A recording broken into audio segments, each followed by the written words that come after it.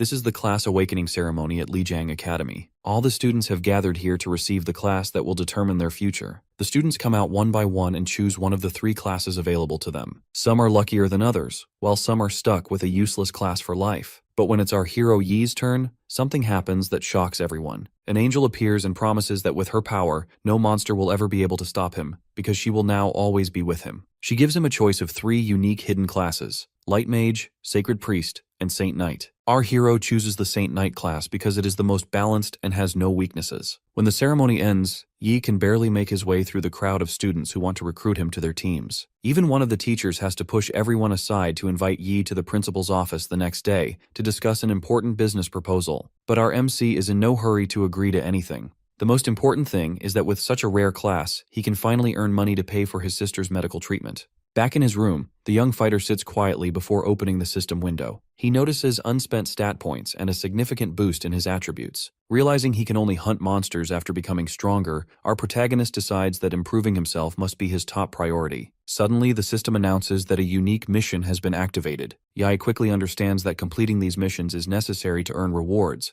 so he accepts without hesitation. A strange light engulfs him, teleporting him to a mysterious place. He finds himself in a mine and recalls that ancient rabbi monsters primarily inhabit such tunnels. One emerges from the shadows, but Yi easily dodges its first attacks. Confident it won't unleash anything strong, he resolves to defeat it without using skills. Swift reactions carry him through each strike, and he realizes his body has grown far more agile after the stat boost. The creature lunges again, and though he evades most blows, one manages to land. Realizing his carelessness could be fatal, Yi gets serious. Even though it's a low-grade beast, he begins fighting back, unleashing mysterious light attacks. Rushing forward, the young warrior powers up his golden fist, landing multiple punches before finally finishing the rabbi. The trial ends, and he receives the top score, earning several rewards from the system. Relieved, Yi decides his next focus must be acquiring a weapon, glad that the system will grant him one. He invests his stat points and quickly buys a sword before leaving the trial ground. Just then, a notification appears, instructing him to go to the hospital. Meanwhile, elsewhere, Yoon sits watching the news and learns what happened to her brother the previous day. A nurse storms in, angry, and complains about the mounting fees. She wonders why the costs keep rising so quickly and doubts Yi could ever pay such an amount,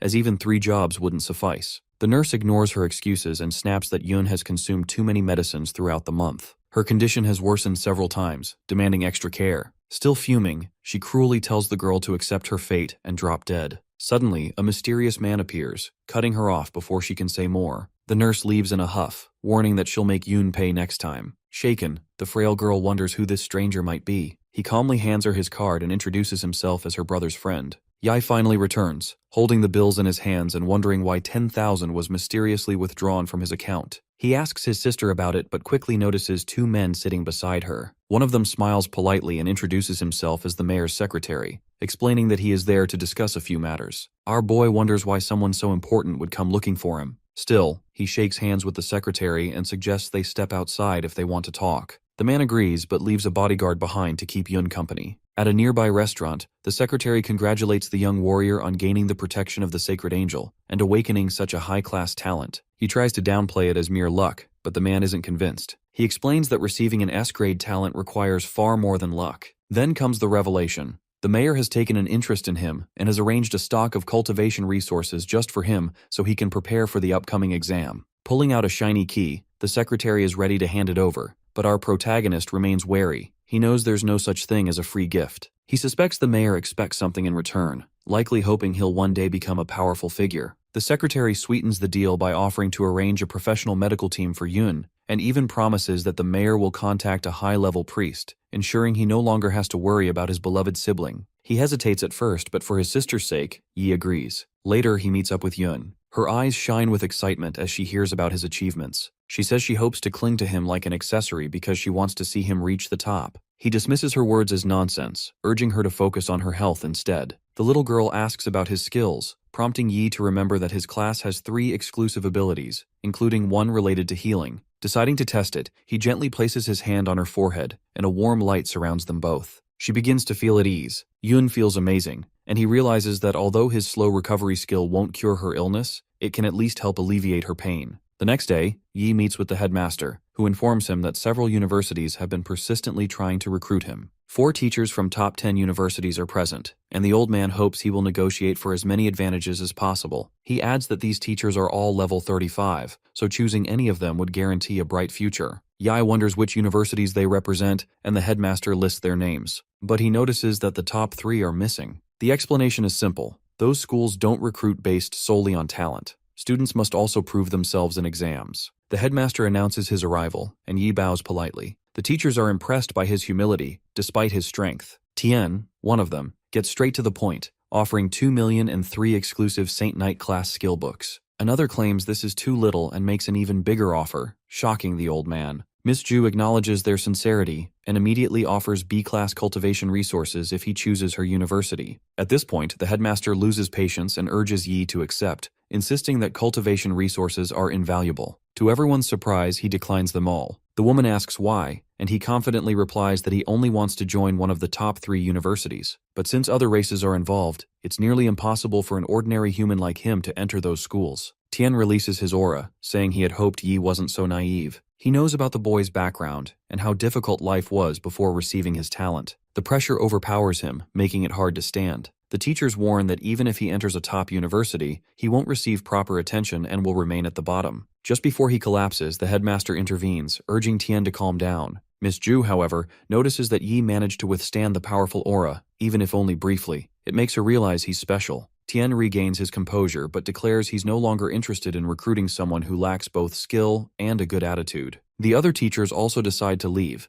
but the headmaster pleads with them to reconsider. Miss Ju gives Yi a reality check, reminding him that their country is full of elites and that, with stronger races in competition, it will be difficult to reach the top. Still, the young fighter is determined to prove her wrong with his exam results. With a month left, he's confident his system will help him level up quickly. He announces that he's definitely going to join one of the top 3 universities. Seeing the determination in his eyes, Miss Ju feels nostalgic. It's been years since she's witnessed such strong resolve. She smiles, hoping he fulfills her expectations. A month later, in a huge arena, students feel nervous as the exam is about to begin. They fear they're doomed, since their examiner is the infamous Demon Yang. As they chat about Yi, some call him arrogant for turning down such generous offers. But when he appears, his overwhelming aura silences all doubts. He has completely transformed. The door begins to glow, displaying all the exam information. The students react instantly when they see the challenges ahead. Cat monsters are notorious for their speed, while minotaurs rely on thick skin for protection. Only 5 people are allowed to enter as a party. Before they step inside, the teacher warns everyone to use their return scrolls and leave the secret realm immediately if they encounter a threat beyond their abilities.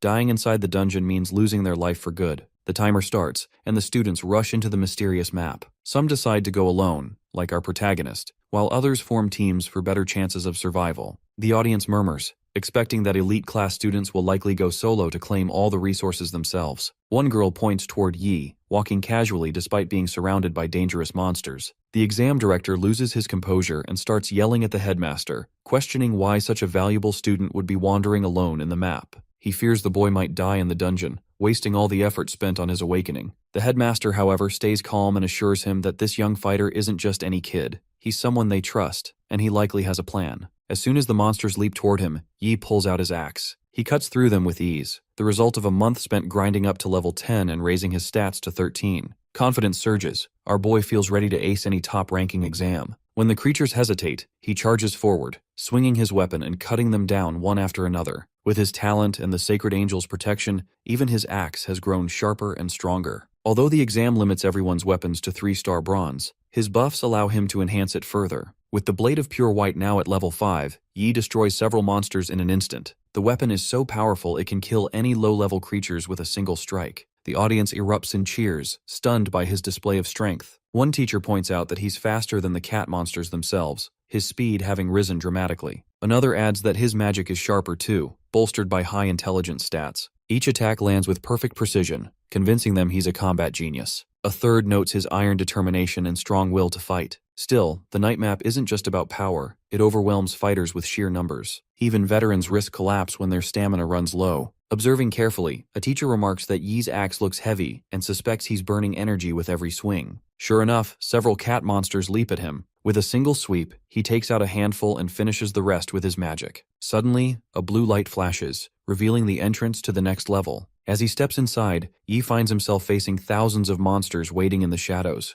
The host welcomes the audience to his stream and introduces the strongest, most blessed S-rank Shining Knight, Saint Yi. Gasps ripple through the crowd. Our protagonist completed the first trial in under 4 minutes. With unshakable confidence, he strides into the next stage, where a crowd of monsters lies in wait. He quickly sizes them up: mage, healer, and warrior cat monsters, with a minotaur mixed in. The first stage might have been easy, but this one is packed with highly trained foes, each presenting a real danger to his life. With a wild roar, the horde charges, intent on killing. Suddenly, mysterious dark magic coils around him. The cat mages have cursed him. Warriors rush in while the healers prepare to support them. Despite this, Yi only smiles and praises their teamwork. Drawing the cross of the sacred light, he unleashes divine energy, disintegrating almost all his enemies within seconds. His class teacher, who once thought the Saint class existed only for support, watches in awe. The young knight proves otherwise. His abilities stand at B grade as well. The old man recalls how little government support this boy had received, making his achievement of a B-rank skill even more astonishing. Nodding in acknowledgement, he observes as our protagonist turns to face the final Minotaur. The beast activates Berserker mode, shattering the ground with its strength before lunging. He counters with Air Slash and Pure Light, pushing it to the brink of death. As the next door swings open, he guesses the boss fight is coming. A government official, wide-eyed, realizes this youth might truly be trustworthy. His progress in just a month is unbelievable. The Academy's last top student barely reached rank 721 in the district, but with Yi, their reputation could soar higher than ever. Suddenly, a nervous student points out that he has recklessly entered the boss room without resting. Panic sets in for the official, but the headmaster remains calm, suggesting that this young warrior surely has a plan. Now inside, our boy confronts the enraged boss monster. Channeling all his blessings, he transforms into his Saint Knight form, dodges the beast's opening strike, and soars forward to deliver his first blow. The huge monster blocks Yi's attack. He struggles to pierce its tough skin and quickly realizes this battle won't be as easy as he first thought. The beast, enraged, retaliates with a flurry of strikes and sends our protagonist flying. He survives only because of his Saint Knight armor. Without it, he would have been killed instantly. Now Yi understands what he needs to do. Drawing on his determination, he summons the spirits of victory and conjures multiple light spears. He throws everything he has at the monster, but it withstands the barrage easily. Our boy realizes he can't overpower such a strong creature by brute force alone. While he could wear it down slowly, he wants to finish the stage quickly to secure first place. Still, he's certain there's a way to win. Yi notices the creature is much slower than he is. If he keeps attacking from all directions, it won't be able to defend against every strike. As he lands a heavy blow, he makes another discovery. The Minotaur may have immense life points and endurance, but its resistance is lacking. The damage he's dealt is starting to add up. Determined to end the fight, Yi unleashes several high-damage abilities at once. He knows timing is crucial. If he runs out of mana, he risks disqualification. Although he hadn't planned to go all out, he uses everything he has. Finally, he brings the beast down. Yi achieves an SSS rank on his exam clearance, becoming the top student in the district. Even he is shocked by the result. Before arriving in this world, our protagonist faced tragedy. His mother died, and his sister fell ill with a terrible disease. Despite everything, he kept moving forward. The appearance of the system gave him a second chance to fix his life, and he refuses to waste it. As he leaves the map, the system displays all the rewards he earned from battle. People welcome him back, and a boy even calls him a god. Director Jean congratulates him, saying that solo clearing nightmare difficulty within 10 minutes is an unprecedented honor for the Second Academy. Based on his experience with the exams, Jean believes Yi has the potential to reach first place in Sukang District. Yi humbly replies that the praise is too much. Suddenly, a supercar arrives at the venue. The director informs him that the final results will be available in at least 3 days and promises to notify him immediately. Yi thanks the man, suggesting he rest and wait for the good news. Leaving the venue, our boy heads straight to the hospital. On the way in, he reflects on how, after their last conversation, Director John quickly kept his promise. Yoon was moved to a deluxe suite with a professional medical team monitoring her condition around the clock. At the hospital, Yi tells a nurse he's there to visit his sister and share some good news. He also notices an unusual chill coming from the air vents. When they reach the 26th floor and the elevator doors open, they are shocked. The doctors and nurses are frozen in place, and the walls and floors are covered in thick ice. Worried for Yoon, he sprints toward her room, leaving the nurse behind. Within seconds, she too is frozen. He smashes through the ice with his giant axe and enters the room. Inside, he sees a towering ice monster circling, while Sis Ching desperately tries to protect the fragile girl. Yi prepares to attack the ice monster with his magical fireball, but Sis Ching warns him not to. She is busy using her magic to protect Yun. He asks what's happening, and Qing explains that if they attack carelessly, Yun's heart might shatter. Our boy then asks about the presence of a dragon in the room. He notices his sister lying on her bed, covered in ice. Qing tells him that Yun's cold disease flared up, freezing everyone into ice. She can only keep the cold from spreading beyond this floor, so she urges him to leave quickly. Yi, however, is worried about his sister. Qing admits that without a high-level priest, there's nothing more she can do. Our protagonist quickly assesses the situation and commands his system to use all his skill points to upgrade slow recovery. The system activates, informing him that slow recovery level 4 enhances slow regeneration level 10. This will gradually restore health and mana to teammates within a certain range for a set period. It also notes that it's using enhanced slow regeneration. Qing is surprised by the power of the Saint Knight's healing skill. It even surpasses the abilities of a level 23 priest like her. While completing the healing process, Yi tells her he will hold the situation here and instructs her to inform Secretary Zhao immediately, asking him to call a high-level priest as soon as possible. Qing explains that high-level priests have packed schedules. Secretary Zhao had only managed to book an appointment with her for next week, so even if they call now, the priest will not arrive in time. Yi insists she should still tell Zhao. If he can bring a high-level priest here, our boy promises to do anything for him in the future. Understanding, she quickly leaves. Yi reflects that Yun has endured this burst of cold every night for the past year, suffering intense pain because of the cold aura. He knew the cold had been getting worse, but didn't realize it was severe enough to affect the outside world. As he pushes himself, the freeze shatters the window and begins spilling outside. Yi is still holding back the cold when the ice dragon lunges at him. Suddenly, someone throws a fireball at the beast, hitting it on the head. The fireball ricochets around the room. He yells at the person to stop and not to touch his sister, but the attack accidentally hits him and knocks him away. A female saint appears, challenging the dragon. Wielding a magical spear, she attacks its head and commands it to leave. She increases her magical power, fights fiercely, and eventually defeats it. She then tells Yi that it's over. Asking if he is the one she has heard about, she drives her spear into the ground, releasing magical rays that thaw out the frozen doctors and nurses. She introduces herself as Cui Lie, a level 35 secondary awakened priest from Qingyun City. Lai expresses his gratitude. Cui explains that Director Zhan asked her to treat Yun in advance. She adds that if Zhan hadn't told her about Yi, she wouldn't have broken the rules and fought the cold for so long. It seems the director was truthful. When Yi asks about his sister's disease and whether it can be cured, Cui explains that the leaking cold energy solidifying into a form is a sign of bloodline awakening. He is shocked by this revelation. She elaborates. When the Eternal game first appeared, many players chose characters from other races, elves, giants, demons, and more. When the game merged with reality, those players gained the traits of their chosen bloodlines. For example, people with elven bloodlines have greener eyes and longer ears, while humans with giant bloodlines can grow up to 3 or 4 meters tall. Over the past 200 years, these players intermarried with humans, diluting the bloodlines. Over generations, most lost their special traits and powers, except in cases of bloodline awakening. Cui warns that bloodline awakening can bring both fortune and misfortune. A successful awakening means the person can control the powers of other races, greatly increasing their level and learning abilities. However, failure can result in paralysis or death. She explains that Yun's body cannot withstand the power of her bloodline, which is likely a rare freezing bloodline. For Yun to survive, she must change her constitution. Cui says that, as far as she knows, only a treasure called the Freezing Lightus can change a human's constitution. This artifact is extremely rare. The last one appeared at an auction 30 years ago and sold for 1,300 million by an anonymous buyer. She tells Yi that Yun will be unable to suppress the cold, which will fully erupt in 3 months. Another option would be to use a powerful sealing skill to lock away the bloodline, but she warns that using this skill would prevent Yun from leveling up in the future. Cui tells him to contact her once he's decided. 5 days later, Yi is doing his daily workout routine. After completing his daily mission, the system prompts him to choose his reward. He asks for stat points, thinking that he usually selects them as his daily quest reward. Constitution and intelligence are important for a Saint Knight, but he knows not to neglect other stats. Following his usual pattern, he distributes his points across 4 stats using the 2, 3,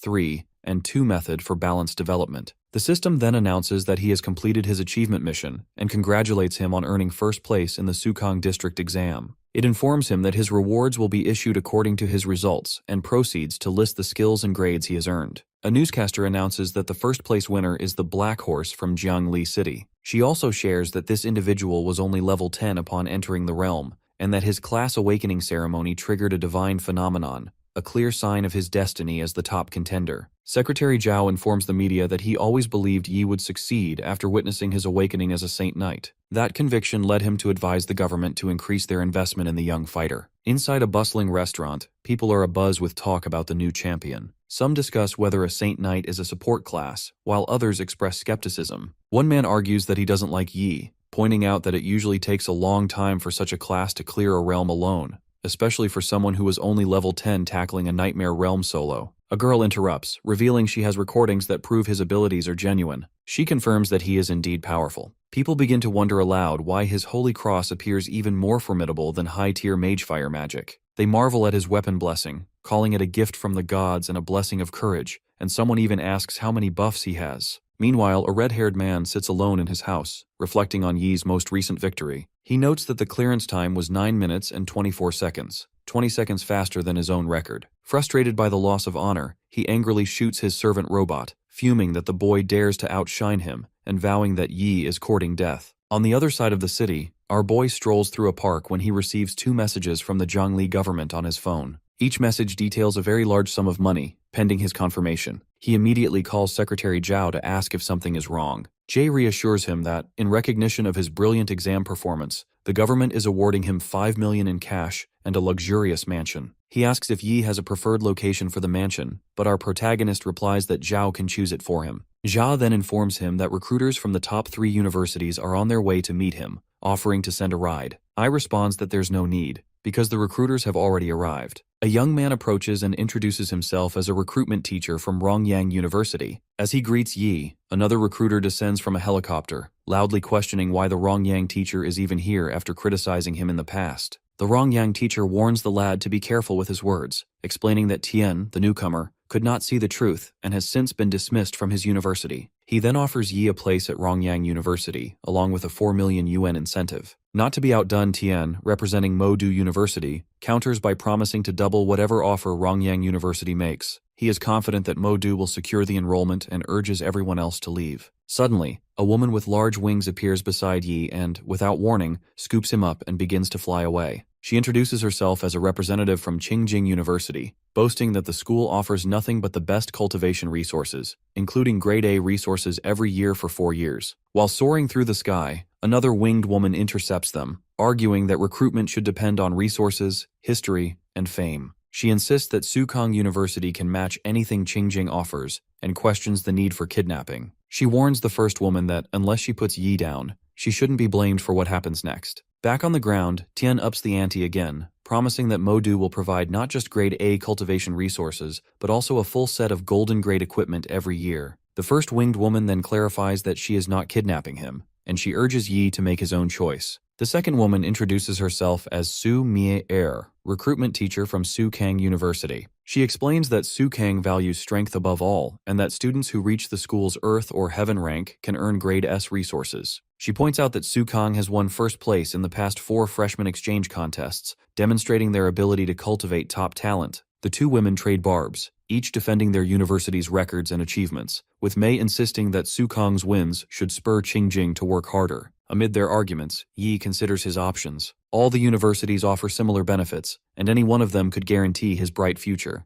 But if he truly wants to become even stronger during his university years, he knows he must carefully choose the school that suits him best. As the recruitment teachers argue among themselves, our boy suddenly shouts his decision, causing all 3 to turn and stare at him. He informs Mei that he has chosen Sukang University. With a touch of magic, she conjures the university contract in front of him, explaining that it is Sukang's special recruitment contract. She encourages him to review it and sign if he finds no issues. Meanwhile, Miss Sun, concerned that Sukang has once again taken the lead, tells Yi that if he finds it difficult to adjust there, he is always welcome to visit Qingjing. Mei, showing little patience for her rival, calls Miss Sun a stubborn asshole. As Yi reads through the contract, he becomes curious about the mention of staffless casting, a skill typically reserved for high-tier mages. He asks Mei about Miss Su's level, and she replies that the mage is level 42, second awakened. She adds that the world is much larger than he realizes, and that upon entering Sukang, he will encounter even more young and powerful individuals. Feeling confident after acquiring the system, Yi believes that no one his age can rival him. He is eager to enter Sukang, face strong opponents, and grow even faster. Recognizing his burning desire to compete,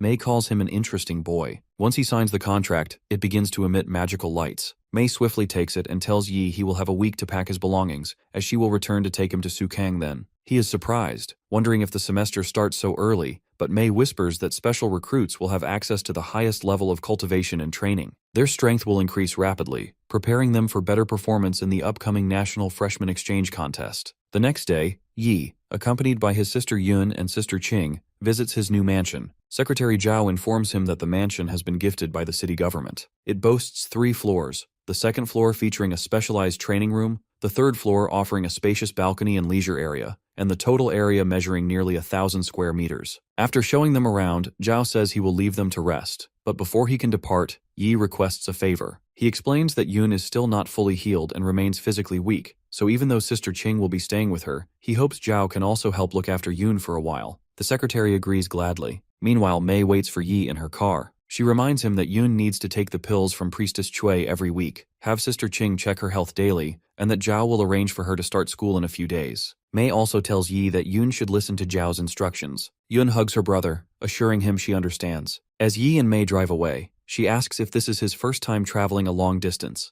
and he confirms it is. She tells him to be ready. Suddenly, their car lifts off and enters a portal, transporting them to a Ning city and then into a Ning University city. Mei explains that large-scale universities are generally under military control, and that Priestess Chui needed to request special permission from the city government to use a miniature teleportation magic array. Upon arrival, Mei points out that Sukang University works closely with the military, which allowed them to build a massive teleportation array near the campus, making travel safe and convenient. As Yi looks out, he sees the university perched on a mountain, with countless humans, monsters, and giants streaming through the school's gate. Yi listens as Mei instructs him to check in, but before he can respond, a sudden commotion catches his attention. Someone is thrown in front of him, and before he can react, an angry girl kicks the man, shouting that she already told him she didn't want to talk. She warns that the kick was just a taste. If he bothers her again, she won't be so lenient. The unfortunate boy is revealed to be young Master Zhen, while the fiery girl's name is Chili. Among the onlookers, a girl whispers that Zhen tries to flirt with the new juniors every semester. Our protagonist studies Chili closely,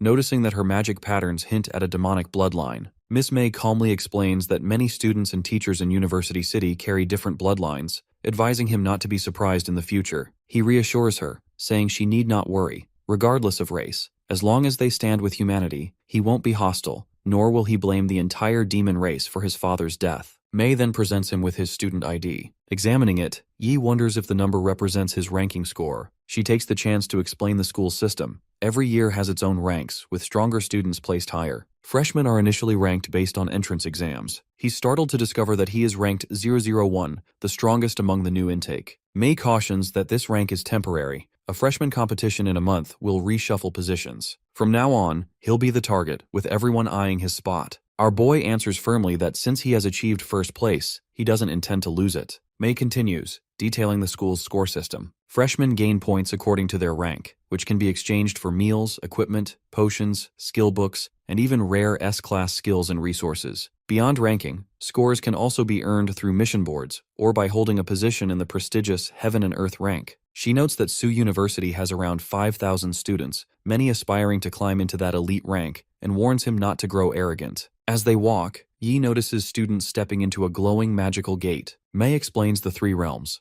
the Goblin Dungeon, entry levels 17 to 21, the Distorted Forest, levels 23 to 26, and Purgatory, levels 28 to 31. Apart from meeting level requirements, entering cost scores. She also mentions the training room, where students can spar against robots or real opponents to level up. Inside, our protagonist observes fights in progress, while Mei remarks that at Su University, only the strongest command authority and resources, an arrangement meant to ensure survival. Passing a group of students, some call out greetings to Miss Mei, who praises their work. Curious about Yi, one girl asks who he is, pointing out that it's rare for a teacher to personally escort someone. Another recalls that freshmen usually arrive in groups of 10 under senior supervision, wondering aloud if he received special treatment. Wang Li explains that special recruits are given teachers to help them adapt faster and, perhaps, to attract them into their houses. Meanwhile, Chili questions Su University's informant about Yi's background. On hearing that he's from Sukang District, a level 13 Saint Knight ranked first, students are stunned. They can't believe a support class could hold the top spot. One boy mentions that rank 002, Shenling Feng, is a level 14 berserker, and doubts that a heavy support role could surpass such power. Chili, confident in her information, insists her title as informant is no joke, and confirms Yi is indeed the top freshman. Suddenly, a boy declares that he believes Yi's rank is fake. He introduces himself as Liu Jing,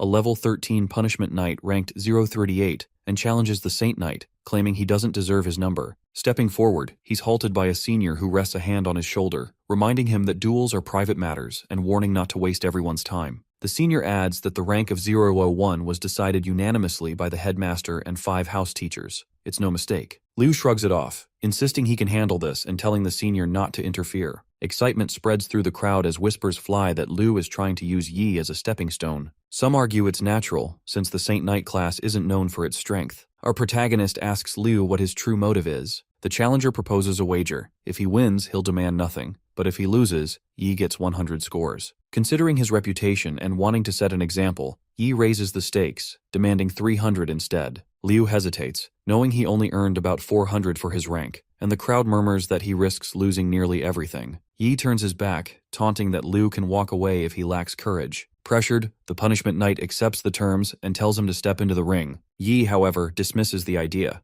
If Liu isn't kneeling within 3 moves, he'll win. Yi and Liu stand in the ring with Mei acting as referee, setting the rules and instructing both to count down 3 seconds before acting, emphasizing that no killing moves are allowed. As the countdown ends, Liu charges forward aggressively, launching his blood slash. He leaps into the air, sword raised, aiming to overwhelm his opponent with a deadly strike. However, our boy responds with a single, powerful kick that sends him flying out of the ring. Liu crashes into the wall and collapses, blood streaming from his nose and mouth. Unimpressed, Yi calls the fight boring and wonders if Liu had any secret plan, only to conclude he can't even withstand a single hit. After examining the injured fighter, the doctor informs Mei that he has 5 broken ribs, internal bleeding, and has lost consciousness. She quickly instructs the doctor to let a priest heal him, while transferring 300 points into Yi's student account and handing him his student card. From the sidelines, Chili marvels at how easily the Saint Knight blocked the punishment knight's charge combined with blood slash using only a kick. She realizes this is the true power of 001 and estimates the gap in their strength stats to be at least 20 points. Eager to test herself, she calls out loudly, challenging Yi to a match. Our protagonist notices that she possesses not only multiple bloodlines but also legacy equipment. With his magical scan, he calculates her powers and strengths, determining she is indeed a worthy opponent. Satisfied with the assessment, he accepts. Now in the ring, Yi grips his giant hammer, ready for battle. Meanwhile, Li Dong, captain of the Aurora Club, approaches Mei, expressing surprise at her presence and exchanging a polite greeting. As the fight begins, a flying robot officiates as referee. Chili takes the initiative, attacking with her large sword using the Shadow Slash technique. He counters with Typhoon Smash, their weapons colliding in a burst of sparks. She steps back, reevaluating her opponent's strength, realizing just how powerful and monstrous he is. Determined, Chili escalates with Demonic Slash. Our boy, delighted to finally face someone head-on, welcomes the challenge. She delivers a rapid uppercut followed by an enhanced stab, but Yi retaliates with Shockwave Slash, then unleashes Mountain-Crushing Hit. The battle rages across the ring, weapons clashing again and again. Watching intently, Li concludes that without a trump card, the spiritual swordsman is destined to lose, though the doctor believes the two appear evenly matched. Relying on her enhanced block technique, Chili notes that while she once blocked 1 out of every 3 swings, now it's 1 out of every 2. She reflects that most heavy weapon users conserve stamina by defending and retreating, waiting for an opening, yet Yi shows no sign of restraint or fatigue. She wonders if he is reckless or simply supremely confident. The weight of the warhammer keeps forcing her to defend rather than attack, and concern grows. Deciding to escalate, Yi invokes the gift of God, the gift of courage, and wields the spear of victory. Chili braces with Phantom Slash, wondering when he will unleash his full power. Suddenly he launches a ferocious strike, overpowering her and slamming her to the ground. The warhammer halts mere inches from her head as he asks if she wishes to continue. Admitting defeat, she concedes, acknowledging she cannot stand against such overwhelming force. Yi questions her, noting she did not go all out, refraining from using her swordsman skills or dark elemental powers. Surprised by his perception, Chili admits that since this is only a spar, she chose not to reveal her trump cards, and points out that he himself did not fight at full strength, referencing his exam video. With a smile, she asks him to add her on social media, hoping to spar again in the future. After the fight, Yi receives guidance from Miss Mei, who advises him to let go, and he accepts her advice. As they walk outside the school, she explains in detail that the freshman dormitory is located on a small mountain, while the regular student dormitories are situated at the foot and the mountainside. The special recruits dormitory, she tells him, stands at the very top of the mountain, and these special recruits enjoy the privilege of living in independent mansions. May pauses to show our protagonist the building where he will live from now on. Just as he is about to enter, she inquires if it's true that he is searching for the freezing lotus. She informs him that, according to a party who ventured into the Tempest Mountain range 6 years ago, a freezing lotus was indeed spotted there. However, they abandoned their attempt to retrieve it because it was guarded by high-level monsters. She warns that this information may no longer be accurate. Without wasting time, Yi quickly establishes his computer lab in his new room and begins researching the freezing lotus. He learns that the Tempest Mountain range, which rose after Earth merged with the Eternal Game, is vast and teeming with treasures and exotic flora and fauna. The system, acknowledging his success in the recent exam, rewards him with a life-saving item, resurrection after death. Our boy prepares for his journey, planning to venture out after purchasing the necessary skills and equipment. As he continues his research, his computer system notifies him. Rank 001 has been detected, and Saint Knight skills under Grade A can be studied for free. He wastes no time and acquires immunity to physical damage, a skill that does not require a weapon, and also picks up a long-range attack skill. Since all available skills are free for him, he buys many of them, but he still needs to spend points to collect the forest set he earned from the exam. That night, Yi enters the Tempest Mountain range. As he steps into the wild terrain, a massive explosion shakes the mountains. Clad in his forest set equipment, purchased with a considerable amount of points, our protagonist presses forward. Meanwhile, Chili is on the other side, holding her phone and reading Yi's message. She feels sad because she had invited him to work out together at the gym, but he declined, explaining that he would be outside the school. Her friend, noticing her mood, wonders what's troubling her. Chili admits that she met a boy. When asked what makes him special, she explains that she challenged him the day before, and even used some of her charm ability during their fight, but he remained completely unaffected. As Chili discusses this with her friend over a video call, she impulsively decides to go to the Tempest Mountain range as well. At the same time, a girl named Ju is driving a truck when a group of monsters suddenly blocks her path. Without hesitation, she throws tiny bombs at the monsters, causing explosions that kill most of them. When, the second girl in the passenger seat unleashes spirit-summoning iciness magic, blasting a monster away. From the roof, Dan starts firing at the remaining enemies with her machine gun. The three girls coordinate their assault, thinning out the threat. Suddenly, Dan signals to a fourth girl, Leon, who leaps from the truck with her sword at the ready. Ju shouts in triumph, but Wen quickly warns everyone to move as she erects an ice wall to halt an oncoming monster. Just as the four fend off the beasts, something strikes their truck at lightning speed, flipping it and leaving it badly damaged. Ju shouts out, desperate to check if her friends are safe. Wen yells a warning. Something is behind her. As Ju turns, she and the others are stunned to see a massive horde of monsters approaching. Her confidence falters. Their party has exhausted all their trump cards and managed to kill only 4 demons. As the monsters begin spewing fire from their mouths, the girls wonder if this is truly the end for them. Suddenly, Yi bursts onto the scene, riding a giant white wolf. He launches his sacred storm at the monsters, and the swirling energy halts the demons' fiery attack. The sacred storm begins to circle around them, changing the tides of battle. A fire sword strikes the monster, but in retaliation, its chilling breath unleashes a storm of ice from its mouth, clashing violently with the fire. Yi quickly notices that the girls are injured, so he begins to heal them using his slow but steady regeneration powers. Among them, Dan expresses her gratitude to Junior Yi, admitting she never imagined he would recognize them. He explains that the Blue Phoenix team is one of the top 3 teams at their school, so of course he knows who they are. Dan, feeling even more ashamed, acknowledges his light element might have an oppressive effect on demons. She warns that the creatures remain too dangerous and insists they should all return to the base together to resupply. The freshman competition is only 3 days away, and our protagonist can only resume his search for the frozen lotus after the event. He agrees to her suggestion. After this exchange, Dan turns to Ju, who activates her screaming metal soul of speed phantom ringing. Once activated, Ju soars into the air, piloting the gleaming GX Spider mech. Suddenly, a huge robot appears nearby. Seated inside, she calls her team members to board quickly, emphasizing there's no time to waste. He then asks Senior Sue if the Tempest Mountain range has always housed demons. Sue responds that their team has entered the outer area of the range many times, but this is their first encounter with such creatures. She agrees that they should return to base and notify the military. Yai inquires whether a mage is monitoring the entire area in the military zone. Sue explains that the range contains many monsters, so to prevent them from escaping and threatening the cities, the military has established a resupply and trading base at the entrance. The army also protects the mage's tower, which monitors monster movements within the mountains. She adds that, while there is surveillance,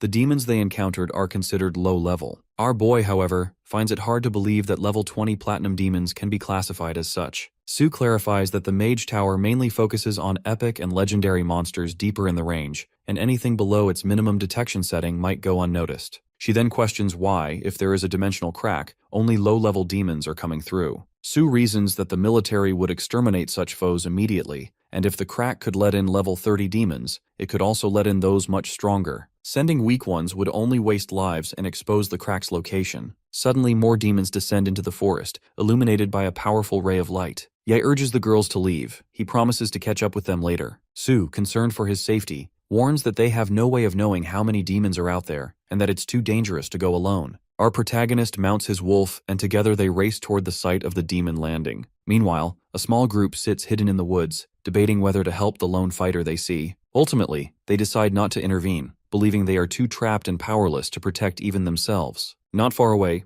a girl battles demons with fierce determination. She observes that the enemies move in groups of 10, scattering across the plain, making escape to the resupply base impossible. Resolute, she prepares to fight them all. Suddenly, Yi arrives and unleashes his thunderfall, sending bolts of fire crashing into the demons. In seconds, many of the monsters vanish. The girl looks back in surprise and relief as our boy approaches on his wolf. Before he launches another fireball at the advancing creatures, he shouts to Chu to get out of the way. A giant demon bellows so loudly that Chu is forced to cover her ears, bracing herself against the overwhelming sound. A giant demon named Berserk appears at the fight, launching an assault alongside the other demons. Chu quickly warns Yi to run, explaining this is the demon kind's Berserk mode, and she suspects the creature's power has doubled. Calculating the odds, she believes if she self-destructs, there's a 90% chance she could kill Berserk and protect him. As she contemplates this desperate plan, Yi unexpectedly grabs her, lifting her onto his lap while riding atop his massive wolf. Now, both rider and mage flee together as the enormous demon attacks. Our boy unleashes a punishment of light upon the pursuing horde, waves of radiant energy raining down to strike their enemies. While they escape,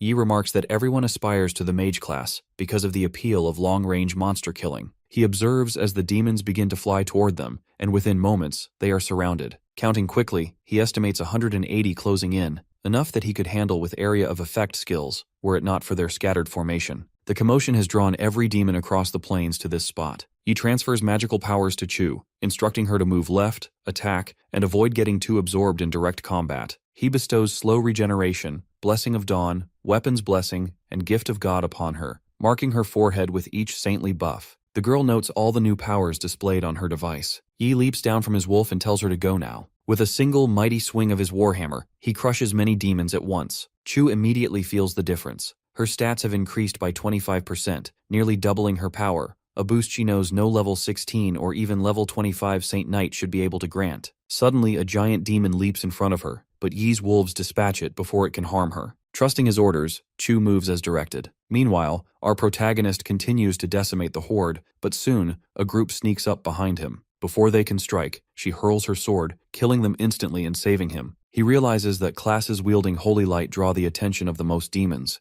and now nearly every fiend from the plains is converging on their position. Deciding the time has come, Yi casts an enormous fireball at the monsters, shouting for Chu to run. She recognizes he is now harnessing the protection of holy light. Activating his holy cross, Yi calls forth its power. Many demons begin to melt away as gigantic burning crosses fall from the sky, igniting infernos that encircle the horde. A powerful storm sweeps through, hunting down any that remain. Elsewhere, those who had refused to help Chu watch in shock, questioning each other about Yi's identity. One man consults his boss about announcing themselves, but the leader quickly calculates that except for himself at level 26, the rest of his team are only level 24 and could hardly handle 10 demons together, let alone solo. He concludes Yi is far too powerful and orders them to try befriending him. Suddenly, Ju and her 3 friends arrive in their robotic vehicle. She shouts that they've come to help, but as they approach, they see all the demons already slain. Yi and Chu stand victorious with their giant wolf, and their system congratulates them, displaying the points they have earned. During the fight, as Chu grows exhausted, Yi drinks his magical concoction and swiftly finishes off the last of the horde. In total, our boy has killed 180 demons and received 60,000 experience points, though he notes there's a class level cap on experience gain. Otherwise, he would have earned even more. Dan inquires whether Yi has handled all of the demons, prompting Ju to remark that his strength is beyond what she could have imagined. Suddenly, Chu collapses to her knees, weakened, and Ju immediately voices her concern. Wai explains that she has exhausted herself by using too much power. Dan shifts the focus. asking if he encountered any stronger demons during the battle. He responds that the highest level among the defeated demons was only level 23, gold class, with no particularly tough adversaries. Sensing something is troubling her, our boy asks what is wrong. Dan reveals her concern that the Demon Legion, much like the human army, has a general, and since the general has not appeared, it suggests the main force of the Legion is not present. She insists that they should not linger, urging everyone to return to the base for immediate resupply. The group agrees and begins their retreat. As they leave, hidden observers in the bushes, another group, watch them closely. Among these onlookers, a girl asks her boss whether they should reveal themselves now that Yi and his team are departing. The boss prepares to move but suddenly perceives a dense demonic aura building in the sky, causing panic among his group. He shouts that demons are coming. High above, a fearsome spawn appears, wielding a large sword and accompanied by a flying fire dragon. Back at the control center, the radar system sounds repeated emergency alerts. An officer announces that a fourth-tier otherworld invasion has been confirmed, and all troops are ordered into combat readiness. Orders go out. The Snow Dragon Corps Night Squad must halt training and assemble at the teleportation square. The Priest Squad is told to keep their mana reserves full in preparation for rescue operations, while the Logistics Squad begins reallocating magic cores and shards. The Control Center locks onto the Mage Squad's location and initiates construction of a large-scale teleportation formation, relaying precise directions. The Corps Major, Zhu Yu, confirms that all units have assembled and are standing by for orders. In front of his soldiers, the Major delivers a resolute message. He will be the sword that cuts through all obstacles and the shield that protects their land. In unison, his soldiers echo his words before he finally orders them to mobilize. Meanwhile, in another realm, a demon reports to his king that every member of his legion has been personally selected, and in half a year on Earth, they have lost only a handful, until now. In their final celebration before returning to the sacred realm, hundreds were killed. The Demon King gives permission to unleash chaos before their departure, prompting the soldiers to cheer in gratitude. One commander vows revenge, then the king, astride his massive dragon, descends to Earth, declaring that he will seize souls and incinerate them with hellfire. He commands the demon spawn Uramus to summon more allies. Platinum demons, followed by golden demons, appear in the ranks. Dan observes legendary demons among their numbers and realizes the scale of the threat. Ju tells Yi that the Blue Phoenix team will protect him and urges him to escape at the first opportunity. Wen agrees, stressing that our protagonist must survive. Ju insists to the others that Yi is the most talented genius she has ever seen, someone worth protecting with their lives. Dan notices a portal opening as the Snow Dragon Corps arrives, informing everyone that these warriors are all above level 30, having undergone a second awakening, and that Major Shu Yu himself is a level 51 warrior who has completed a third awakening. She believes their rescue is at hand. Yi, however, wonders aloud why, if teleportation was possible, the reinforcements did not arrive sooner. The Demon King, amused, instructs his army not to worry about the humans, boasting that his magical barrier will prevent any army from entering. Ju is stunned, calling it impossible. Major Yu is also confused, realizing that their landing point has shifted dramatically. He quickly deduces that they are trapped within the Demonkind's large-scale barrier formation, a dark firewall that prevents both teleportation and external attacks. A female officer advises that breaking the barrier would require at least 2 core, otherwise they must wait for the formation to dissipate, which will take about 5 minutes. The Major receives orders to identify everyone trapped inside and later notify their families to collect their remains after the battle. As this unfolds, Yi's system provides detailed information about the demons, and he feels a surge of excitement at the prospect of a new accomplishment mission. Without hesitation, our boy steps forward toward the Demon King, who senses the potent holy aura and vows to crush his skull with his own hands, ensuring a gruesome death. The fire dragon soars toward him, spewing flames. Ju, anxious for his safety, shouts a warning, but Yi boldly leaps toward the beast, ready to face the oncoming threat. The fire dragon unleashes torrents of flame at Yi, who stands his ground and counters with powerful magic. From below, our protagonist casts a devastating spell, slicing off one of the dragon's wings. The wounded beast, carrying the Demon King, plummets from the sky and crashes to the earth. The impact proves fatal for the dragon and leaves its master badly injured. Rising from the wreckage, the furious monarch kicks aside his fallen mount and turns his focus entirely to Yi. Our boy attacks without hesitation, but the Demon King parries with his massive sword, astonished at the human's strength. How could someone at level 18 possibly match him? Yi, steady and resolute, informs the fiend that he is exceptionally sturdy and that this is his first time facing a legendary monster. Infuriated, the king swings in a furious arc, forcing Yi to leap out of harm's way. The demon's blade, pure white and blazing, delivers a stunning blow that momentarily hinders him. Undeterred, Yi hurls a punishment of light, but the strike is thwarted by a formidable fire shield. He quickly realizes that ordinary tactics will not be enough against this foe. Drawing on the system's rewards from his recent exam, the young knight prepares for a desperate move. The Demon King, now enraged, calls out to his generals. Moments later, they descend from the sky, determined to destroy the lone human. Surrounded, Yi conjures a powerful fire circle, encasing himself in a barrier of searing heat and magic. Major Yu, watching from afar, marvels at the display. Even the generals hesitate, shocked by the magnitude of the spell. As his power surges, a colossal hand of fire materializes above the battlefield, its brilliance blinding all who gaze upon it. The Demon King shudders, sensing an overwhelming force descending. Shu, wrestling with her succubus bloodline, feels an unfamiliar pang of fear. Major Yu, recognizing the spell's might, murmurs to his assistant that it rivals advanced magic cannons. The assistant adds that the ones trapped inside are students from Sukang University, identifying Yi as this year's top recruit, the legendary Saint Knight. The major, stunned, realizes that though only a first year, this boy's potential is terrifying. Given time, his skills alone might have been enough to wipe out the king's entire spawn. Meanwhile, blood seeping from shattered teeth, the demon monarch staggers and bellows for a last stand, summoning more generals. Demons swarm from the sky and surge from the ground, determined to overwhelm the lone knight. As demon doctors rush to tend their ruler, he reassures them that Yi is only a level 18 Saint Knight. One healer speculates that the youth must be out of mana after such exertion, and that sheer numbers will be enough. The king nods, convinced victory is within reach. But Yi knows the truth. The mighty god hand has drained him dry and his gear's recovery is too slow. Just then, the system delivers a message. A one-time secret skill from Saint Knight Hall requires no mana and ignores all passive skills. Upon activation, it channels the God of Light's power, dramatically boosting all 4 of his stats in proportion to his durability. Every divine and light-type skill surges, while health, stamina, and mana regeneration increase 20-fold. The effect will be short-lived, followed by crushing weakness, but its might is absolute. Suddenly, a massive ray of radiant light tears down from the heavens, striking the earth with unrelenting force. The Demon King stands frozen as the blinding column persists, terror gripping every creature present. At its heart, a female angel with immense wings descends. Her holy presence ignites the demons, and one by one they burst into flames, chaos erupting across the battlefield. The feathers of the eagle's wings brush against the demons, and instantly, they ignite in flames. A captain observes this spectacle, his eyes lingering on the radiant feathers. He wonders aloud if this could be a divine summoning technique, prompting his assistant to question him further about it. Calmly, the officer explains that this is an advanced skill possessed by all divine-type classes, allowing them to channel the might of the divinities they worship.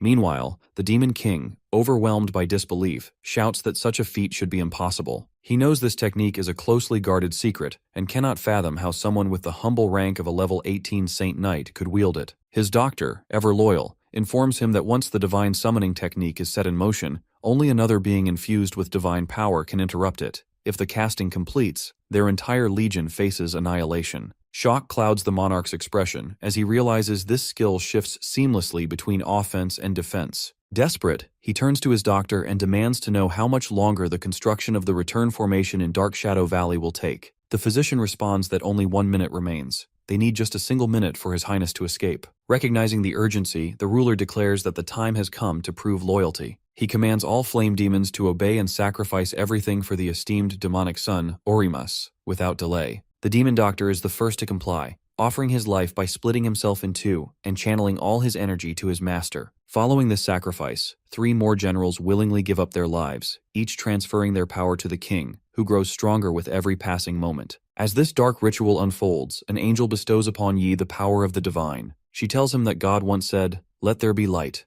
and our protagonist feels an overwhelming surge of strength. A radiant light bursts from his hands and strikes the Demon King, who retaliates with all his might. Yi's newfound power shatters the enemy's attacks, forcing the monarch to summon his solar flare, a technique revered as the strongest innate skill among the flame demon kind, where fire is condensed to its absolute limit. The Demon King, consumed by fury, screams at Yi to die. His attack lands squarely, and he briefly savors a triumphant belief that Yi has fallen. But from the midst of the blaze, our boy emerges unscathed. The tyrant recoils in horror, unable to comprehend the disparity in their strength. He curses aloud, realizing they are not even on the same plane of power, and quickly turns to flee, hoping the return formation is ready. Yi, resolute and unwavering, proclaims judgment in the name of God. He calls out death, and unleashes a torrent of fire at his foe, striking him with devastating force. The Demon King collapses, writhing in agony and shouting about his completed mission, his glory, and the Holy Realm, before succumbing to his wounds. The remaining demons, now leaderless and encircled by rocks, panic as they realize the demonic sun is gone and the return formation is destroyed. With no way back to the Holy Realm, despair sets in. From above, Yi falls from the sky exhausted. Chu immediately orders the priest to check on his condition. He collapses onto the ground, consciousness slipping away as he gazes at her. Soon the Major and his soldiers arrive. He directs Team 1 and Team 2 to search for survivors while the rest of the Legion follows him forward. Later, Yi awakens to find Chu standing before him. She gently informs him that he has finally regained consciousness after sleeping for 2 days, and she will go notify the others of his recovery. Before leaving, she moves closer, kisses him softly, and thanks him for saving her life. After she leaves the room to inform the others, Yi checks the system for his daily mission. He looks through the rewards from his previous missions, and the system notifies him of the benefits he has received. His body now resists death, and all his injuries heal much faster. Our protagonist feels a surge of happiness as he realizes he has acquired a talent that heals wounds, aware that many classes possess similar abilities, though their effects always differ. Curious, he takes his knife and makes a cut on his chest, then watches in astonishment as the wound heals within 2 seconds. As he stands there, one leg begins to tremble while he reviews the system's information. He lingers over a new ability, the Holy Flame Halo, and wonders about its potential. The system reveals that it is a divine skill, and Yi recalls that it had once informed him about the Sacred Angel's protection, reminding him that the Sacred Angel is now bound to him. His affinity with the light element increases dramatically, and the effectiveness of all light and divine-type skills is greatly multiplied.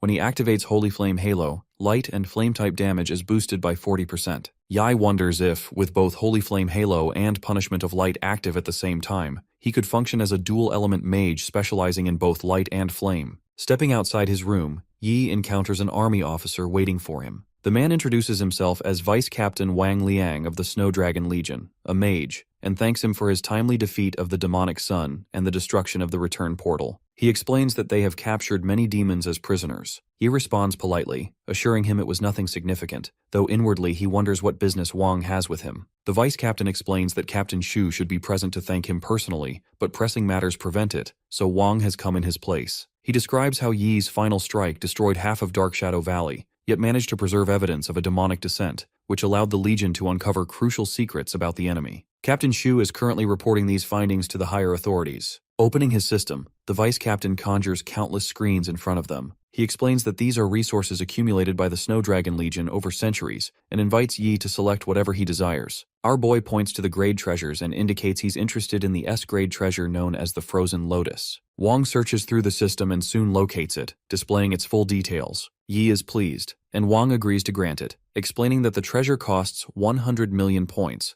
equivalent to 3 years of his own salary, and that Yi will need to claim it from the captain. The mage further informs him that the Frozen Lotus is stored in the Legion's headquarters warehouse, and that Yi should remain here for a few more days while arrangements are made. If he grows bored, the Legion can arrange for someone to assist him in hunting monsters in the valley. Yi apologizes, explaining he must return to school for the freshman competition the following day, and requests that the Frozen Lotus simply be mailed to his dormitory. Wang laughs, regretting he forgot Yi is still a student, and promises the treasure will be sent to Sukong University within 2 days. He adds that if Yi encounters any danger he cannot handle in Tempest Valley, he should contact the Snow Dragon Legion immediately. Yi thanks him as the vice captain exits the hall, leaving our protagonist to contemplate his extraordinary new abilities and the future that awaits him. On the other side, Sue steps out of the girls' bathroom after her shower, only to be joined by her 3 friends, Ju, Wen, and Dan. Ju, ever the strategist, turns to her captain and wonders aloud if they should invite Yi to join the Blue Phoenix team, seeking Sue's opinion. Lian voices her doubts, reasoning that with his strength, he might prefer hunting monsters solo since it's more efficient for someone with that kind of power. Wen challenges that assumption, arguing they shouldn't dismiss the idea without even trying, and reminds them that their leader wants Yi on the team as well. Dan teases Sue, mentioning she has noticed her sneaking glances at him several times. Eventually, Sue, after considering her friend's encouragement and teasing, gives in and heads to Yi's door to make the invitation herself. When Yi opens the door, he greets Sue and inquires about the reason for her visit. Gathering her resolve, she asks if he would like to join the Blue Phoenix team. Yi is curious and asks for more information. Sue, partly joking, tells him that Ju and Dan would be heartbroken for a while if he refuses, though Yi suspects she isn't entirely serious. She then explains their true intention. They want to thank him properly for saving them in Tempest Valley. Suddenly, Su steps forward, hugs him tightly, and kisses him, declaring it his special thanks. Without waiting for a response, she says goodbye and leaves, leaving Yi standing there, puzzled by the idea of a special reward and special thanks. Meanwhile, inside the headquarters, the captain is making a detailed report. According to their investigation, the demons invaded half a year ago and have been hiding in Tempest Valley ever since. Their findings suggest that demons have learned to travel across worlds using medium-sized dimensional cracks. One officer questions the certainty of this information, realizing the implications. The captain explains that, until now, otherworldly creatures could only invade their planet through large dimensional cracks, which never lasted long, so the threat was manageable. However, with countless medium-sized cracks scattered across the planet, the situation changes dramatically if creatures can now traverse those as well, potentially threatening planetary extinction. Another officer confirms these results have been meticulously verified, but there is a fortunate limitation. Only monsters under level 30 can pass through medium-sized cracks. Hearing this, one officer insists they must act quickly, ordering Senator Yang to alert all major legions in the country and assign guards to every medium-sized crack without delay. He also directs Senator Zhang to attend an international meeting, share their findings, and observe other nations' responses. A female officer wonders if all this intelligence was gathered because of an 18-year-old. Captain Shu displays Yi's image, confirming that the boy responsible is indeed him, a new Saint Knight, top-ranked in the Sukang district, and a freshman at Sukang University. Shu further explains that Yi used a divine summoning technique in Tempest Valley to defeat the demonic sun, destroyed their returning formation, and made significant contributions to the operation. A male officer remarks on how rare it is for a Saint Knight to rank first, while another wonders aloud about his family name, speculating if he could be a descendant of the legendary Frozen Zhou family from Sukang district. The head officer orders Senator Wang to investigate further when she returns to the university. Headmaster Wang Hui agrees. Before concluding, the head officer instructs Shu not to keep all the promising students to himself and to report if Yi shows even greater potential. Back at Sukang University, a flying robot hovers above the campus, announcing to all students that the freshman competition will begin promptly at 10 o'clock in the morning. The announcement urges everyone to gather on the field in time, signaling the start of a new chapter for Yi and his classmates. All the students of the university gather in the hall, filling every seat as anticipation crackles in the air. On stage, the housemasters of the different houses stand in a row, prepared to address the student body. Wu Mang, the housemaster of Warhouse, steps forward and begins to speak. With a commanding presence, he announces that the freshman competition will take place in 2 phases. The first phase is the Secret Realm Challenge, where rankings will be determined by the difficulty level chosen and the speed at which it's cleared. The second phase is the Free Challenge, where everyone receives 3 opportunities to challenge someone ranked above them. If they win, their positions are switched. Behind the housemasters, Mei stands anxiously, scanning the crowd as she wonders where Yi and Jiang are. The rules are strict. If they do not show up soon, they will lose their qualifications for the freshman competition. Regret tugs at her, thinking she should not have told our protagonist about the unverified frozen lotus. Among the students, whispers ripple through the crowd. One asks about his whereabouts, and another speculates he must have forgotten about the competition, or perhaps has not returned in a month. Some feel relieved, seeing the absence of a powerful competitor as an opportunity, while a red-headed student mocks him for wasting a month instead of training, assuming he lacks the courage to participate. War Housemaster Wu brings the crowd's attention back, officially declaring the beginning of the first phase, the Secret Realm Challenge. The Silver Secret Realm opens, and he proudly announces that this year's freshmen are not only the strongest, but also the largest group in the university's history. He urges them to unleash their full potential. For the first time, in addition to easy, hard, and nightmare difficulties, a new Abyss difficulty is available. Murmurs spread. One mentions that they've unlocked Abyss, another calls it ridiculous, recalling that Abyss is dozens of times harder than Nightmare. A determined girl vows to sweep the Abyss clean, while another loads his gun in preparation.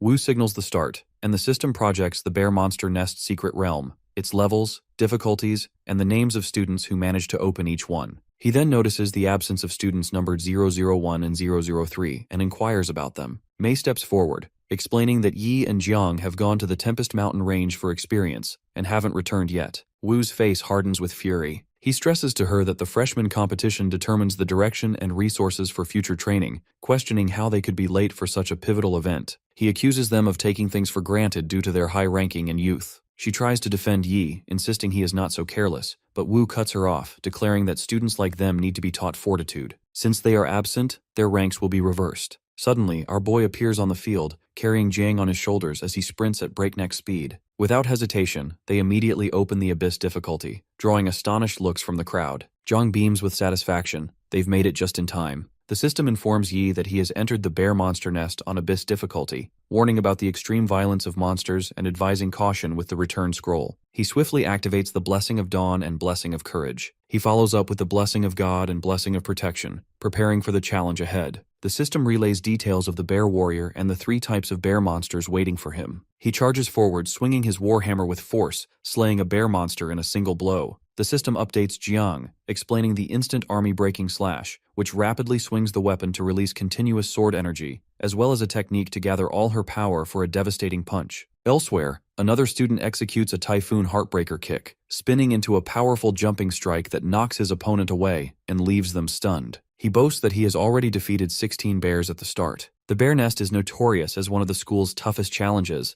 often overwhelming freshmen into quitting, yet this year's group is holding their ground. Wu demands the system to show him the progress of student number 1, Yai, curious what he can accomplish after allegedly wasting a month in the Tempest Mountain range. The display shows our protagonist darting through the battlefield, annihilating monsters with his warhammer. He clears the first level after killing 16 bears in just 5 seconds, drawing gasps from the housemasters. One is particularly shocked, questioning how his support skill, Holy Flame Halo, could generate enough firepower to instantly kill the monsters. He wonders if Yi possesses a high intelligence stat. Wu points out that many factors can contribute to high skill damage: intelligence, buffs, treasures, and cautions against drawing conclusions from a single battle. Even with his extensive experience, he admits he cannot discern the true effect of Yi's unusual halo. Our boy continues his rampage, now wielding the punishment of light as he battles through the second level. The system congratulates him on clearing it after killing 200 monsters in only 1 minute and 23 seconds. He then dispatches another foe with a move he calls the Spear of Victory. The system announces he has cleared the 3rd level after just 3 minutes and 29 seconds. Finally, it declares he has conquered the Abyss-level secret realm in 4 minutes and 57 seconds,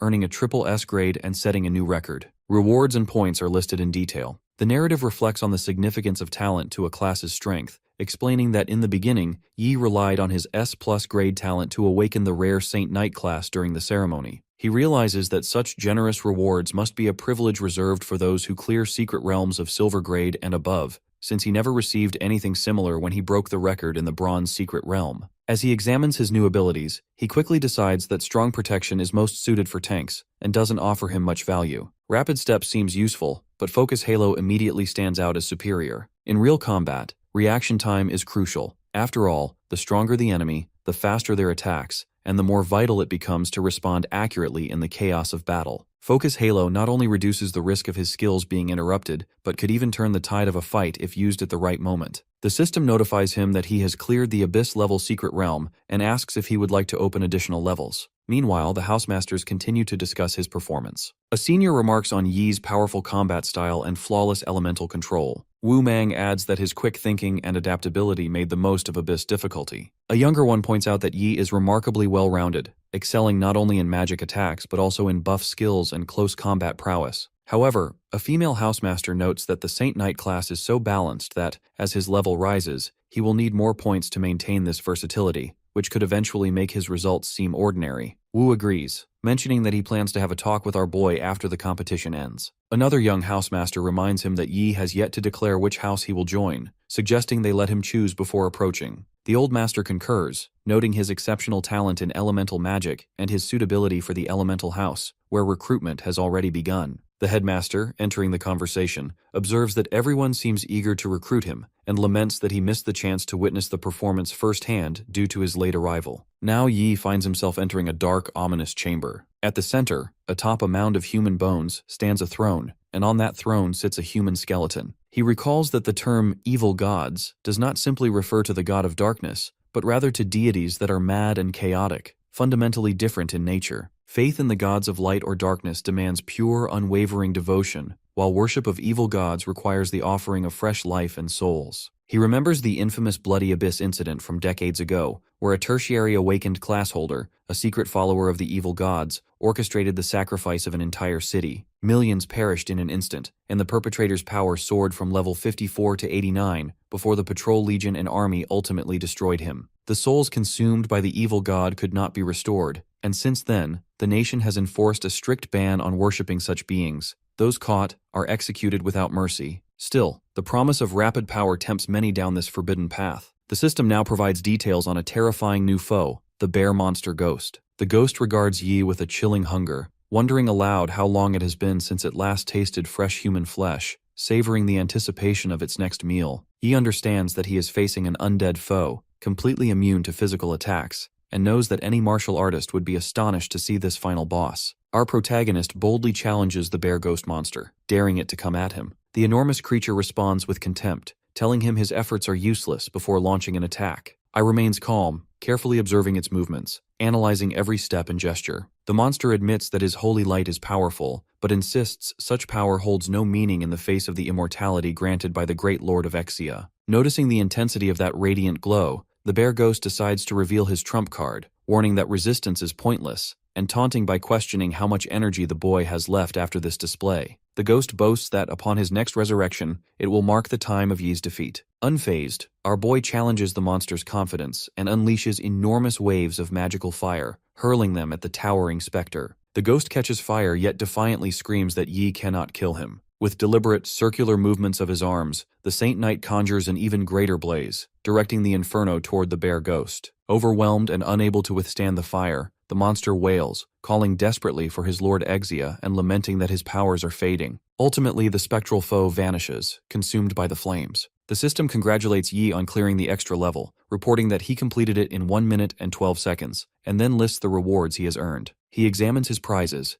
feeling a sense of accomplishment as he prepares to return to his own world. Reflecting on the experience, Yi recalls sensing a faint, violent power when he first entered the space. The energy was not elemental, but it felt reminiscent of the strength he harnesses during divine summoning. He suspects it to be a remnant of some evil god's influence. When the bear monster resurrected for the first time, he noticed the sinister energy weaken slightly, leading him to deduce that there is a limit to its resurrection. The true strategy for passing this level, he realizes, is to repeatedly defeat the creature, forcing it to drain the evil god's supply until it is depleted. Meanwhile, another student battles his own bear ghost, shouting in frustration that extra levels are truly the hardest parts of any secret realm, and that he will need to defeat it 10 times to succeed. Yi feels relieved that he managed to raise 2 levels earlier, knowing it gives him a significant advantage. Soon, the bear monster stands before him once more, while the other student remains locked in combat with his adversary. Elsewhere, an elderly housemaster briefs the others about Yi's achievements, revealing that he used an S-rank skill and, by coincidence, discovered a shortcut. Another wonders whether other freshmen should be allowed to try this shortcut. A female housemaster agrees and remarks that their Saint Knight has his own secrets. Yet another points out that S-rank skills are normally out of reach for students from barren regions, and he begins to suspect the headmaster of offering Yi special assistance. Miss May, concerned, tells the group that his supposed level is suspicious, questioning how he could have reached 19 when, at the time of the entrance exam, he was only 13. No Abyss-level secret realm, she insists, should allow such rapid advancement. One housemaster explains that after admission, he went hunting monsters to level up, and his trip to the Tempest yielded significant gains. He was already 18 before entering the realm. For someone capable of single-handedly annihilating the Flame Demon army, the freshman competition is trivial. If not for the competition's influence on resource allocation, Yi would not have participated at all. Suddenly, he notices a red-headed student standing nearby, who wonders how Yi could be present and whether he cleared the realm ahead of him. The redhead finds it inconceivable, believing he must have left earlier after failing the extra level. As someone carrying the reputation of one of Jiangning's 8 great families, Shen refuses to believe he could lose to someone from the barren north. At that moment, Yi catches sight of Chu falling from a height and rushes to save her. Grateful, she acknowledges that he finished even faster than she did. Playfully, she asks if he is a few months older, suggesting she should call him brother, and he agrees. Together, they notice many other students struggling against the monsters. Suddenly, Miss May arrives and urgently calls the medic team to administer first aid to the injured. An hour later, all the students have returned to the university, most of them wounded. The War Housemaster announces the official end of the first phase of the freshman competition and proceeds to reveal the rankings and clear times. The fiery redhead grows impatient, determined to see the results. As expected, Yi claims first place, with Shen taking second. The system announces the standings for the other students. Shen, frustrated, notes that he actually finished 15 minutes ahead. Suddenly, he climbs a tall pillar and yells at Yi, accusing him of taking first place in the entrance exams and now in the freshman competition. Shen vows that, regardless of how he did it, he will defeat him in the next phase and make sure to crush him. The War Housemaster then declares the beginning of the second phase of the freshman competition, the free challenge. He explains that each participant has 3 opportunities to challenge others, with a 5-minute rest period between bouts. Immediately, a student challenges rank 154, another targets rank 86, and then, amid the crowd, Shen steps forward and challenges Yi directly, inviting him to a battle to determine who truly is the strongest. Shen already waits for Yi in the flying fighting ring as Chu approaches, quietly explaining that the opponent is the second-ranked contender, a scion of a great family from Jiangning, blessed with a rare fire dragon bloodline. She shares that he harbors a grudge against Yi, whose sudden rise shattered his dream of taking first place in the Sukang district. Despite Shen's reputation, our boy calmly tells her that the berserker is much weaker than he appears, though the rival himself is oblivious to this fact. Without hesitation, Yi leaps onto the flying ring and addresses Shen directly, hoping that he will push him to the limit. Full of pride, the berserker challenges Yi, declaring that it will be Saint Knight versus berserker, a true test of strength. The match begins in a flash. He wastes no time, launching a fire punch empowered by his blood berserk skill. The headmaster observes with keen interest, recognizing the signature technique and noting the urgency to finish the fight quickly. The buff amplifies the fiery strike, and he aims to prevent Yi from activating his own blessings. The headmaster remarks on such decisiveness, befitting a descendant of a prestigious family. However, the blow does not faze our protagonist. Shen notices the protection of the holy light shielding Yi and wonders when it was cast. He realizes too late that the B+ grade skill, Protection of the Holy Light, partially blocks physical damage, something he had not wanted Yi to employ. Calmly, the Saint Knight acknowledges the strategy, complimenting his speed, but reveals that activating the Holy Light requires only a tenth of a second. Drawing his warhammer, Yi tells him that he had hoped for a more challenging opponent, and thus refrained from striking first. As the hammer descends, Yi apologizes, stating that Shen fails to interest him, and effortlessly shatters the fire shield. Stunned, the berserker cannot comprehend Yi's overwhelming power, and as a punch lands, he finds himself unable to dodge. Desperate and refusing to accept defeat, Shen transforms into his fire dragon form and launches a powerful attack. Unmoved, Yi stops the blow with his hand and lifts the warhammer high, calmly telling him that even with his bloodline awakened, he remains no true match. One strike sends Shen flying, only for Yi to realize the rival narrowly dodged at the last instant. Regaining his footing, the fire dragon asserts that his bloodline is not limited to close combat, and vows to show Yi the true power of his heritage. He unleashes a barrage of dragon breath, high-temperature flames that would incinerate most opponents. Yet our boy stands unharmed, shielded from harm.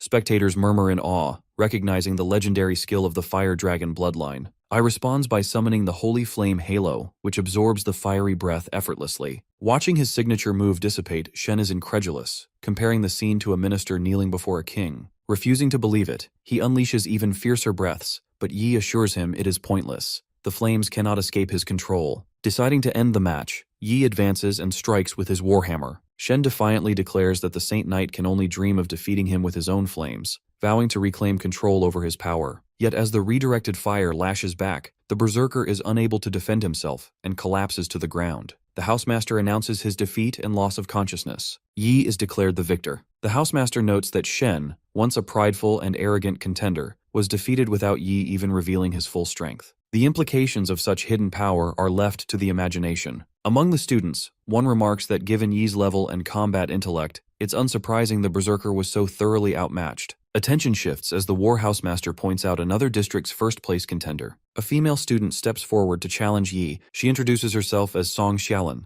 a level 17 spiritual Taoist priest, expressing her wish to learn from him. He responds, giving his name and stating he is a level 19 Saint Knight. Song asks why he did not use his full power in his previous fight, and requests that when their match begins, he show her the extent of his abilities. Watching from the sidelines, another student wonders how Yi reached level 19, realizing this explains why they could not use their examination skill on him. He stands 3 levels above them. They also speculate that Song might be the young lady from the Song family of the Yungui district. Yi agrees to her request, promising to go all out. The referee signals the beginning of the fight. This time, our protagonist immediately activates the Blessing of Dawn, Blessing of Courage, and Blessing of Protection. Song is shocked as his appearance transforms, and Yi calmly informs her that she is now witnessing his full power. As the fight starts, Yi attacks Song with the Hammer of Penance. She defends herself using Heaven's Call, the Star's Guide, the Spell Reveals, and Heed Her Command, blocking his initial attack. Our protagonist quickly throws a burst at her, and, in a sudden movement, appears from behind, warning that she cannot dodge his pursuit simply by changing position. He strikes her shield with his warhammer. Despite all her passive defensive gear activating, it can barely withstand the blow. Realizing the danger, Song decides to take a risk. She begins hurling fireballs while commanding Borrowing Qian Kun. Beans turn to soldiers and show their might and heed her command.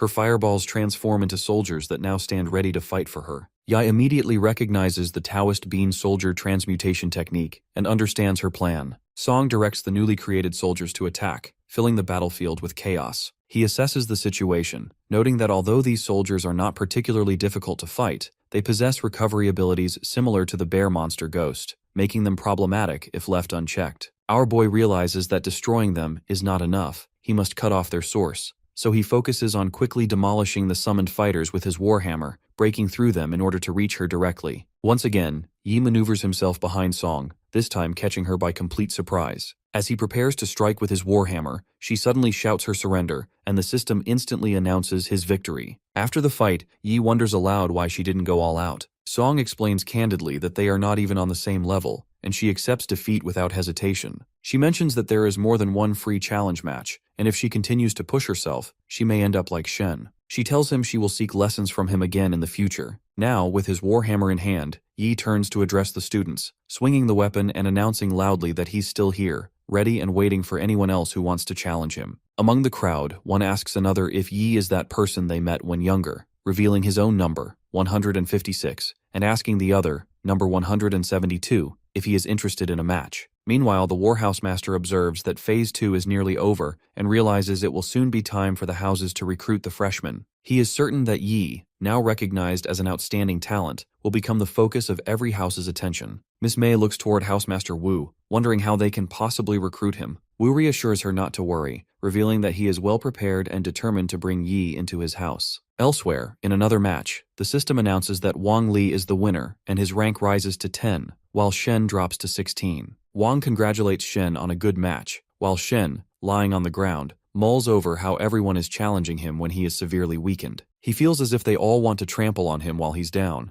and burning with resentment, vows that once he recovers from his injuries, he will make them all regret it. The system finally announces the overall results. Yi takes first place, Chu is in second, and Song is in third. The headmaster steps forward, declaring that the free challenge match is over and the freshman competition has come to an end. With all the ranks now rearranged, the students' accommodations and points will also be updated. He encourages everyone not to worry if they find themselves ranked lower with fewer points, reminding them that as long as they work hard, there are many ways to earn points at the school. The Warhouse Master announces that it is now time for the house arrangement session, and he introduces the 5 house masters, each of whom will explain the educational philosophy of their respective houses. He begins by reminding everyone that although the dark age of invasion by otherworldly races is over, many still perish on the battlefield, and the mission of combat academies is to cultivate students' strength and increase their survivability. The housemaster of the Element House explains that their house recruits classes that primarily use elemental powers, promising to lead students to uncover the truth of the elements. The Armament House housemaster follows, explaining that their philosophy is to maximize the use of weapons, rather than relying solely on skills, and inviting students to join if they wish to become the strongest with just their bodies and weapons. The Tactic House housemaster addresses the crowd, announcing that the Tactic House seeks to train tactical students to command operations. She notes that any class can join, and stresses the importance of a top-tier commander class in reducing the mortality rate of an entire legion. The Logistic House housemaster then welcomes students from lifestyle classes, emphasizing that while they do not focus on combat, they offer the most professional education for lifestyle classes. A competent logistics line, he reminds them, is the backbone of any operation.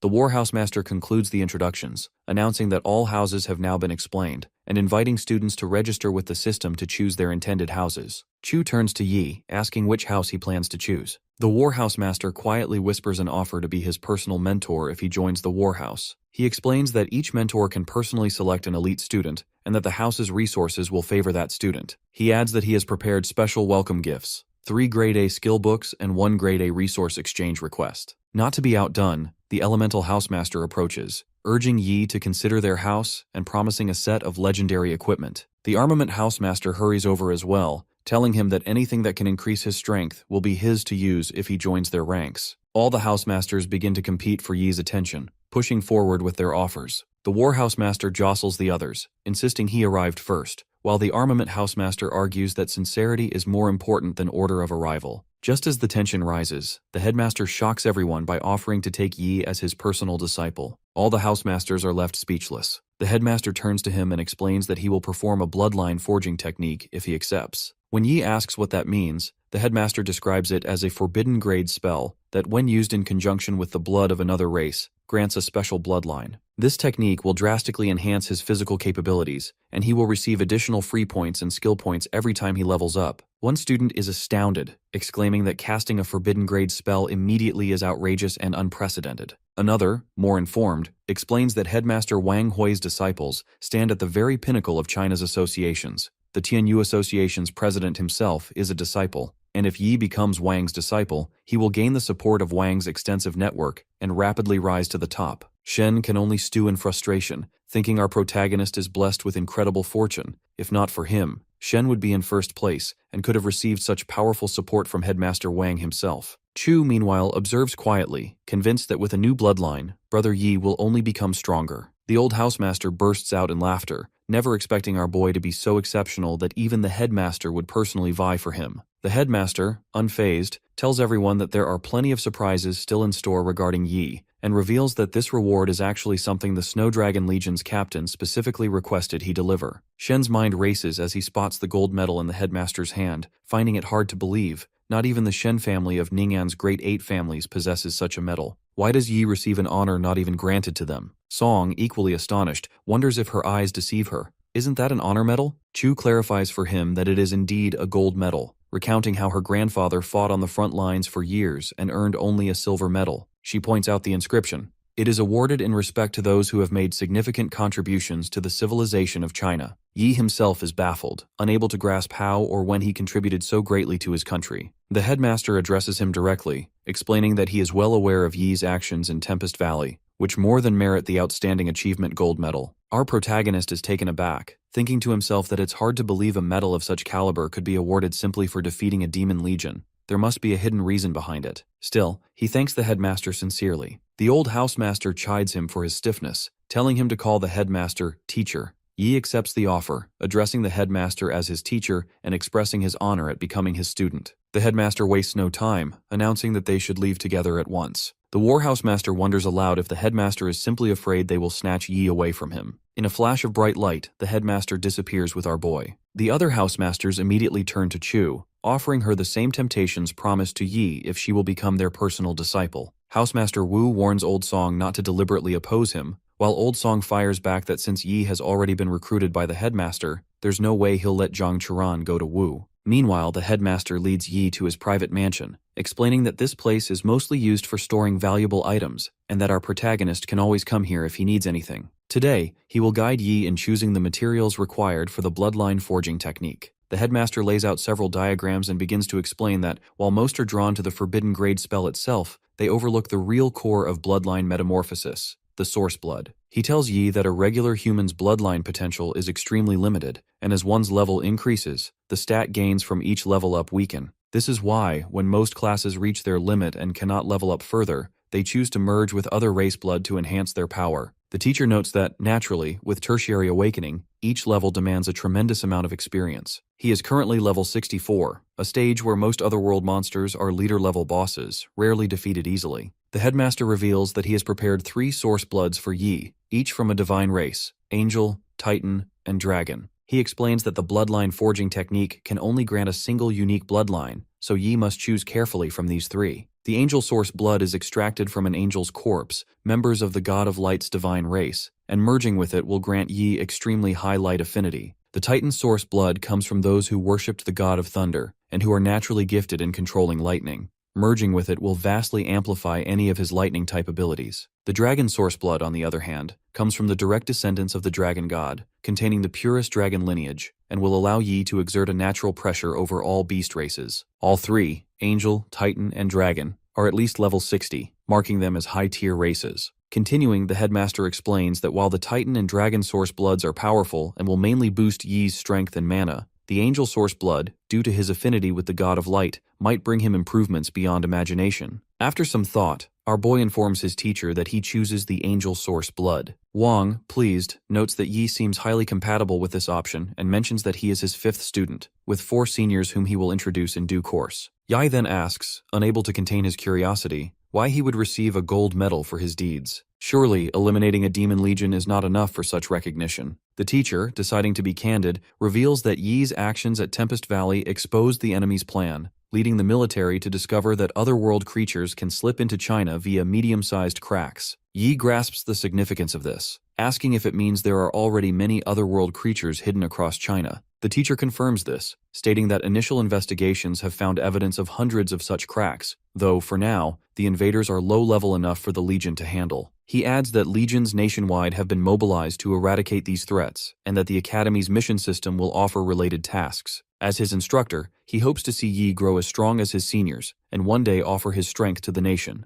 The headmaster then informs him that there are still more preparations to complete for the bloodline forging technique, and recommends that he rest first. He hands Yi a box-shaped teleportation device, instructing him to use it at 9 o'clock the following morning. Left to his thoughts, Yi checks his system for daily routine updates, considering what he should do next. He recalls that the final result of bloodline forging depends not just on the source blood, but also on his constitution and luck. Remembering the S-grade potion he obtained after slaying the demonic prince, he checks its details and learns it will be effective for the next 12 months, so he drinks it without hesitation. The system congratulates him on obtaining an S-grade treasure, the Longning fruit, and he reads its details carefully. Deciding there is no reason to wait, he prepares to visit his teacher. On the other side, the old housemaster comments to the headmaster that obtaining even a single vial of angel source blood is extraordinary, since the corpse of an angel is so rare that it could spark wars between several legions. Wang simply replies that he has waited a long time for someone like Yi, and now that he's here, there is nothing to hesitate about. He is fully satisfied with his choice. Meanwhile, Yi teleports to his teacher's mansion, where Wang welcomes him and tells him the bloodline forging technique is ready. Wang instructs Yi to remove his clothes and sit in the center of the formation, which he does obediently. The headmaster asks Master Zhou to activate the formation and stands ready to protect the process. Master Zhou complies,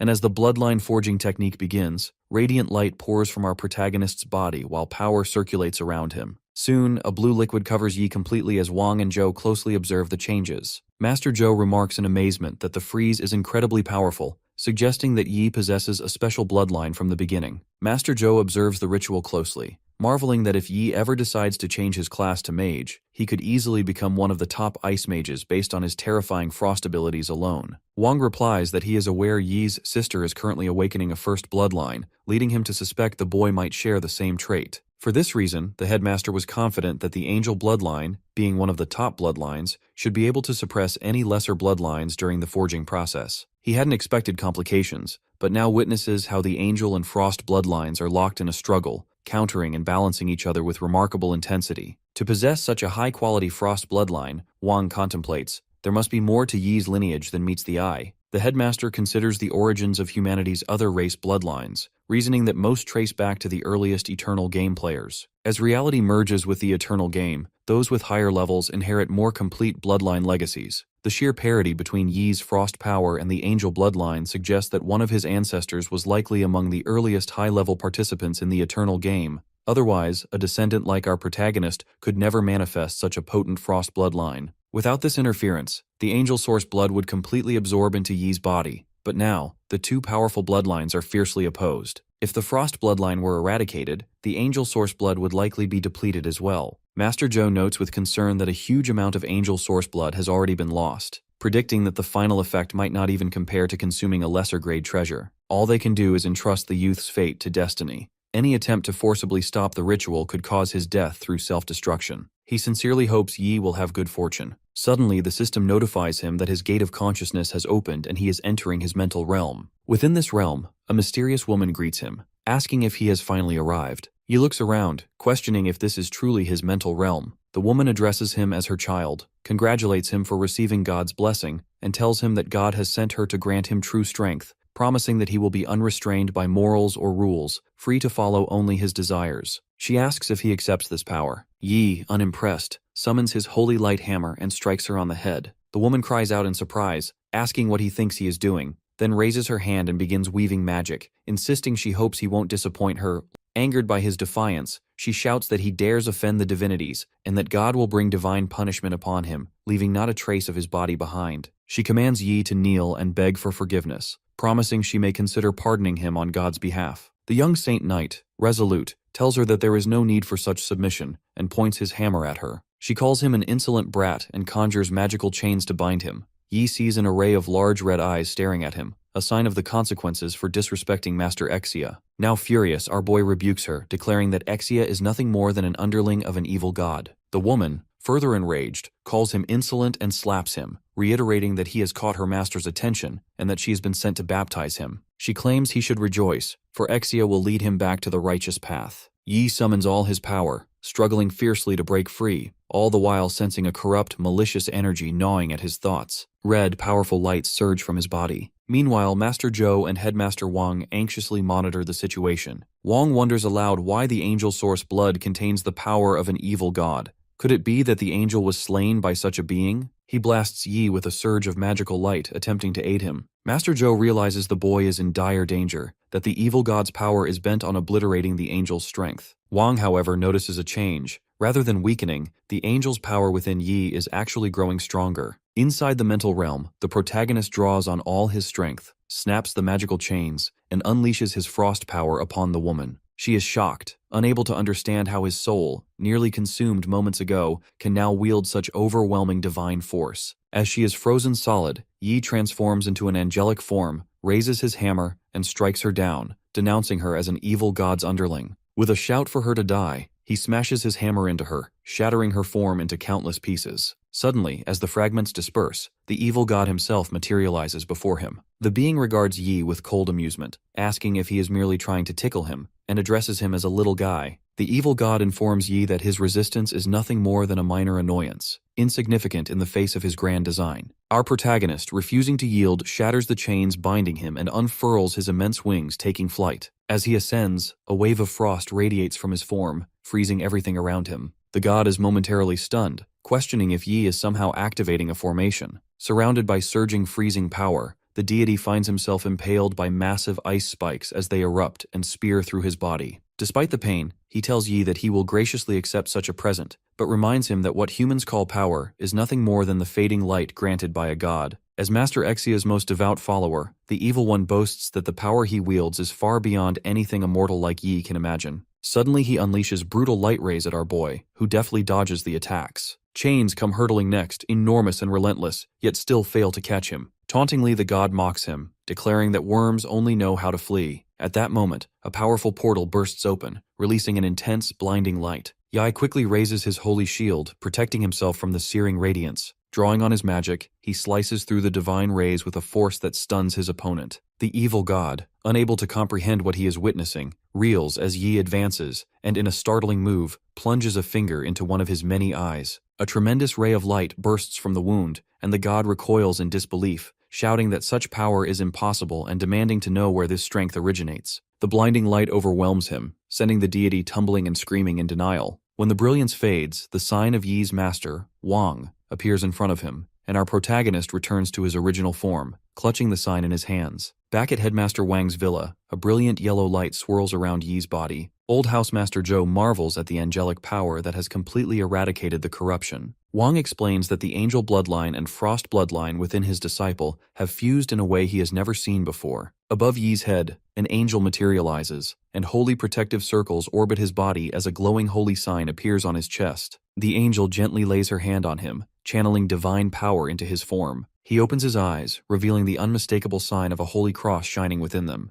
Zhou remarks to Wang that Yi is truly fortunate, having received the God of Light's blessing in his moment of crisis, and thereby averting disaster. Our boy stands, steady and transformed, as Wang moves closer and asks how he feels. Yi, feeling the surge within, replies that his power has undergone a dramatic, qualitative improvement. The system promptly informs him of his new special bloodline, the six-winged angel. It lists the details of his inherited talents and all the new abilities at his disposal. He tells his master that he has gained the six-winged angel bloodline and inherited 2 bloodline talents. Shu is astonished by this revelation, recognizing how rare and supreme the six-winged angel truly is. Headmaster Wang, pleased, congratulates his disciple and points out that the forging has been a resounding success. He confirms that the six-winged angel bloodline is the highest among all angels, and assures Yi that the talents he has just inherited will continue to evolve, reaching S+ grades as his level increases. Our protagonist then asks about a legendary bloodline technique, the S+ grade angel physique. The system responds instantly, presenting details about the angel physique plus technique, its attributes, and unique powers. It also warns him that, until he reaches level 50 and fully absorbs the angel bloodline, using this technique will leave him weakened each time he invokes it. Headmaster Wang instructs Yi to activate the secret technique now, eager to see firsthand how much his power has increased. The system immediately prompts the activation of the bloodline technique, Angel Physique S+,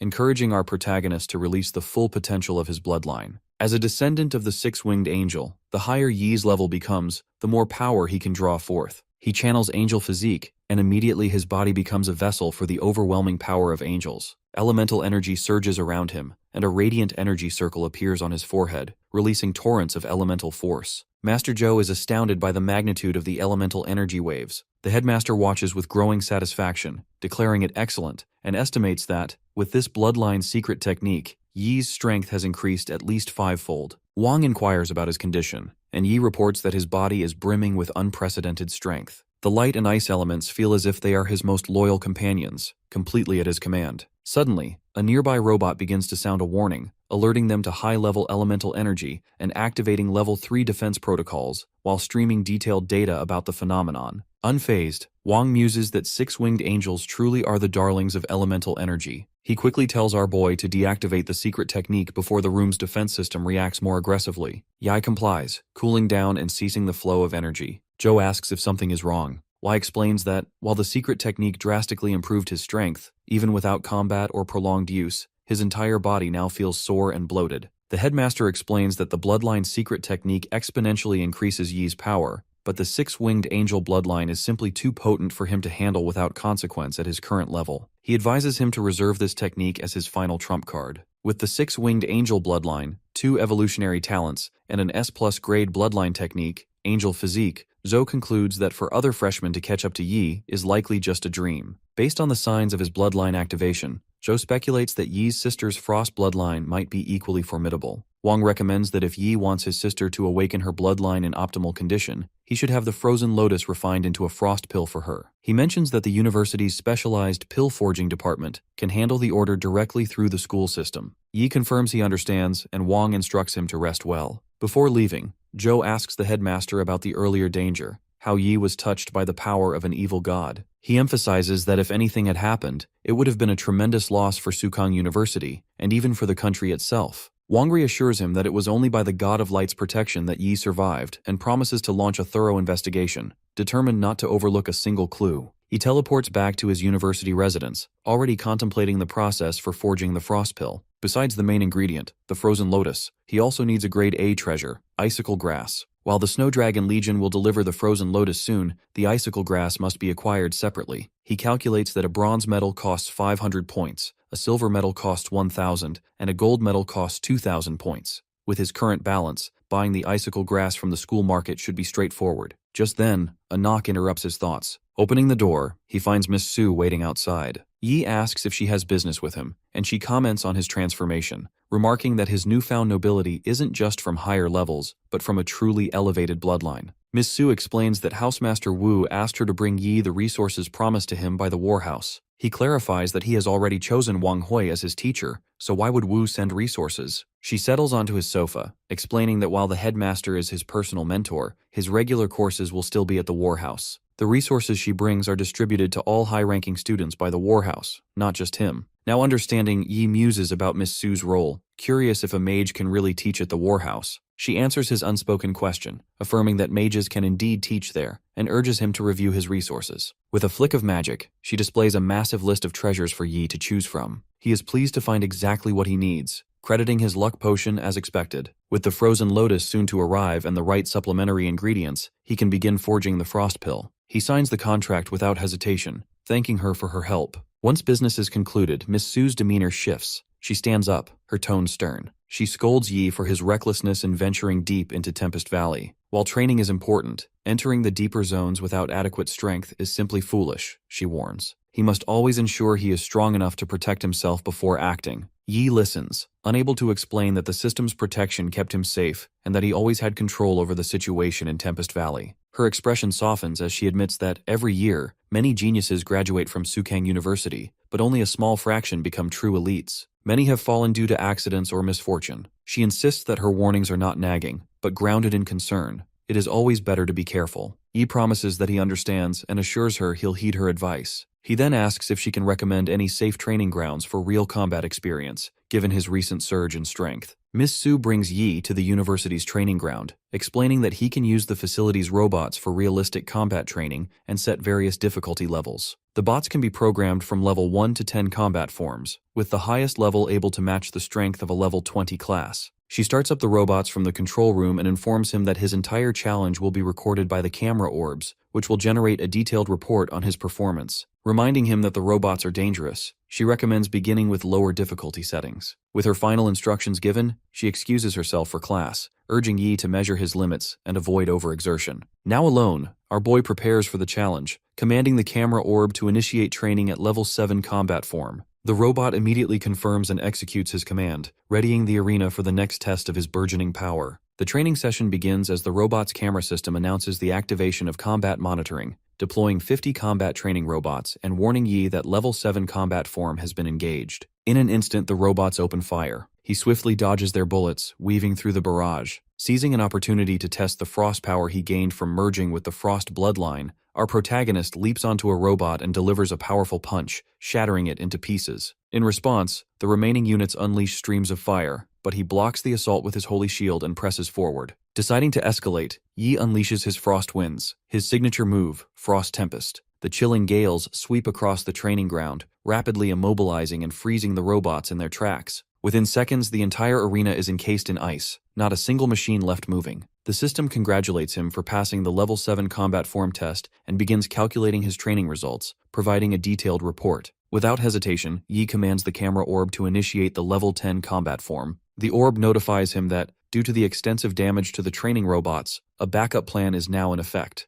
A massive robot, far larger and more formidable, steps forward. The system explains that this is the supernatural-grade training robot, equivalent in strength to a regular level 25 class, and will operate using the highest intelligence protocols to optimize both offense and defense. For safety, the system will intervene if his well-being is at risk. Now, our boy is ready to go all out. The countdown begins, and the system signals the start. Immediately, the supernatural-grade opponent launches an assault, hurling frost power at him, forcing Yi to sprint for his life. Watching for an opening, he retaliates with his hammer, striking the giant machine while the system feeds him real-time data on its abilities. Yi aims to disarm his opponent, but the robot counters, firing a devastating light ray that knocks him back and causes him to lose his grip on the weapon. The mechanical voice announces that it has successfully disarmed him. The system reports that attack system synchronization is complete, and the robot's combat capabilities have been amplified. It now stands before Yi, launching waves of fire. He invokes his magical shield once more, but the constant defense begins to drain his energy. Just as our protagonist struggles to hold his ground, the system updates him.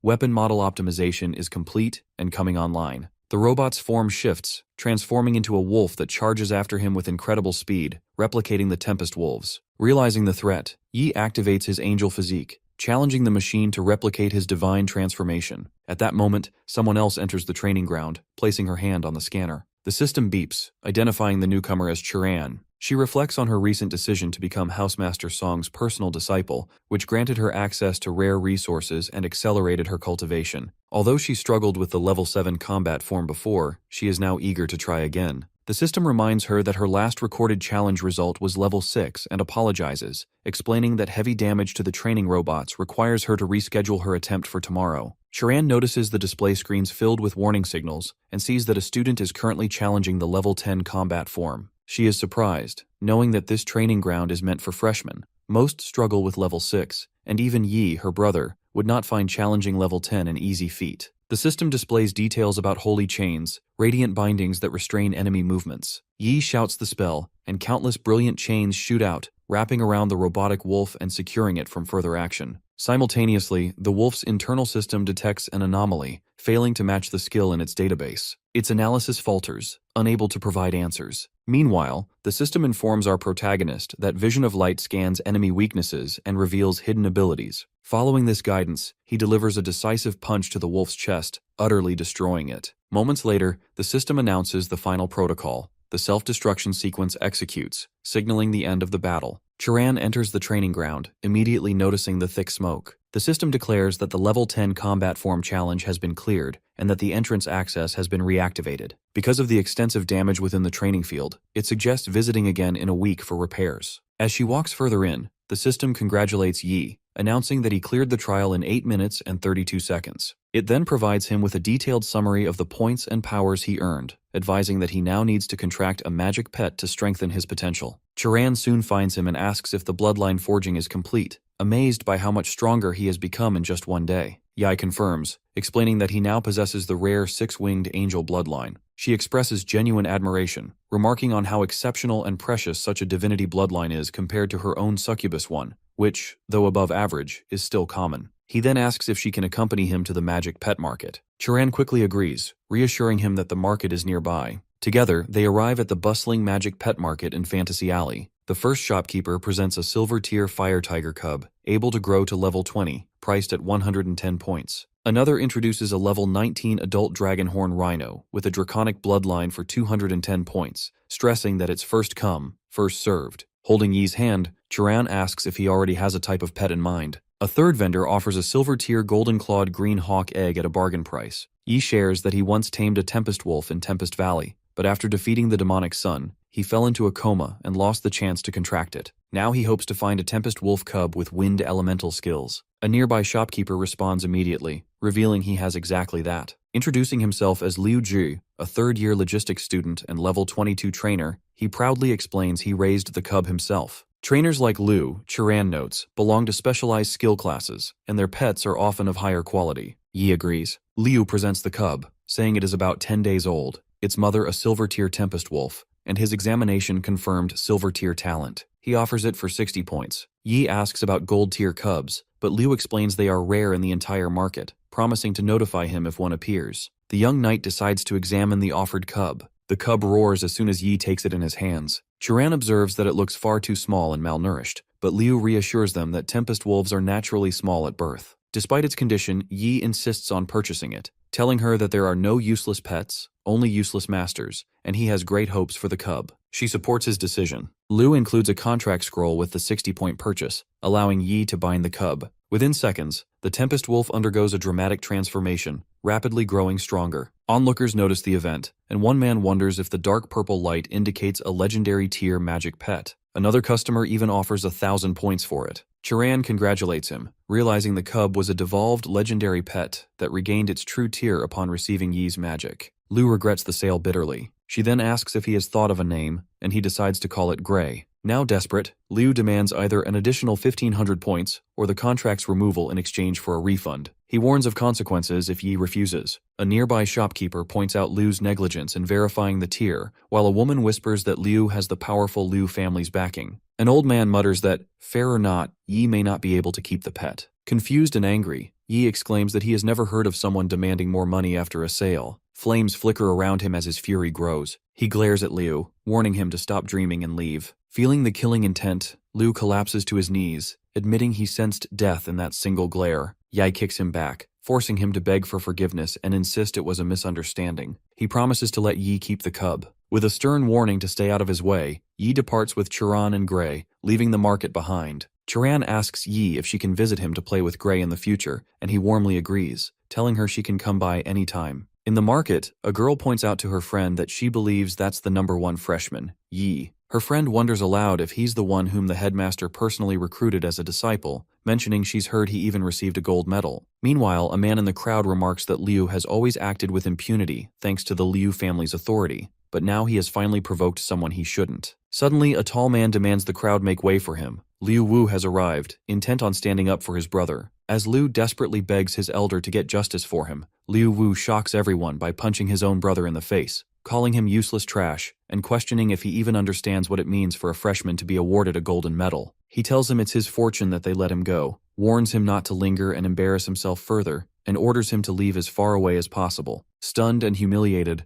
Liu can only wonder what mistake he made to anger such a formidable existence. Back with our protagonist, he notices the purple winds swirling around Gray, realizing that, as expected of a legendary tier Tempest Wolf Cub, it can instinctively wield its wind powers even at such a young age. He thinks about whether the luck potion he used is still in effect, and if perhaps more good fortune is on the way. Just then, the doorbell rings. An army officer introduces himself as Zhao from the Snow Dragon Legion, handing Yi a large treasure box and explaining that this is the S-class treasure their legion promised him, the Frozen Lotus. Zhao asks him to please accept it, then informs him that now that the treasure has been delivered, he will return to the Legion for duty. Yi thanks him, asking Zhao to pass along his gratitude to the captains as well, and marvels at the speed and efficiency of the Snowdragon Legion. Less than 3 days have passed since he left Tempest Valley, and already his reward is here. He quickly opens the treasure box and takes out the frozen lotus, thinking that if he can forge it into a frozen pill, Yoon's bloodline awakening crisis will be solved. Seeking more information, Yi consults the system about the frozen pills. The system provides all the relevant details, and as he reviews them, he realizes he can't book the forging service online. He'll need to go to the pill department in person. Without delay, he heads over and finds a girl at the reception desk. Politely, he asks if Sir Tian is available to help forge a pill, and she explains that Sir Tian is in a meeting, but she is his student, Lin Yi, and can assist him. She asks what kind of pill he'd like to have made and offers to answer any questions. He presents the frozen lotus, explaining that he needs it forged into an S-class frozen pill. Lin Yi is surprised, remarking that she thought he was just a freshman, and asks how he came to possess such rare treasures. She informs him that since he already has the frozen lotus and icicle grass prepared, all he needs to do is pay a 900-point production fee and leave his contact information. Once Sir Tian finishes forging the pill, she'll let him know it's ready for collection. Yi agrees, transfers the fee, and provides his information. Meanwhile, in the university canteen, one student tells another that recently, many places have discovered otherworld creatures. He asks if his friend has heard that numerous guilds and legions have been ordered back from the front lines. Yi overhears their conversation as another student explains that his friend in the Legion said, "It's because signs of otherworld creatures have appeared all across the country." Suddenly, he is pushed from behind and turns to find Song Lan, who expresses surprise to see him in this class as well. She explains that her personal mentor is Housemaster Wu, so it looks like they'll be classmates from now on, and she politely asks Yi to look after her. He responds in kind, asking her to look after him too, but Song laughs and says Yi is so strong, asking her to protect him is impossible. Still, if he ever needs her help, he only has to ask. At that moment, Miss May enters the classroom, greets the students, and introduces herself as the teacher responsible for monster studies and intelligence. Before starting the day's lesson, she announces important news. As the rumors said, there have been large-scale invasions by otherworld creatures within the country's borders. While these invaders are not particularly strong, the government is taking their presence extremely seriously, raising the alert to level 3 combat preparation, and significantly increasing resources allocated to schools. As a result, resources distributed to students based on their rankings at Sukang University will rise by 70%, and rewards for completing school missions will also be much greater. Furthermore, the Abyss mode of the school's 3 realms will be opened, though students will need to purchase Abyss stones with points to unlock access. A student excitedly comments that the nation has poured in massive resources to cultivate strong talent at any cost, and he's eager to finally access Abyss mode for more XP and increased mission rewards. It seems clear the school is preparing for something big. Miss May quiets the students with a flick of her fingers, reminding them that regardless of how many resources they receive, their job as students is to focus on getting stronger. She instructs everyone to open their textbooks and begin the day's lesson. As they get started, one student tells another that he tried to challenge the Goblin Dungeon's boss yesterday and lost several hundred points after being defeated. His friend replies that it's his own fault for trying nightmare difficulty and asks if he regrets it. The first student admits he hadn't expected the final boss to be so tough. Yi considers his own situation. Now that he's level 19 and has the Frozen Lotus, there's no need for him to risk returning to Tempest Valley. Abyss-level Goblin Dungeon is the perfect spot for him to farm experience. After class, Yi finds Charan waiting for him outside. He asks what brings her here, and she admits she heard that the school's 3 realms have increased their rewards and wants to invite him to try them out together. He laughs, saying that's exactly what he was planning to do as well. The two of them head to the training ground, where Charan asks which difficulty level he intends to challenge. He tells her he's going for Abyss level, then asks about her choice. She says Abyss level is too difficult for her, as the gap in their strengths is simply too wide, and she can only attempt the hard difficulty for now. He reassures her by gently holding her hand, promising that once he clears Abyss level, he'll team up with her for another challenge. Charan makes him promise, then covers her eyes and says she'll challenge hard difficulty first, telling him to do his best. Wai reminds her to stay safe. Suddenly, a commotion erupts nearby as a student shouts at Shuming, demanding to know why he's there. He announces to the crowd that it's been ages since anyone from the Earth rank attempted a realm challenge, and asks if Shai doesn't know that breaking a dungeon record earns an achievement talent. Without special encounters, it's nearly impossible to earn one, so it's no wonder Shi hurried over. At that moment, the realm's door swings open and the system repeats Yi's earlier words, declaring that it's boring and he will go ahead and challenge the Abyss realm. The Goblin Dungeon's difficulty is set to Abyss level, with entry limited to those between levels 17 and 21. As a level 19 Saint Knight, Yi qualifies for entry. The other students whisper among themselves, wondering if he is truly the #1 freshman, while one laughs and mocks his arrogance, predicting he'll just waste his 400 points. She observes that the influx of resources seems to have made some students overconfident. The system informs Yi that he has selected Abyss level, the most challenging difficulty, and that 400 points will be automatically deducted from his account in exchange for an Abyss magic stone. It continues, notifying him that he has been teleported into a goblin dungeon and warning him that monsters in the Abyss realm are much more vicious due to the increased difficulty. If he feels overwhelmed, the system instructs him to smash the Abyss magic stone to exit the realm immediately. Our protagonist surveys his surroundings, wondering why the area looks like a ruin, and whether this devastation is the result of goblins conquering and destroying everything in their path. Suddenly, a goblin attacks from behind, but Yi senses the threat and counters with a powerful punch. He quickly observes that this dungeon is swarming with goblins, and as the system provides details about these monsters, he sees them all charging toward him. His excitement grows, thinking these powerful enemies are truly worth the challenge. As the goblins leap at him, he brings out his warhammer, smashing through the wave of attackers. More and more monsters appear, and he realizes the true difficulty of this realm lies in the endless goblin grunts launching suicide attacks, rapidly draining his mana. The young knight leaps into battle, determined to conserve as much mana as possible to unleash his most powerful skills against the boss. He employs his shining phantom slash, effortlessly cutting down goblins as the system congratulates him for defeating the horde and informs him of the points he has earned. Nonetheless, Yi notes that, as expected, leveling up has become much harder at his current stage. Despite having defeated so many goblins, he is still a long way from reaching level 20 and hopes that defeating the boss will yield enough rewards to help him advance. He pushes open a massive door, wondering where the final boss awaits, and suddenly the Goblin King appears before him. The system immediately provides details about this new foe, who challenges the intruder with a sneer, calling him a foolish human and welcoming him to the land of death he has prepared. The Goblin King berates him for slaughtering his people so carelessly, then lets out a furious roar, commanding Yi to die. Our boy leaps into the air and strikes with his warhammer, only to find the attack has little effect.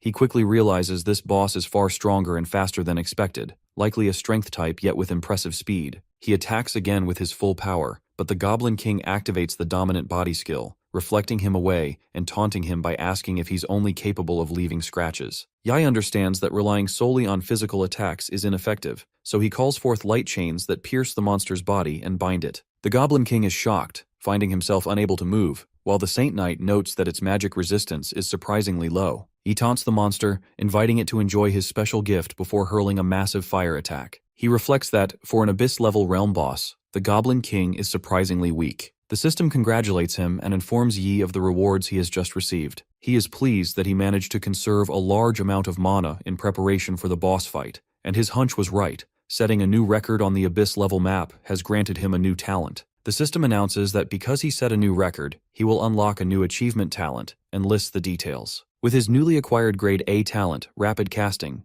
Yi is confident he will become even more powerful. He decides it's time to leave, though he regrets coming so close to level 20 without quite reaching it. Still, with plenty of points earned, he considers bringing Ran along to challenge the Abyss-level realm again. Back at the university, the scorecard displays the top 6 students and their respective points. One student mentions that no one has cleared the Abyss realm until now. It's simply too hard, as anyone who enters is instantly surrounded by hundreds of silver-tier goblins and would die if they didn't escape quickly enough. As expected, the Abyss level is brutally difficult. Another comments that only Earth rank elites like Ximing stand a chance. Chiran, relieved that she chose the hard difficulty, passes without issue, and now hopes her brother Yi can succeed. Another says he heard the Abyss-level realm was added to the freshman competition, and surprisingly, a lot of people passed. But his friend confirms that a level 19 Saint Knight named Yi got first place and set a new record. The crowd is astonished to hear the realm record was broken and someone finally cleared the Abyss difficulty. All eyes turn to the screen. A student wonders aloud if he's ever heard of Yi before, guessing he must be a senior. Another corrects him, saying he's actually the #1 freshman. Someone else protests that there's no way a level 19 could defeat the level 24 legendary Goblin King, no matter how strong he is, and insists he watched the freshman competition and can't believe how much the Saint Knight improved in just a few days. Another laughs, predicting that Brother Xuan entered the realm after Yi, and, though his progress is slower, once Xuan's clear record comes out, he'll push him down in the rankings. Suddenly, Brother Xuan returns in terrible condition, and his supporters are shocked to see him like this. He admits to his friend that the Abyss-level realm is too hard. He lost several pieces of golden-grade equipment, and still failed. Xuan wonders what's happening among the students, and his friend tells him that Yi, the freshman who entered before him, spent only 10 minutes and 56 seconds to break the Abyss level clear record. Xuani's stunned to learn Yi has taken first place. Students begin to shout as our protagonist emerges from the realm, and Xuan grows jealous, questioning how a level 19 freshman could possibly clear the Abyss realm and why he himself lost. He suspects cheating, since Yi only came out now, and decides to confront him with a fake smile, introducing himself, but the Saint Knight ignores him and continues walking, politely saying he has other business and bidding farewell. Xuani's left speechless by Yi's dismissive behavior. Chiran congratulates her brother on his success, admitting she could only barely clear the hard difficulty, and that it's getting harder to keep up with him. Wei reassures her, saying the Goblin King is actually pretty easy to fight and promises to teach her all of his best tips for clearing. With his surplus of points, he offers to take her along to try the Abyss-level realm together, determined to help her learn how to clear it. Xuan, watching, is shocked that Yi wants to go back in so soon, and wonders if he really is a freshman, since he treats the Abyss realm as casually as his own home. He realizes this is the gap between true elites and ordinary students. Xuan's friend tries to encourage him, saying he nearly cleared it and might succeed if he tries once more, but Xuan feels only shame and depression,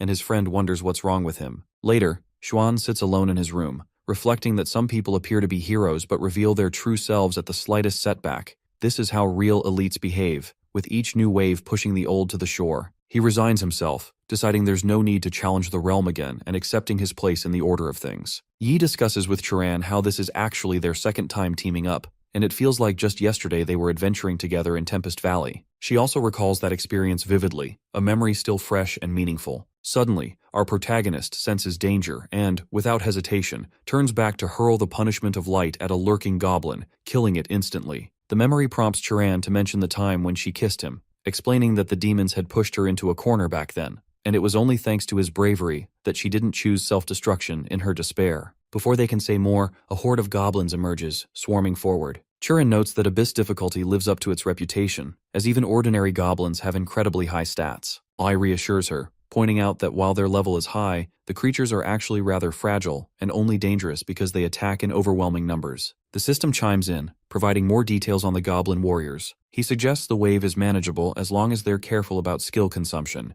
proposing they each defend a side to prevent any from sneaking up behind them. Chiran agrees. With coordinated teamwork, Yi employs his gift of God, while his partner uses her gift of protection alongside her weapon of blessing. As the monsters close in, our boy announces he will take the first wave and swings his warhammer, crushing many of them with powerful sweeping blows. When it's her turn, she unleashes her dark slash technique, cleaving through goblins with precision. The system congratulates her for defeating the horde and awards points, then does the same for Yi, who responds with a nod. Suddenly, the system issues a warning about the imminent appearance of the Goblin King, displaying detailed stats and abilities. The massive creature bursts onto the scene, his voice booming as he commands them to prepare for death and retribution for his people's suffering. Chiran, feeling the pressure, asks Yi how he managed to clear the Abyss level before, knowing Abyss bosses aren't easy prey. He explains that the Goblin King looks intimidating but actually has weak spell resistance, and she should be able to defeat it with a strong spell-based attack. Eager to take the lead, Chiran prepares her strongest spell, wondering if she should attempt the demonic power of her succubus bloodline. The system offers her information about the demonic blade's qualities, helping her strategize. She leaps into the air and attacks, but her effort fails. The Goblin King laughs, taunting her by saying that the demonic energy in her strike has only fueled his strength, elevating him to a new level. Without warning, he unleashes a ground-shattering shockwave at them. Chiran reassures Yi that she's unharmed, but blames herself for failing to control the demonic power, inadvertently strengthening the enemy by letting him absorb it. Yi tells her not to worry and decides to see if his old tactics still work. He hurls Punishment of Light at the monster, but this time the skill proves far less effective. Its spell resistance has improved drastically. The young warrior tells her this fight may be tricky, and if he can't defeat the boss, she should crush the Abyss Stone and escape without hesitation, reminding her that a realm challenge isn't worth risking herself over. Yi attacks with his light chains, but the Goblin King effortlessly shatters them. At that tense moment, Chiran's inner demon appears, chiding her for being too weak. The demon tells her that if she could fully master the demonic power in her succubus bloodline, Brother Yi wouldn't be in such danger, and that it's time to release her true strength. While our protagonist struggles to restrain the Goblin King, determined not to let his companion be put in danger, he activates his angel physique. The monster, wielding his hammer, lands a crushing blow that sends Yi to the ground. When he looks up, he is astonished to see Chiran transformed. She has embraced her demon form, radiating immense power, and the Goblin King recoils in shock. She declares that this is her royal power and confidently tells him to let her finish the fight. The beast is bewildered, unable to absorb her demonic energy as before, and instead feeling it eat away at his own strength. Sharan, now fully in control, taunts him, assuring the foe that what he's experiencing is just the appetizer. The Goblin King, desperate, demands more demonic power, but she unleashes a devastating magical spell, shouting for him to die. The power of her spell is so overwhelming that even Yi finds it difficult to witness, blinded by its intensity. The system congratulates Miss Chu for defeating the boss Goblin King, announcing that she has earned 15 free stat points, 15 skill points, and a trove of additional rewards. After finishing off the monsters, she turns back to Yi, breathless, and tells him she finally managed to kill the monstrous foe. Our protagonist, still wary, quickly withdraws his hand and asks if she is truly Chu. As she regains her composure, her consciousness slowly returns. After a few seconds, she reverts to her original form and explains that everything that happened just now was because of the demonic power in her succubus bloodline, something she still struggles to control. Yi, seeing her exhaustion, suggests they team up and tackle the abyss-level realm a few more times together, but she is tired and encourages him instead, saying she believes he will soon be able to solo the abyss-level realm,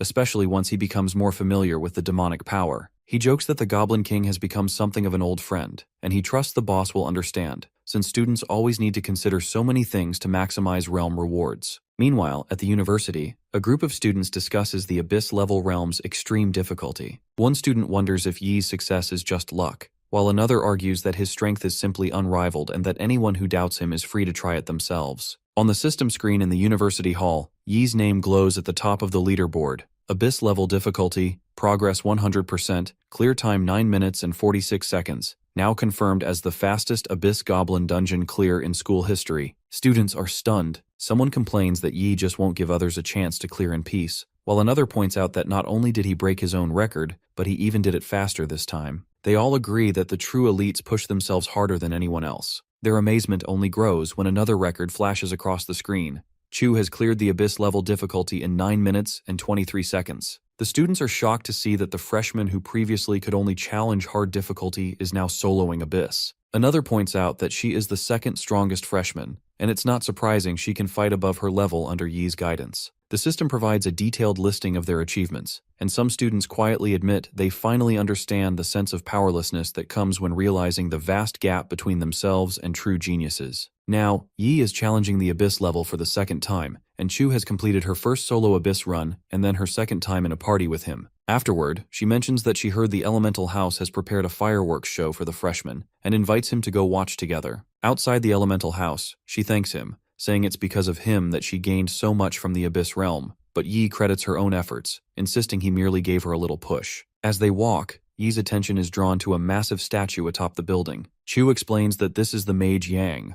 honored as the protective deity because he once single-handedly defended against several otherworld legions. His heroic deeds became legendary, but in his final battle, a demon lord attacked him from behind, resulting in his ultimate sacrifice. His soul was wiped out, beyond resurrection. Yi admits his knowledge of history is limited and asks her to tell him about the Dark Ages. She responds affirmatively, explaining that any discussion of the Dark Ages must begin with the Golden Age 80 years ago, in the year 2544. During that period, many talented classes emerged, earning it the title of the Golden Age. Legendary heroes such as the Tempest Sword Saint Chang Ping and the Heat Blade Saint Li appeared and are still fighting on the front lines today. However, when humanity was finally hopeful and ready to strike back at the Otherworld, the Dark Age suddenly descended, marking the most intense invasion of otherworld creatures ever seen. The elites of the Golden Age sacrificed everything in those battles. After 30 years of relentless war and the loss of millions of heroes, peace was finally restored, a peace now threatened by a new wave of invasions. Chu confides that she hopes her fears are wrong, but she cannot shake the sense of foreboding. Yi comforts her, suggesting that this time the influx of otherworld creatures likely slipped through from mid-sized dimension cracks. They are not as powerful as those from the past, and even if darkness descends again, it will be the otherworld creatures who are unfortunate this time. As he finishes reassuring her, the fireworks show begins, lighting up the night with color. Later, Yi is traveling on a train, feeling grateful that he now has the frozen pill, which will resolve Yun's illness once and for all. At his mansion, Yun nervously asks Qing why her brother is not back yet. Qing assures her not to worry, explaining that he called and will be home soon. Just then, the door opens and Yi enters, announcing his return. Yun runs up and hugs him tightly, joyfully welcoming him home, and confirms she has been taking her medicine as promised. Qing is overjoyed to see Yi return home and immediately asks how long he plans to stay this time. He tells her he'll be home for 3 or 4 days, explaining that his main purpose is to complete Yun's final treatment. The younger sister, always eager, asks if her big brother brought her any gifts. With a smile, our protagonist assures her he did. He presents her with a special reward from the Abyss-level realm,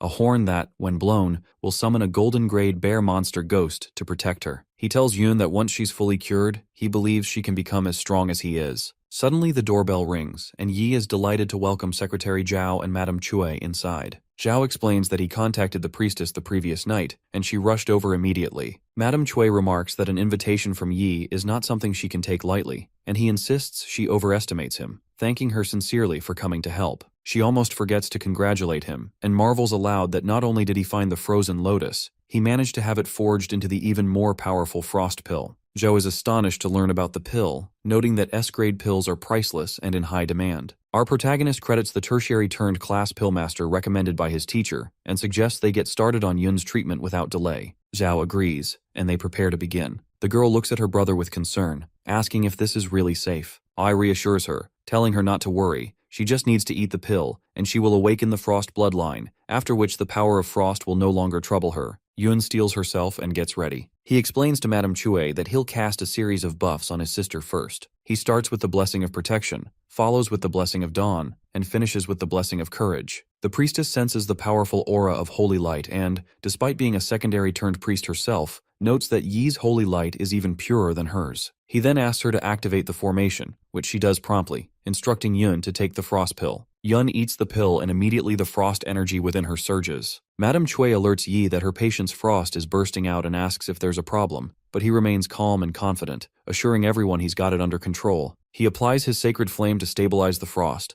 quickly mastering the frozen energy and noting that for him, it's a simple task. The young man predicts that, after this first pill, this will be the last frost burst Yun will ever experience. Madame Cui agrees, explaining that the hardest step is now complete. They just need to be patient as the awakening finishes. Soon, the girl is surrounded by swirling energy, and as she regains consciousness, she opens her covered eye, releasing the form of an ice dragon. The priestess observes that the power is extraordinarily pure, confirming that Yun's frost bloodline is now fully activated. Wei encourages his sister to check her status for any changes. She tells him she can now fully control the ice element, and believes her bloodline talent allows her to manipulate ice at will. He beams with pride, explaining that most bloodline awakenings don't grant such talents, but her case is rare and special, a true first bloodline awakening. Yun asks if it's possible to gain more talents as she continues to develop her bloodline, and he wonders if perhaps their ancestors included a powerful frost class, given the immense benefits both siblings have received. Even so, he suspects their family may have fallen into obscurity over the years. To be sure everything is well, Yi asks Madame Cui to conduct a thorough check on Yun, and she readily agrees.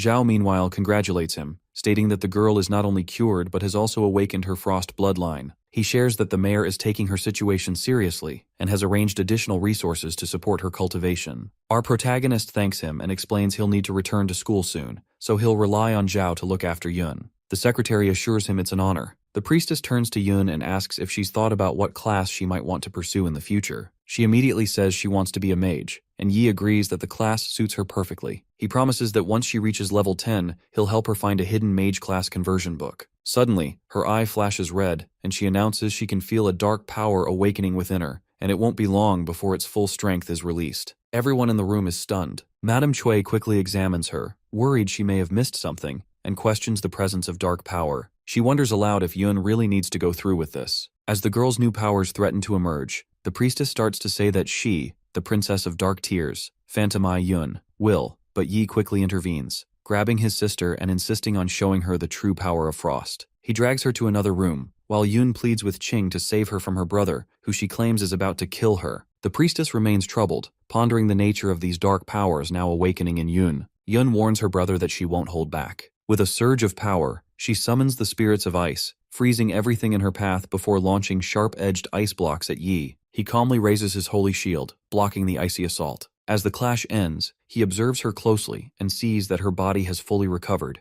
Now, they can finally set up her cultivation schedule. She returns to her normal self, briefly worrying that her frost is acting up again and thinking she won't be able to cultivate with him. Quickly, Yun reassures her brother that she's fine and it was just a false alarm. To lighten the mood, our protagonist brings out his pet Gray, using magic, and introduces Gray as his newly contracted magic pet. He tells his sister that the creature will keep her company over the next few days, and teases that she shouldn't blame him if Gray outperforms her. Delighted, Yun hugs the little beast and promises she'll cultivate hard with Gray by her side. She then invites it to come closer, and together they sign the contract of darkness to become companions. Yai is relieved, feeling confident that he can now return to school without any worries about her well-being. Later, as he walks at night, Yi thanks Gray for all its hard work over the past few days. Suddenly, Miss May appears, having teleported to his location. He is surprised by her sudden arrival and wonders what brings her here. Mai explains that the National Freshman Exchange competition is beginning soon, and that the team match requires 5 people per team. As the first-place winner of their freshman competition,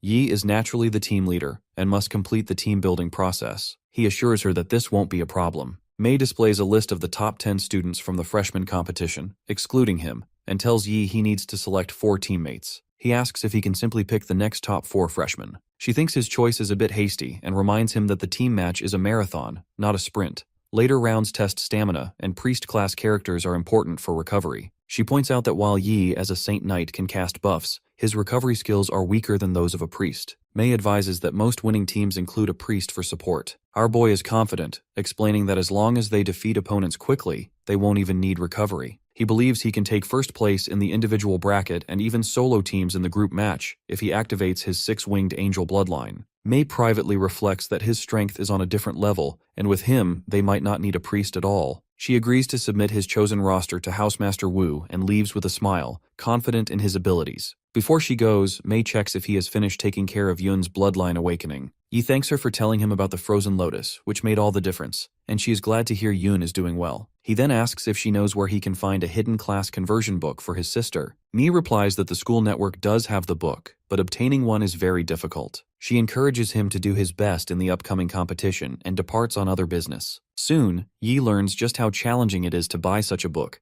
His research reveals even the cheapest hidden class conversion book costs 20,000 points. Though it may take time, he resolves to achieve this goal for Yun within the next 6 months. He checks his new system mission, thinking about how the rewards from his last 2 achievement missions have greatly strengthened him. Meanwhile, in the university meeting room, the Housemasters convene to discuss the team match. War Housemaster Wu presents Yi's team roster to the others, listing all the team members. An old housemaster questions why there isn't a priest on the team, and another worries that the lack of healing support makes the team too risky. However, an experienced elder argues that Yi's abilities more than compensate. After witnessing his bloodline forging, he's convinced that Yi alone can replace the role of a priest. He adds that the young knight provides buffs, has outstanding defense, and powerful attack skills, effectively covering 3 roles in one. A female housemaster voices no objections, noting that fully utilizing Yi's strengths is a sound tactic, while a younger master expresses hope that he will surprise everyone at the exchange competition. Wu concludes the discussion, agreeing to the plan and promising the lady housemaster that he will take care of their training. He notes that while the freshmen may be individually strong, they still need to develop teamwork and cooperation. Wu promises to have Miss May gather them at the warhouse in 3 days for practice. Later, as Yi completes his workout, he receives a message from Mr. Wang, who has arranged a one-on-one class for him. Our protagonist looks forward to it, thinking this will be his first class since becoming a disciple and hoping to learn new skills. He chooses skill points as his reward for the day and reflects on how easy it is to stay ahead of others with the system. Daily missions keep his skill and stat points steadily increasing. At this moment, the headmaster mentions he is personally overseeing Yi's training, and our protagonist is surprised to find himself surrounded by forest wolves. He wonders aloud about their presence and asks his teacher if he needs to drive them away. The master explains that this is the Edge Forest, a private training ground owned by the Tien Guild, an organization he himself founded, so there is nothing to worry about. As Yi surveys the area, he suddenly notices a flying dragon soaring above, its presence sending the wolves into retreat. He marvels at the sight, wondering if there can really be dragons here. His teacher explains that the level 62 legendary grade dragon belongs to Yi's senior brother, serving as a guardian to deter monsters throughout the forest. The master further reveals that this senior is now level 64, even surpassing him in combat ability, which is why he handed the Tien Guild over without hesitation. Yi is astonished to learn his senior brother reached level 64 by the age of 30. The headmaster laughs, admitting he has seen many prodigies over the years, but believes Yi is the most talented by far, encouraging him to work hard and assuring him that he may one day surpass his senior. The teacher then directs our boy's attention to an important lesson, commanding him to watch closely as he demonstrates a special skill, Holy Light and Heart Shield. Yi observes as the master conjures massive light, forming complex diagrams in the air before casting the energy to the ground, utterly obliterating everything in its path. The headmaster declares that this is the first skill he will teach him, Holy Light Heart Shield. He instructs Yi to link his consciousness to the skill book and spend skill points to learn it. Following the instruction, the young knight connects, and the system provides all the details about the A+ grade Holy Light Heart Shield. As he reads, Yi realizes this is a Saint Knight legacy skill and wonders how his teacher came to master Saint Knight techniques as well. The headmaster explains that the Holy Light Heart Shield was created by Yi's grandmaster, who was a tertiary turned Saint Knight. He inherited the skill from his own master and now passes it on to him. The teacher tells Yi he has now learned the skill and asks for a demonstration. Our protagonist nods, focusing on the technique. He gathers his energy and successfully manifests the Holy Light Heart Shield. The master is impressed, noting that achieving this with just a level 1 Holy Light Heart Shield is remarkable. He explains that the skill is especially valuable in team matches, allowing Yi to partition the battlefield and restrict enemy movement. Suddenly, a massive dragon appears nearby.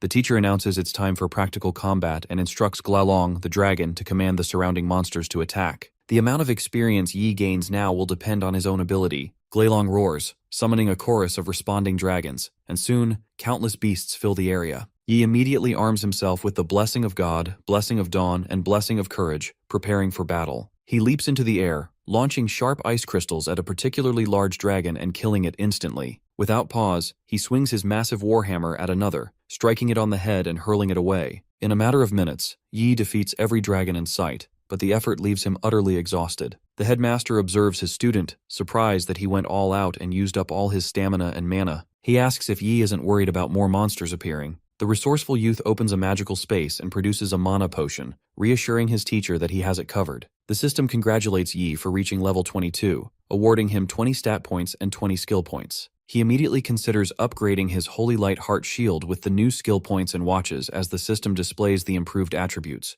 He realizes the shield's power has reached a new peak. The headmaster, watching all of this, remarks that Yi's performance far exceeded his expectations. He anticipated Yi might defeat 100 monsters, but the lad managed to take down nearly 400. The teacher reminds him that since he plans to compete in the exchange competition without a priest, he must remain cool and never falter at crucial moments. Yi assures his master there is no need for concern. With him on the team, first place is as good as theirs. At night in the Tempest Forest rest station, Ju, Wen, Dan, and Lian arrive together. Over the loudspeaker, an announcement blares. The National Freshman Exchange Competition is about to begin, with 218 high schools from across the country participating. The question on everyone's mind is, who will emerge as the ultimate winner? One girl tells her friend that the list of participants for the competition has just been released. Her friend is shocked, double-checking the roster and noting that Sukang University's team features no priest, instead opting for a non-mainstream formation more commonly used by lesser-known schools. Miss Ju and Miss Wen are excited to see that Yi is the team captain, with Chu as vice-captain. Wen laughs while reading the online comments, pointing out posts saying that a team without a priest is doomed to fail. She finds it hilarious, knowing most people underestimate our protagonist's strength. Ju agrees, confident that outsiders have no idea how powerful he really is. At the next table, Lian tells Dan to let the waiter know she'll be covering everyone's order tonight, and she quietly thinks to herself that with Yi on the team, the absence of a priest won't make a difference. The championship is as good as theirs. Meanwhile, at the training ground, the system congratulates our boy for clearing the level 10 combat form in just 6 minutes and 12 seconds. He notes that after reaching level 22, the practice bots in the training room have become far too easy, and the training effects are diminishing. He decides he'll need Miss May's help to arrange something more challenging. Calling her, he learns that Housemaster Wu is starting his special training today and is instructed to gather at the Warhouse Court immediately. As morning arrives, students are buzzing with anticipation for the National Freshman Exchange Competition. One says that he was so excited he couldn't sleep last night, and another agrees, saying he's eager for battle. Their school has won the competition 4 years in a row, and a third student nervously wonders what will happen if they fail to secure first place this year. Their teacher reassures them, saying that with Yi's strength, victory is all but certain. In the main hall, students and teachers gather in anticipation. As our protagonist enters, Song is delighted to see him, and Chu tells him everyone's been waiting. He apologizes to Housemaster Wu and Miss May for being late. Master Wu reassures him there's no problem and asks him to introduce his new teammates. Yai introduces level 18 warrior Wei Tai, who thanks him for the invitation, and level 18 mage Tang, whose rapid progress under Headmaster Wang's guidance surprises even Chu. He explains that Tang made significant improvements with their master's help. Master Wu calls everyone to attention, reminding them that time is short and he'll be brief. He'll be their trainer to prepare them for the team match, individual match, and survival match in the National Freshman Exchange Competition. Today's focus will be on their teamwork and combat coordination. Later, they will enter the Abyss-level Goblin Dungeon realm as a party, with the school covering all point expenses. Tang realizes now why Miss May urged her and Wei to reach level 18. With their strength pooled together, she feels confident they'll be able to dominate the Abyss-level realm, especially with Yi leading, who could likely solo it himself. Inside the Abyss-level Goblin Dungeon realm, Yi calls everyone together. He reminds them that this is their first time working together as a full party, so he'll take the lead with tactics. The team unanimously agrees to follow his direction. He assigns Wei to defense and aggro control, Chu and Tang to physical and magic damage rolls, while Song and our protagonist will handle finishing blows and support. As they finalize their plan, a horde of goblins surges toward them. Wei charges in first, noticing her skill effects are 40% stronger than before, and asking if this is due to the captain's support. Yi unleashes the gift of God, Blessing of Dawn, Blessing of Protection, and Blessing of Courage in rapid succession. Tang is amazed by his casting speed, realizing he can cast 3 buffs in less than a second,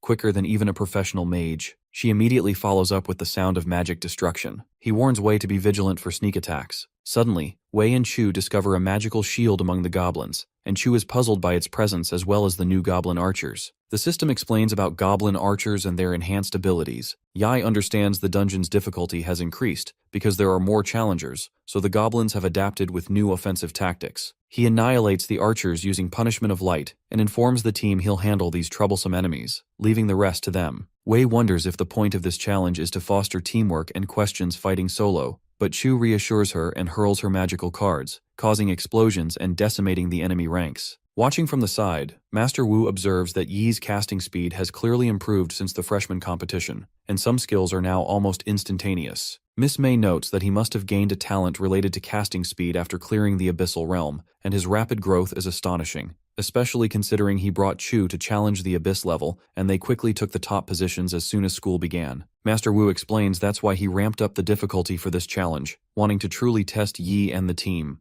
Chu goes ahead with her Shadow Slash, and her companions fight with their own techniques. Teishi, thanks to Yi's buff which doubles her power, and in no time, they manage to defeat all the goblins. Our boy reminds them it was just a warm-up and now they'll face something real, the boss battle. They all praise Yi while he stands there, thinking they're putting up the flags. They reach the gate where Yi feels something is off, but they enter anyway. Inside, the legendary grade level 22 boss welcomes them with mockery. The boss admits he was expecting them and casts a fireball in no time. Tang watches in awe, almost getting hurt, but her companion protects her in time. Teishi's shield breaks. Even after her power was doubled, she couldn't hold on. The boss admits he was preparing for this moment long ago, but Yi steps ahead with the power of frost this time. The others ask him to be careful, as he admits the boss's strength is greater than the one he defeated before. Song steps ahead to lead, but her attacks fail, leaving her staring in awe. They all charge at once in their own ways, but nothing works on the enemy. The boss declares he will end it all as he attacks with a purple beam of light. He steps forward and scatters it. When his team asks to try again, he informs them that the boss is too much for them to handle. He asks them to leave the rest to him as he activates the Eye of True Sight. Yi instantly analyzes the enemy and decides to use his S+ grade bloodline secret to multiply his own stats. He knows the target is a special test from Housemaster Wu and decides to show his true power, the Angel's Divine Physique. Miss Su worries about the difficulty, but Housemaster Wu explains their current strength is extraordinary, though other universities have their own talents. He informs them that in an exchange competition, Wingjing University will be their opponents, so cruelty is needed. The boss mocks Yi, making him unleash the Shining Pulse. The enemy curses, using his own attack. The purple and blue light scatters all around as their powers meet. Yi's team shields themselves as one questions if it's the captain's true power. Song asks Chu if our boy has used his true power before, and the reply confirms it's the first time. The boss keeps cursing and mocking as our boy uses the holy chain, which binds the enemy all over. He then uses the Spear of Victory, unleashing golden energy and declaring their sides have changed. With the light flame storm, fire engulfs the boss as he roars. Yi's eyes glow golden. He charges forward, using lightning binding this time. The boss realizes our boy wasn't using his true power. His eyes glow red as he apologizes to Yi for not being fun enough. Our boy agrees, admitting he planned to use the six-winged angel form, but will save it for later. With his last attack, he sends off the enemy while the Housemaster watches, admitting Yi is too powerful. He asks Miss Su for the training data of our boy from the field, and she gives him all the information. She informs him how Yi quickly completed the level 10 combat, admitting it's good our boy can directly prove his strength. The system clears their victory, and they start receiving rewards. They all gain experience, while our boy gains stat and skill points too. Chu comes to check on Yi, but he assures her he is all good, and suggests checking the rewards the boss dropped. They receive a staff, shield, and ring of magic flame. Since keeping these requires a high level, they decide to try the weapons in action and convert them into points. When the team hesitates to share them equally, Yi tells them it's for the upcoming exchange competition. They all agree, vowing not to let down the school's honor. The team stands confidently as Housemaster Wu praises their performance with applause. He admits he is surprised by Yi's performance, questioning him about taking first place in the exchange competition. Our boy replies confidently, and Housemaster Wu says that confidence is needed. Miss Su explains that in the earlier matches, they will have Yi play a support role in order to conceal his true strength. She adds that at the right time, our boy will go out, overwhelm the opponent, and increase the chances of victory. Housemaster Wu says that they still need more practice, and Miss Su agrees, saying their teamwork needs improvement. They decide to begin specialized training for their weaknesses starting tomorrow and ask the team to rest. They mention disciplinary measures, but refuse to talk about them for now and leave. He tells his team that they'll train hard for the exchange competition, and they cheerfully agree. Outside, some guys chatter about the Nightmare Goblin, admitting how hard it is to defeat. Tang and Taishi pass by talking about the Abyss level challenge. The guys overhear their conversation as Tang asks about the captain's manageable buffs. Yi walks with his companions as one guy questions who they are for turning the Abyss into a speedrunning game. He is shocked to hear that they're the ones representing the school in the exchange competition. The guy also learns that Yi is the one who took first place in the clearing ranking. The team enters the realm only to be attacked by the boss, but Taishi manages to block his attack. She has enough strength to defend against the attack, but the boss mocks her with harsh words. Yi steps ahead, disarming the enemy with a single punch. He praises Taishi for blocking the attack on her own, while the other companions step ahead to fight. They have all gained more power and strength. The team leans forward, attacking in their own ways, and the last slash from Chu cuts off the enemy's head. Wu confirms they managed to break the 9-minute mark this time, and also informs them that the date of the exchange match is out. He declares he will take them to Qingjing University, the venue of the competition. All of them cheer up at the thought of the match finally starting. Housemaster Wu declares that they'll take everyone through the exclusive teleportation point of the school to ensure their safety. He says they'll head directly to the exchange competition at Qingjing University. As they arrive, the headmaster and others are already present. The headmaster thanks Wu for his hard work and says he's hoping for a 5th consecutive win after winning 4 times in a row. Yi's team stands nearby as the headmaster tells Zhou to activate the teleportation formation. The teleportation activates, blue energy scattering everywhere, and in no time, they all reach Qingjing University. Miss Su thanks Zhou for his casting since traveling over 2 million kilometers would have taken them several days. Chung Yong-chun, a tertiary awakened mechanist, steps forward. Chung welcomes them all to the university, saying it's an honor to see them here. Wu and Chung exchange some words about their students and declare they will test their mettle in the competition.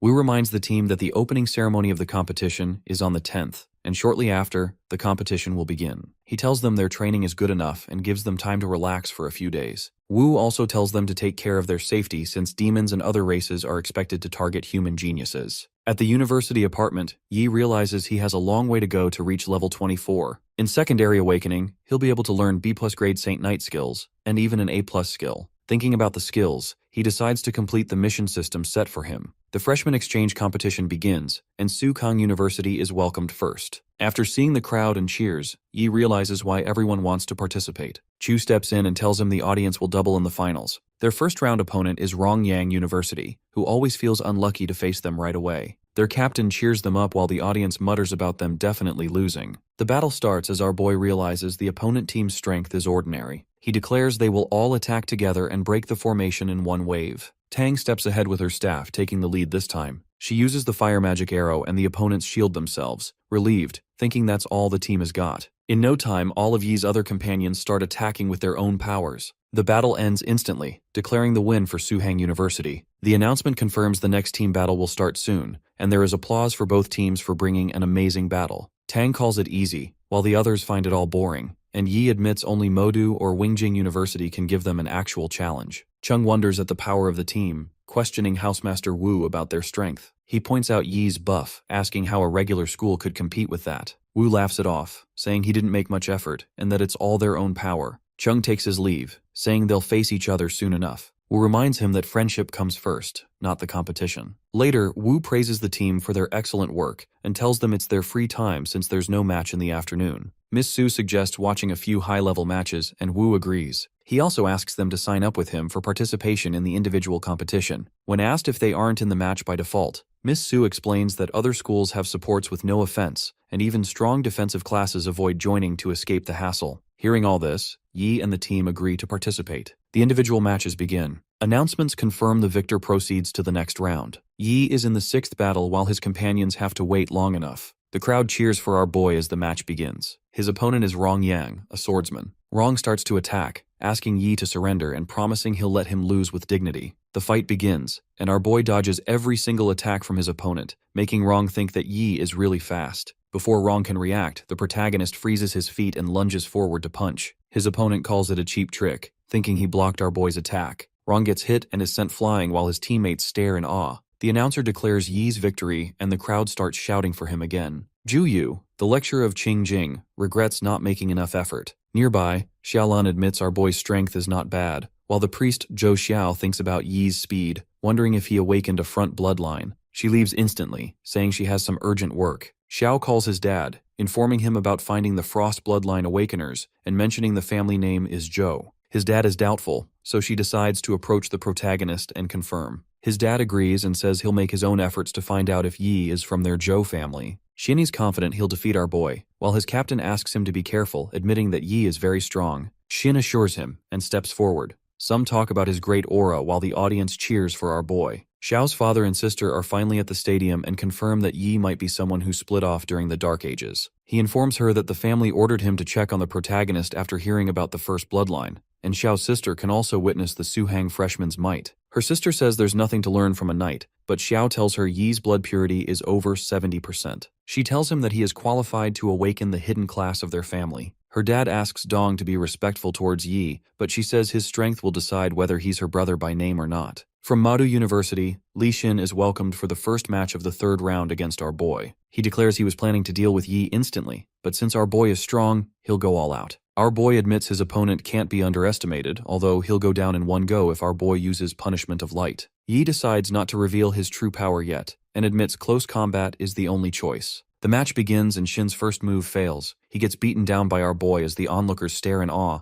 Our boy then uses consecutive holy punches as Xin struggles to escape such vicious waves of attacks. The last punch makes Xin surrender, and the announcement confirms Yi's victory. Our boy apologizes for not holding back his strength because the opponent surrendered too late. He uses a healing spell and leaves the rest to the doctors. The nurse confirms Xin's wounds will take a few days to heal, marveling at Yi's power. Xiao sits with her family, admitting Yi surpasses the geniuses of their family. Looking at his strength, her dad confirms there was a hidden class within the bloodline that increases strength. Dong seems convinced by Yi's strength, and her dad asks Xiao to arrange a meeting with our boy. Zhang Feng from Modu University steps ahead this time, and our boy decides that Chu must be able to win easily against her. Zhang has already decided to go all out, while Chu is thinking about ending it as soon as possible. Chu dashes forward using Shadow Slash, and the opponent is on her knees in no time. The announcement confirms the victory while onlookers still can't believe that Zhang went down so easily. Chu and Yi are chatting about the match when Xiao steps in, declaring she's here because he has awakened the Frost bloodline. She says that with such high purity, he must be someone from their family. Yi looks confused, but his companion confirms it is an ancient family, admitting their strength can't be underestimated. Shu adds that they are awakening the first bloodline, saying because of this desire, they might receive a lot of resources. Xiao confirms it, but our boy asks if she has any proof claiming that he's of the Zhou family. She tells him about her dad and the Examiner Stone, saying if he is able to resonate with the stone, he's indeed from their family. He gives it a try and it reveals his blood purity is over 90%. Xiao asks him to meet her father, and Yi agrees. Before entering the room, Yi thinks about how they didn't show support in his hard times, but now they've come to find him, knowing he awakened the bloodline. Xiao's dad, Zhou Heng, greets our boy and tells him that his father and Heng have the same grandparents. Back to business, he offers Yi a return to the main branch and says they'll help him with tertiary awakening as soon as possible. When asked how he can do it, Heng confirms they've already prepared class changing for these kinds of situations. Yi thinks since his support system is tied to the Saint Knight class, the Zhou family's hidden class is worthless to him. He confirms if he can't receive support unless he changes his class. Heng says once he changes class, he'll receive plenty of resources, but Yi refuses anyway. Heng offers help with reaching level 50 and tertiary awakening within 6 years, but Yi doesn't agree. Heng explains how Saint Knight is just a heavy support while Zhou's hidden class is an absolute damage dealer. Our boy calls him ignorant and declares he'll show what a true Saint Knight can do in tomorrow's match with Qingjing. Yi takes his leave while Xiao shouts at her dad, asking why he didn't try to stop him. Heng confirms they'll approach him again once he witnesses Xiao's strength as Qingjing's damage dealer. When asked why they're making so much effort, Heng explains that the Zhou family rose to power when their ancestor first awakened the Frost bloodline, producing many descendants who even reached tertiary awakening. But during the Dark Ages, their elites vanished in the other world, leaving the family unprotected. Though 5 were later revived, they carried incurable curses that crippled the bloodline. Since then, the chance of awakening the Frost bloodline has dropped to nearly zero. Outwardly strong, the Zhou family is now dangerously fragile. If Yi returns to the main branch, his strength might be comparable to their ancestors with their resources. Heng says that Yi is confident right now, but after facing Team Qingjing he'll realize that only the Zhou family can make him stronger. The next day, the stadium is filled with the audience as people shout in excitement. Dong seems confused about who will win as the announcement of both teams is made. Yi stands with his light warhammer, making Heng question if he didn't use his true strength yesterday since he feels even more powerful than before. The Qingjing team shows up. Li Yuan, the warrior, questions if Yi is taking the place of a damage dealer. Xiaolin the archer and Xiao stand there, not surprised by Yi's decision. The mage Lu Zhou and Wang Xuan, the mechanist, chat together about how our boy's strength isn't enough for a captain. Lai remembers their defeat last year and asks his team to go all out, even if it means wounding or crippling their opponents. Chung questions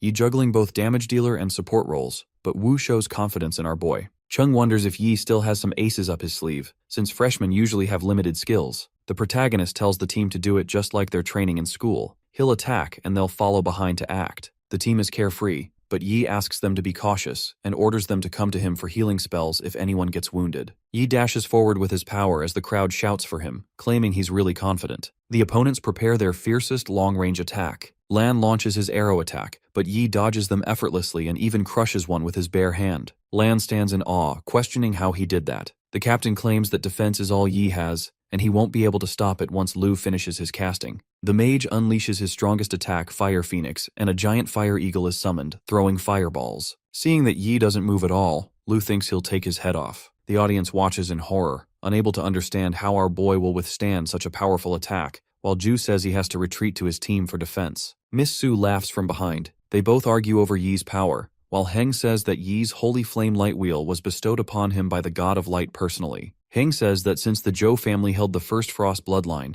many devoutly followed the Frost goddess through them, but after the curse, her blessing vanished as well. Now only God-blessed classes hold true potential, making their offers seem insignificant to Yi. His younger daughter says they are here for nothing, but Heng says there's still hope. The mage stares in awe when fire doesn't damage Yi at all. The captain cheers up Lu and asks him to use other elemental magics. Yuan asks Lan to continue using long-range attacks, declaring they can't let Yi front them easily. Lan does her work while the mage creates a stone shield in front of them. Wei easily defends against the attack, making the attacker believe that he has excellent defense skills. Our boy admits that their trick broke his rhythm, and now he has to use a long-range spell to break the formation. He unleashes the Holy Flame Storm, breaking through the stone shield as the captain of the opponents shouts for a retreat. They dodge and admit that this level of attack could easily eliminate them all immediately. The captain notices that the mage isn't there, realizing he got stuck in the storm. Lu struggles as Yi notices the fire isn't hot enough and declares he has his Fire Phoenix. He attacks again, and the mage gets wounded badly. The captain shouts to heal Lu, declaring he'll handle our boy. The protagonist dashes forward, attacking again while Yuan faces him. He thinks he can block the attack, but his shield goes flying and he gets damaged. Realizing Yi's strength is actually terrifying, Yuan admits he's not weak either and uses his Rage Slash, but Yi blocks that easily, leaving him startled. Yuan still rushes forward, refusing to hold back until he proves himself. As they fight, our boy admits Yuan is the first one directly contesting him in strength. Mocking him, Yi charges again and almost hurts the opponent, but suddenly a robot appears. It even breaks the light projection in a single stab, but Yi manages to shatter the robot anyway. The captain thanks Wang for saving him, and Wang replies that he has to step ahead. He asks Yuan to handle the rest and leave Yi to him. Wang charges with the model GX100BE and other robots of levels 21 and 22. Yi notices that Wang himself is level 19, but the robots are higher levels. Wu sits next to Chung, who informs him that Wang possesses the S+ grade talent Mechanical Heart, allowing him to create machines higher than his own level. Wu admits that the victor of this match depends on those two. Yi stands with his weapon, ready to test the strength of the swarm tactic. Wang charges forward with his robot army, attacking all at once, but Yi manages to block the attack. He then uses the Holy Cross. The golden energy scatters all around, breaking apart the robots. The opponent stares as his robots break into pieces, even after using the fireproof body. He merges all his remaining robots, convinced that Yi's mana will run out. The protagonist's companions comment as well, admitting the opponents will never know our boy is specialized in fighting swarms. Yi unleashes the Holy Storm again, making Wang shout for a retreat. The system informs 74 robot connections are lost. Wang has lost a third of his robots. He admits that the swarm can't do anything and decides to use his final trump card, HX Judgment. He asks it to combine as its field size limit detects and defense emergency increases. The onlookers stare in awe as the giant robot of level 23 shows up. A woman appears with the captain, admitting the new freshmen are all monsters. When Yuan says they'll lose, Chu dashes forward with her sword, declaring they'll win. Wang shouts to Yi to witness the judgment's power as countless missiles are launched. Our boy dodges every single one while the opponent shouts there's nowhere to go. Our boy slashes, but the impact cracks the ground, leaving the robot untouched. Our boy dodges the oncoming attacks while Wang mocks him, questioning if running is all he knows. Yi finally decides to fight head-on while Wang still mocks him in his head, calling him weak. In no time, our boy charges forward, golden energy spreading as he uses God Hand. The robot system hypes up. The shield's energy is being absorbed, initiating emergency backup. Each match monitor drone is powered by a powerful light magic stone, which they can use to repair the shield. Chu is with her companions when she suddenly notices something and shouts for a retreat. The mage chases her, but Yuan stops him, saying something is wrong and the power is abnormal. A giant golden hand tears through the sky, terrifying the onlookers and Wang. He recognizes the presence that only S-Class can project, thinking it's a tier above his A+ grade HX Judgment. The difference is huge. Wang shouts it's just a divine skill and he can't lose, admitting he can't be afraid even before fighting. He fights back, slashing uncountable times, thinking it worked. But the giant hand takes it all and slams the robot down, leaving an imprint of its presence on the ground. The opponents whisper their defeat while Wang calls out Yi's name, all wounded. The crowd cheers while Chung admits Suhang won't go down easily, although he thought they'd win this time. He calls Yi super powerful and an all-rounder. Cheng admits that in his whole career, he hasn't seen a genius like Yi, making Wu feel proud. The team chatters about the match, admitting they couldn't win without our boy. From afar, a woman sees Yi's performance and admits she wants someone like him in the Tianyu Guild. The priest team surrounds Wang, casting healing spells as someone shouts for them not to stop. The secondary priest team is called for healing while they mutter about how heavy-handed Yi is.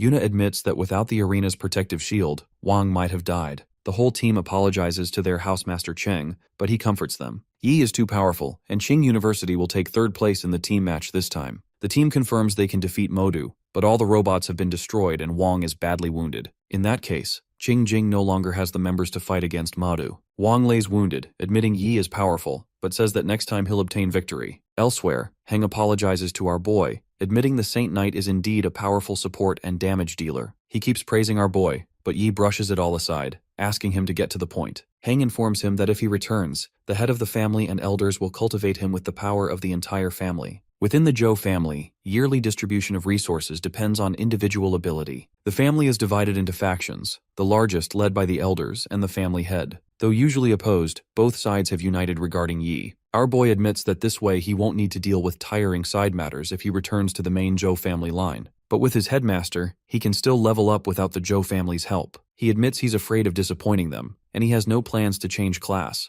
though inside, he thinks that he still has the system. Heng goes all depressed, thinking there's no home for his family to rise. But our boy says he knows someone who can consider the Zhou family's hidden class. Heng informs him it also requires a specific purity level. Regular Frost bloodline isn't enough. Our boy confirms that his sister's purity is 3 times higher than Heng himself. Hearing this, Heng brightens up and says that she can pick any of the 3 hidden Frost classes. Yi asks him not to get all excited, as he needs to ask his sister first. He thinks that he can't get much profit from the Zhou family, but his sister is different, and it'll be great if she gets the family's full focus. Later on a video call, Yun gets all excited, saying her brother's performance was amazing. Brushing everything aside, Yi tells her about them belonging to the Zhou family. He explains the 3 hidden classes, Frost Archer, Frost Swordsman, and Ice Mage, and asks her to choose any of them. Yun chooses Ice Mage, but our boy tells her she needs to spend 3 to 4 years studying in the territory in Tianlan, asking her to be careful. The call ends with them deciding to go to the Tianlan district. At the 4th round of the exchange competition, they will decide the right elites who shall enter the 5th round of the individual matches.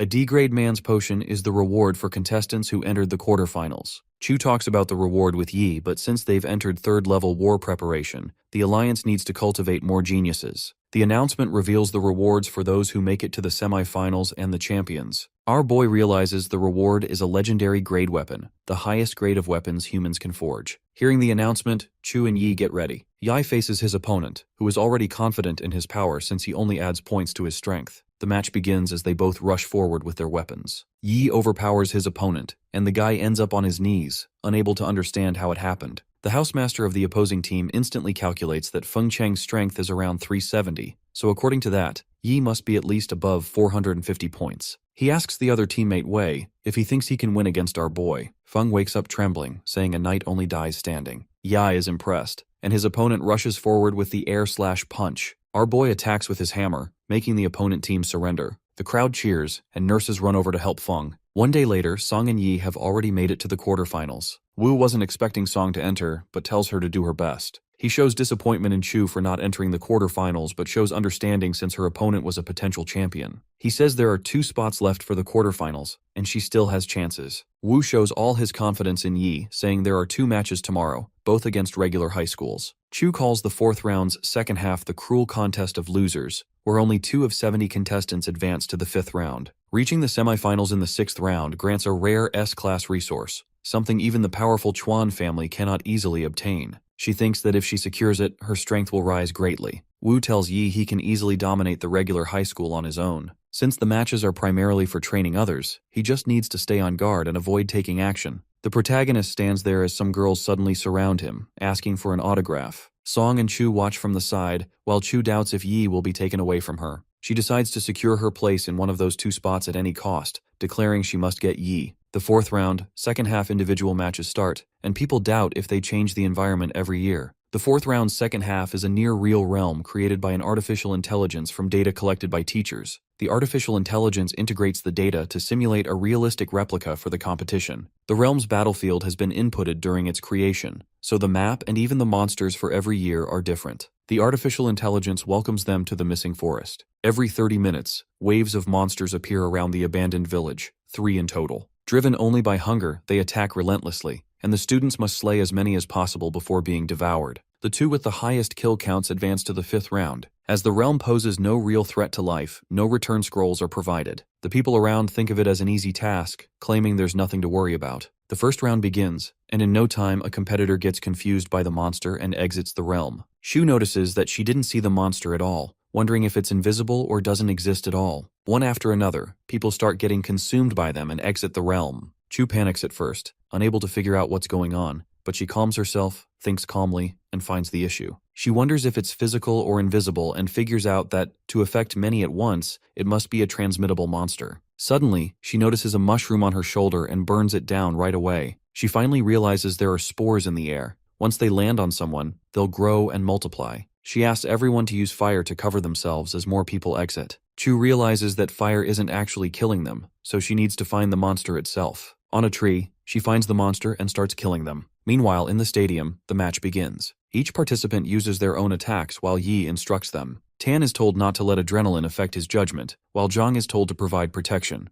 The opponents begin to attack while Yi is busy on his phone, seeing a text from Chu saying she passed. The mage on the opposing team finds it disrespectful and declares he will teach them a lesson. In another moment, the mage lies on the ground while the announcement declares Suhang University's victory. The 4th round's second half has ended, and the 5th round will begin the next morning. To select 4 from 8, the second day afternoon is the 6th round semifinal match between Yi and Wei. A guy announces today's highly anticipated individual match final round. He introduces Yi as someone who became stronger on his own, and Wei as an elite from a top family, with top-tier and special bloodline warriors. People watch live, wondering how the match will go, some claiming it won't be an easy match. A helicopter lands and Suhang University arrives as people start cheering for the team. In no time, Modu University arrives as well, and the housemaster of Modu University greets Wu. Wei arrives, thinking he'll definitely take the championship, while Yi enters with a smile, weapon in hand. The match is about to begin as the elders of the Zhou family and Heng watch it on screen together. The elder questions if our boy will be able to win against Wei, who has been called a genius since childhood. He has received top-tier resources and cultivation from a top family. Heng takes Yi's side, saying his speed of growth is insane and he far surpasses the peak of people his age. Heng adds he has seen the shadow of their ancestors in our boy.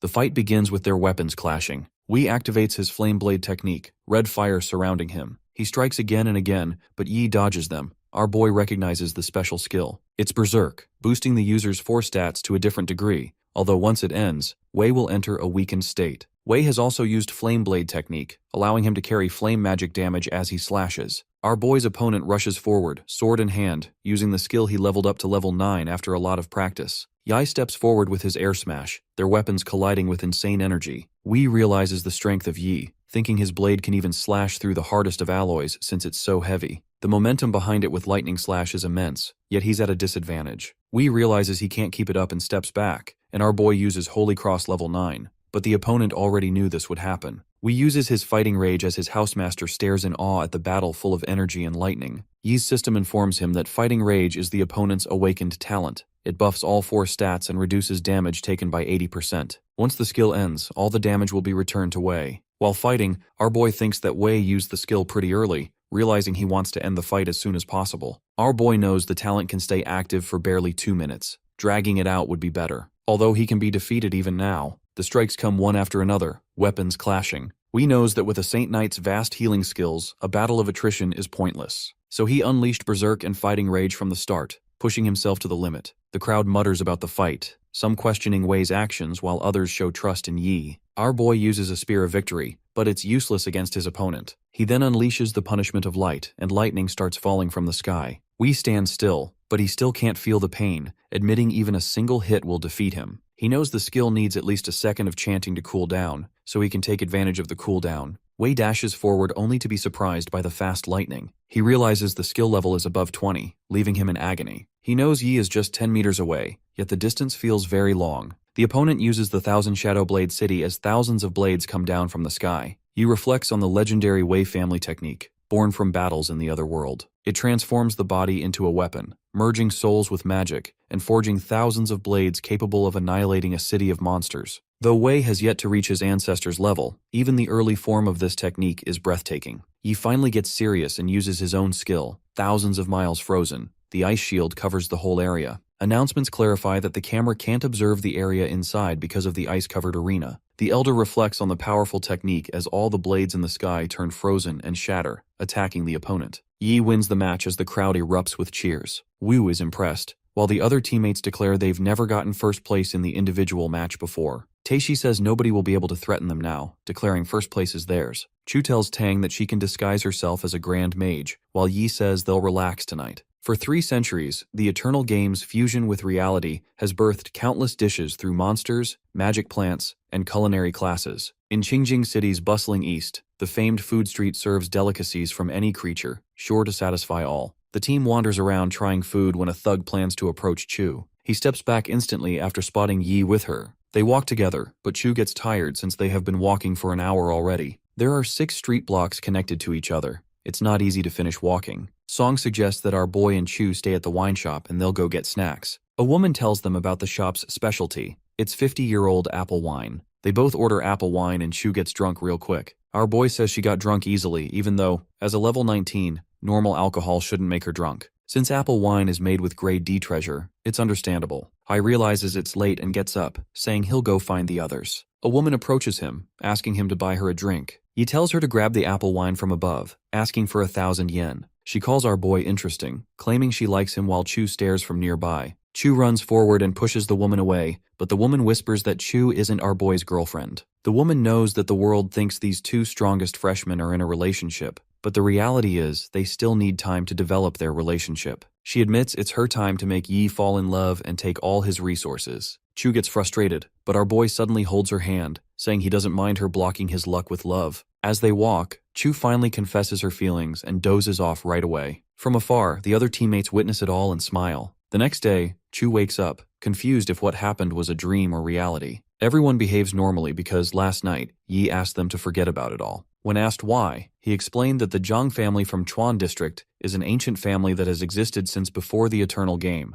They became one of the top families in the country over the centuries. He admitted he has so much that is fake, but it only looks fine on the surface. He doesn't want to trouble Chu. When he has absolute power, they'll face no issues. Back in the present, Wu says 10 high schools compete in the National Freshman Exchange Finals, each facing the other 9 for a total of 45 matches. Rankings are decided by victories. Today is their 9th match, and one more win secures the championship. Meanwhile, Modu Team's housemaster claims Su Jiao, the summoner, will bring great support to the field, asking others to prioritize protecting her. He informs them that Wei is still wounded, and their team has gotten really weak, making it difficult to obtain first place. If they lose, other universities will look down on them, so they need to go all out. They walk together as Su Jiao thinks that the last time they lost was when the captain got all wounded. She remembers that even then, the opponent team was Su Hang. She thinks about recreating the miracle from 7 years ago. At the stadium, before the match begins, the rewards are announced for the top 3 places. The third and stand-ins will receive a set of custom gold grade 3-star equipment according to their levels. The second place will receive a set of custom-made gold grade 4-star equipment. The first place is granted a set of epic grade 2-star equipment. Yi thinks that the legendary set weapon from the individual match is worth more than this. He thinks that a set of equipment includes many things, and every team has 10 members in total, including stand-ins. He comes to the conclusion that 7 epic grade equipment sets are enough to forge 2 legendary grade weapons. Finally, teams are called to the field and asked to take their positions.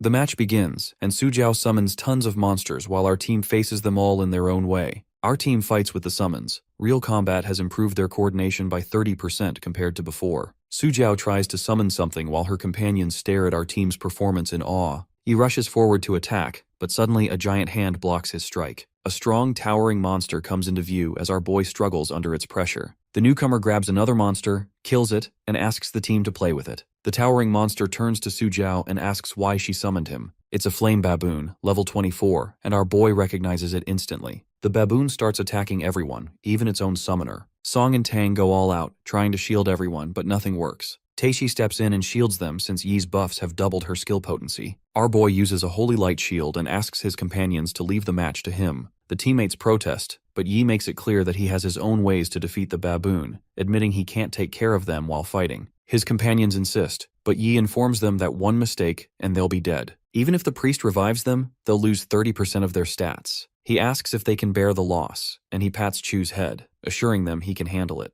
The onlookers stare at the legendary monster while one claims Yi is doomed. Like equipment, monsters are ranked bronze, silver, gold, epic, and legendary. Though of the same level, their strength differs greatly. For instance, a bronze monster's charge is like an E or F class humans, while a legendary monster's charge rivals A or S class. Legendary monsters also have immense resistance, making them nearly unkillable. Even the Goblin King of Su Hang's Abyss is only epic, so the appearance of a legendary monster in the exchange competition is astonishing. Onlookers see all the teammates forfeiting, but Chu stands there with our boy. Chu wishes our boy luck and takes her leave. Wei rushes forward, slashing at the beast and managing to wound it. His appearance changes as he declares he has nothing to worry about since his companions have already left. The Modu team watches from afar, while the beast admits it can sense the unrivaled bloodline within our boy. Flame baboons are legendary from birth, able to dominate territories as soon as they appear. In the baboon's memory, its mother once warned of a few unrivaled bloodline races that must never be provoked. For the first time, the baboon senses such a bloodline from a human. It admits that if not for the human's weakness, it would have fled instantly, even at the cost of being harmed by summoning magic. The beast apologizes as it dashes forward, declaring it will use its full power now. The beast charges forward with its weapon, but Yi sends it flying. The elder of Zhou's family panics and asks to stop the match as Hung runs, claiming he's going to Wu now. Wu stands with other teams' headmasters who are already trying to convince him to stop the match. Heng enters, shouting they can't afford to lose Yi and demands to dismiss the match right away. Wu recalls what his master said about our boy. He said that as long as it's not a legendary beast above level 26, the protagonist can handle it. Wu calculates things and says that the monster is just level 24, 2 levels below 26. He declares that there's no way Yi will lose. They argue while our boy fights the beast. He uses Punishment of Light, making the beast roar in pain. As he uses it again, the enemy shields itself. He thinks that Punishment of Light is currently a grade A, level 14 skill. However, his S+ grade talent boosts his light elements, and all his stats are doubled when he activates Angel Physique. He admits the current skill he's using could easily kill the epic grade Goblin King in the Abyss level realm.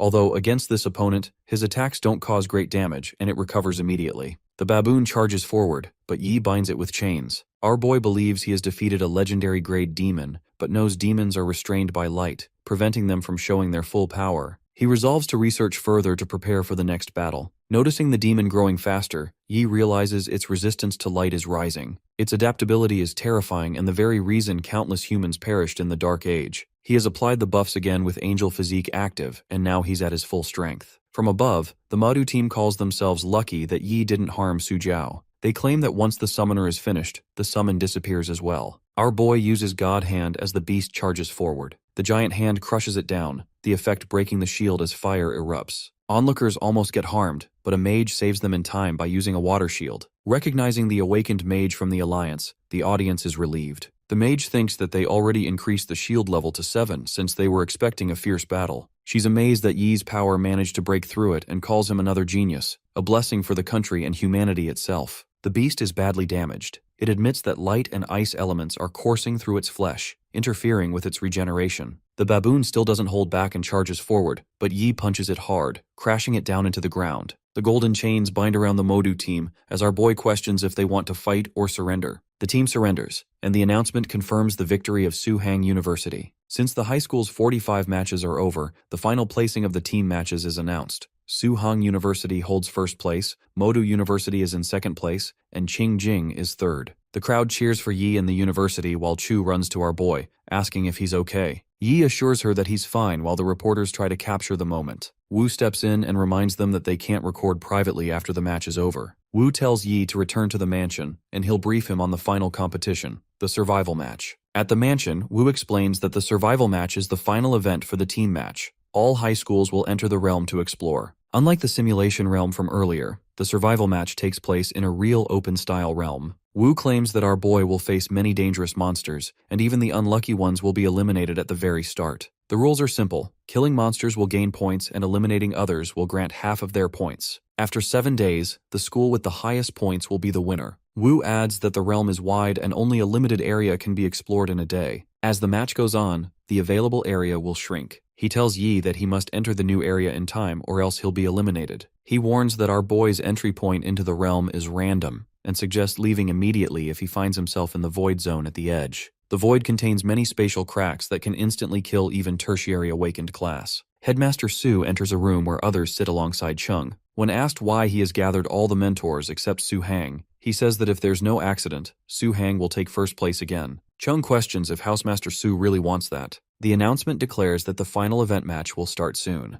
The match will last for 7 days and will be live streamed on every platform. The realm is no ordinary one. It's a historic site of the Beast War, known as the Ruins of Million Beast Shu. The freshmen chatter about the realm as the announcement clarifies that every inch, group, and rock could hide relics or treasure. Only those with brain and brawn will be able to uncover them. When others talk about finding the treasure, a guy thinks that since they can explore the realm, the military would have already searched it thoroughly. They are told to grab their weapons and get ready to face the challenges. The freshmen start to teleport while Yi and Chu stand together. The protagonist and Wei teleport to the same place, making our boy doubt the situation since, even being physically together, it shouldn't have been possible. He decides to take some time searching for them. Wei stops our boy and uses 1,000 steps, running away immediately. Yi calls him stupid since he has 0 points and there's no point in fighting him. Lan feels the presence of a male and attacks instantly, thinking it could be Yi. Wei shouts as he dodges the attack. When asked why he was in such a hurry, he hides the fact that he got nervous and used teleportation skills. He asks if she met anyone from Suhang, but she refuses and says she can scan up to a 10-kilometer radius, only in areas with plants. She admits Wei was the only one to enter her sense range. People watch the live stream, some wondering why Lan and Wei are moving together while others call it a smart move. They know that by the 7th day, the instrument contestants are wearing will reveal everyone's location, and then the real game will begin.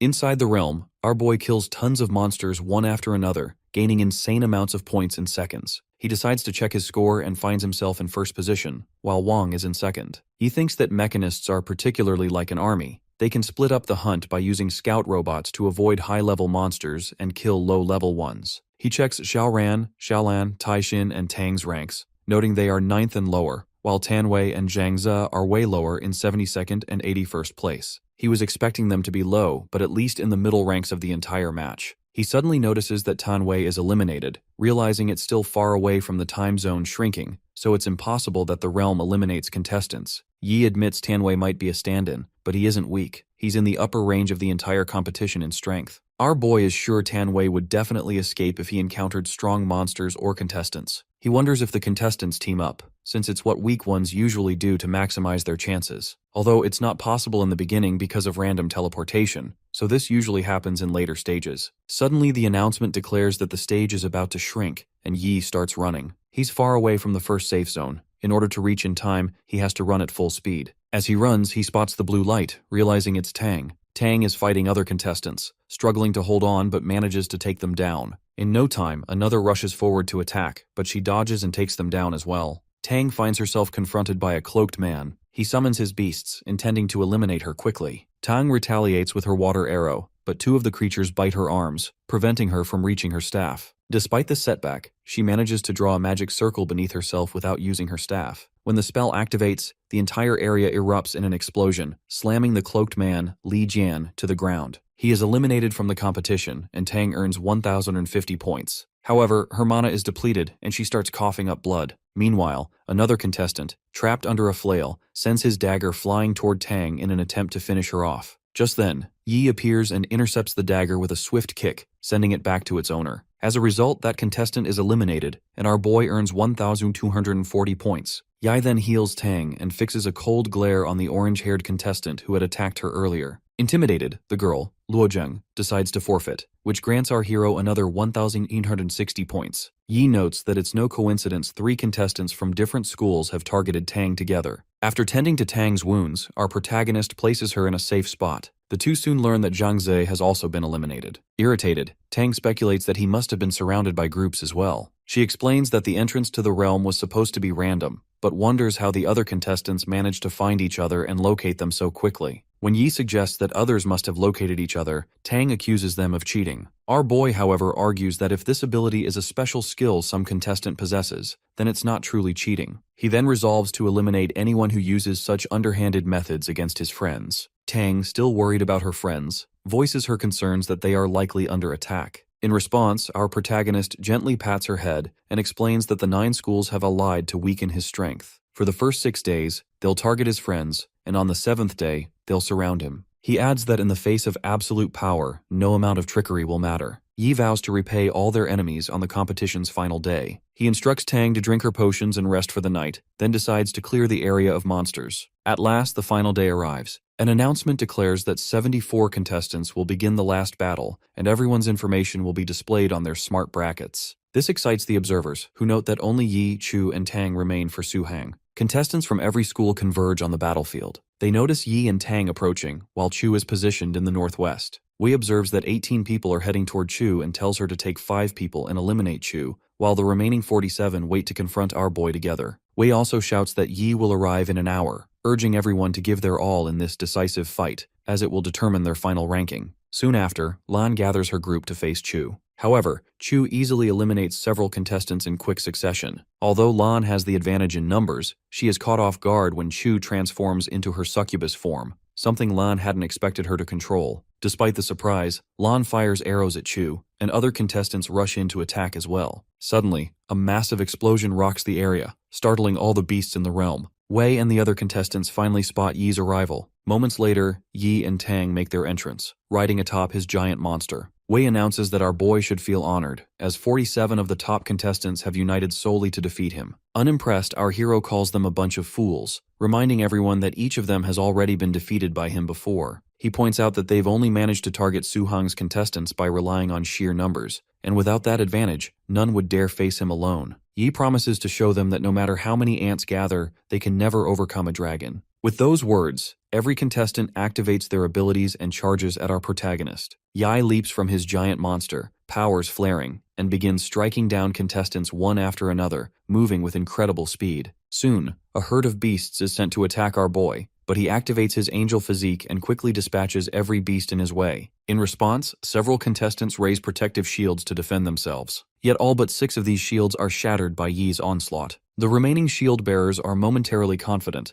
but our protagonist tells them this is just the beginning. He unleashes his god hand, sending contestants scrambling for their lives. Meanwhile, Wang remains aloft in his robot, determined to attempt something despite the odds. He has studied the angle, power, and impact range of Yi's God Hand countless times and believes its force is dispersed. Wang hopes that by gathering all his machines to form a barrier, he might redirect the impact. However, as Yi's God Hand destroys everything in its path, he realizes just how powerless they are. At that moment, Wei launches his flame tornado at our hero, believing that if Yi takes the hit, his back will be exposed to further attacks from behind. Wei reasons that even if they can't defeat our protagonist outright, they might at least injure him. Every contestant unleashes their attacks at once, but Yi responds with the punishment of light, eliminating Wei from the competition. On the other side of the battlefield, Wang reflects that if they had known Yi had become even more powerful, they would never have gathered the 9 schools against him. Resigned and weighed down by the thought of becoming a national laughingstock, Wang decides to surrender.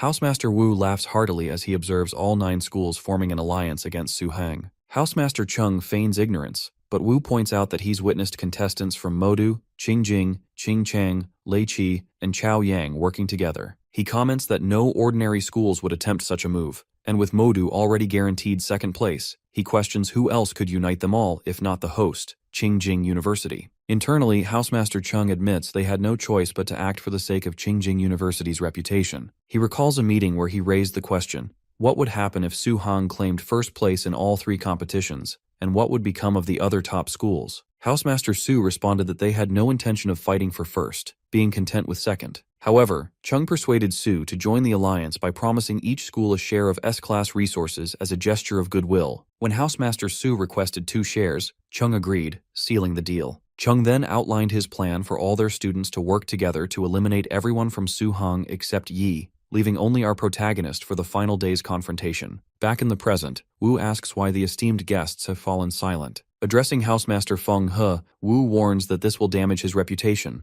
but Feng He calmly replies that cooperation is a standard tactic in competitions of this nature. Wu remarks that schemes like these won't hinder Yi because the truly powerful never fear a challenge. Within the realm, when Wang presses the surrender button, the system notifies him that teleportation is disabled. He's not alone. None of the other contestants can teleport out either. Suddenly, a portal opens behind our boy, and from it emerges a gigantic monster. Watching the screen, Wu wonders aloud why such a creature has appeared. The realm's entrance becomes stuck, and the spatial mage finds herself unable to use magic. Observers begin to panic, worrying that the students inside represent the nation's future, and fearing ridicule if other countries witness this on the broadcast. Suddenly, the livestream cuts out, causing further panic among the spectators. Meanwhile, inside the realm, Wang warns our hero to watch his back. Ai reacts swiftly, attacking behind himself and narrowly avoiding injury. When he swings his hammer, the monster suddenly vanishes. Yi asks Wang if he recognizes the beast, and Wang explains that it's a void beast, an entity said to have been sealed within the secret realm for ages, existing only in ancient tales. Catching one is nearly impossible, as it can move freely through space and shift between real and imaginary forms, even tearing open space to create temporal turbulence.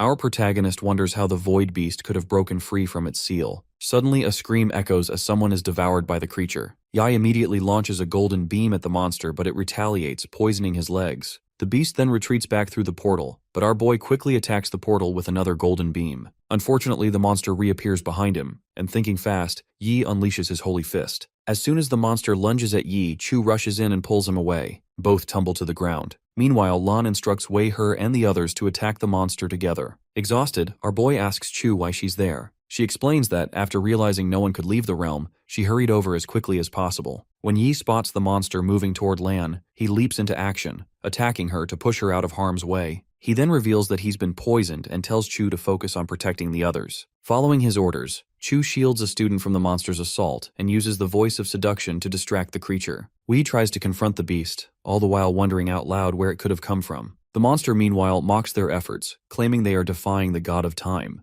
Our protagonist, working to heal himself, observes that as soon as anyone draws near, the creature instantly opens a spatial rift. Even ranged attacks are quickly sensed and countered by the monster. It rampages through the area, attacking everything in its path. Chu manages to rescue another student and hands her off to Tang. Tang seals the student's wound, but the girl begins to panic, crying that they're all doomed. Tang tries to calm her, but the student insists this was never supposed to happen. Pushing for answers, Tang demands to know what she means. Finally, the student reveals the truth just as the others continue battling the monster. Tang is stunned by what she hears, but then she spots Chu trapped in the monster's mouth. Wei reacts instantly, launching an attack at the beast. Unfortunately, the monster retreats into its rift, disappearing along with Chu. Tang explains that the housemaster of Qingchang placed eggs from the space attraction butterfly on the students. When connected to the mother bug, these eggs can track a person over thousands of kilometers, which explains how the contestants found each other so quickly. Wang, however, tries to dismiss it as a mere coincidence. Tang adds that space attraction butterflies are closely linked to the void beast, which is why it appeared,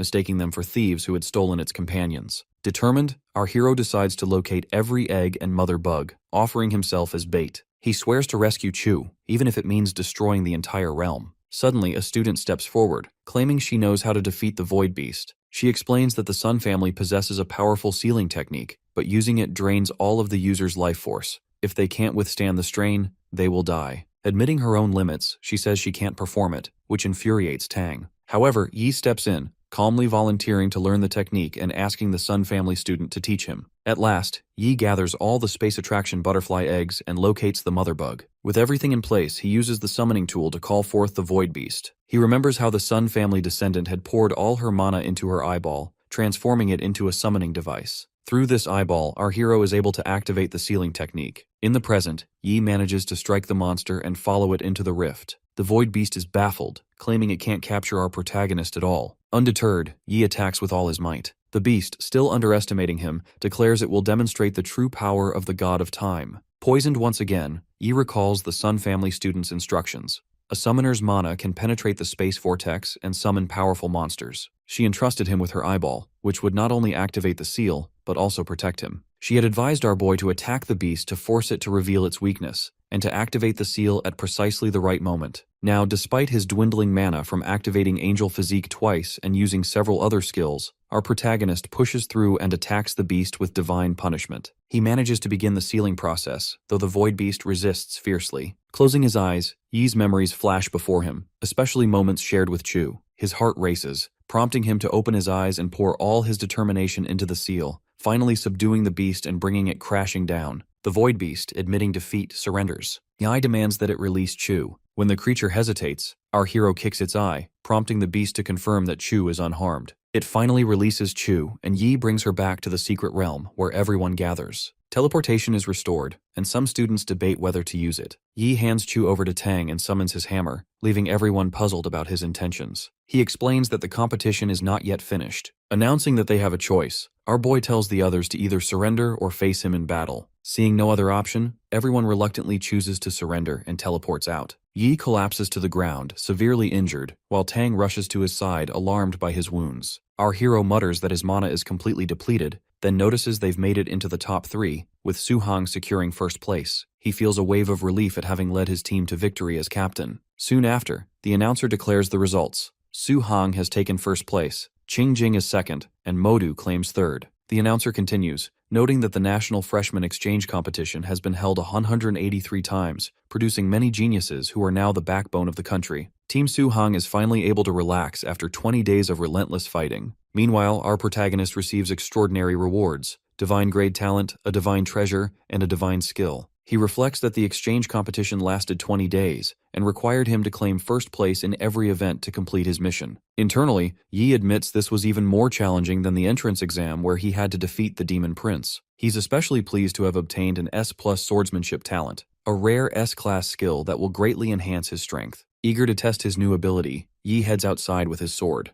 With a simple swing, he unleashes an immense amount of damage. Our boy quickly realizes that Divine Sword Heart has improved his other abilities as well, and finds it even sharper than Weapon Blessing. While most people must train endlessly to acquire Sword Aura, he's gained it instantly. He notes that his Blade Flash skill reaches an impressive 18 even at just level 1, promising even greater power as it improves. Inspired, he decides to spar with a master swordsman. Almost on cue, Chu appears before him, sword in hand. Our protagonist recalls that Chu is the heir to the Zhang family, having trained with a sword since she was 3, and earning the title of Genius Swordsman after years of practice. Now she stands confidently, ready to test her skills. Wei encourages her to go all out, and Chu charges at full speed. She strikes, but he parries with his own blade. Using Blade Flash, our boy launches an attack. Chu instantly senses his sword aura and marvels at how he's reached such a level with his incredible talent. She counters with the Shadow Demon Sword technique. Watching from a distance, Housemaster Wu is amazed by Yi's swordsmanship. His moves are broad and powerful, while Chu's are quick and unpredictable. Wu notes that Chu can hold her own against our hero, thanks to her vast array of advanced sword techniques. Finally, with a decisive strike, Yi disarms Chu, her sword landing in his hand.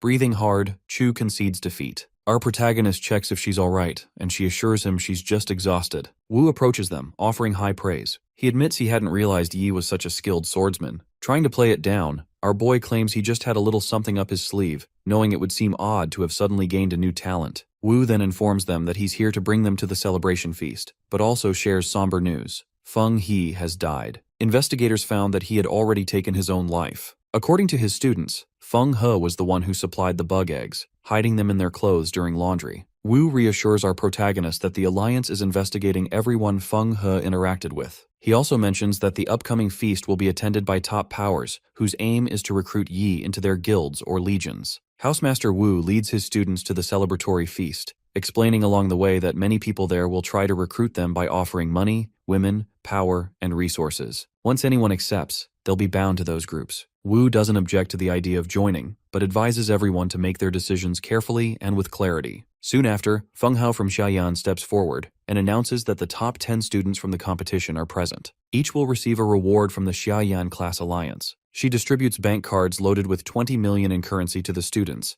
and explains that their authorization levels will be upgraded to elite external members within the Alliance. This status grants them an 80% discount on any potions or equipment purchased at any supply base in the nation. She also invites them to join the Alliance through her. Our protagonist notes how generous this gesture is. Giving 20 million to each of the top 100 contestants is a direct display of power. Feng Hao then announces that the rewards for the top 3 in the solo, team, and survival matches will be revealed the next day. As the feast begins, Wu raises his glass to congratulate Su Hong on their first-place victory. Xing remarks that none of it would have been possible without Yi. Several of his female comrades and other students request a toast, but our hero brushes it off with a modest shrug. Wei approaches to thank him for saving his life, vowing both his own loyalty and that of his teammates. Suddenly Wang steps in, pledging his life as well. Zhou Heng and Xiao, also at the party, comment on how much stronger our boy has become in such a short span of time. The next day, Feng arrives in a jet to take the top 3 students to Xiaoyan's headquarters for their rewards. As they board, Chu explains that this is the Phantom X1000,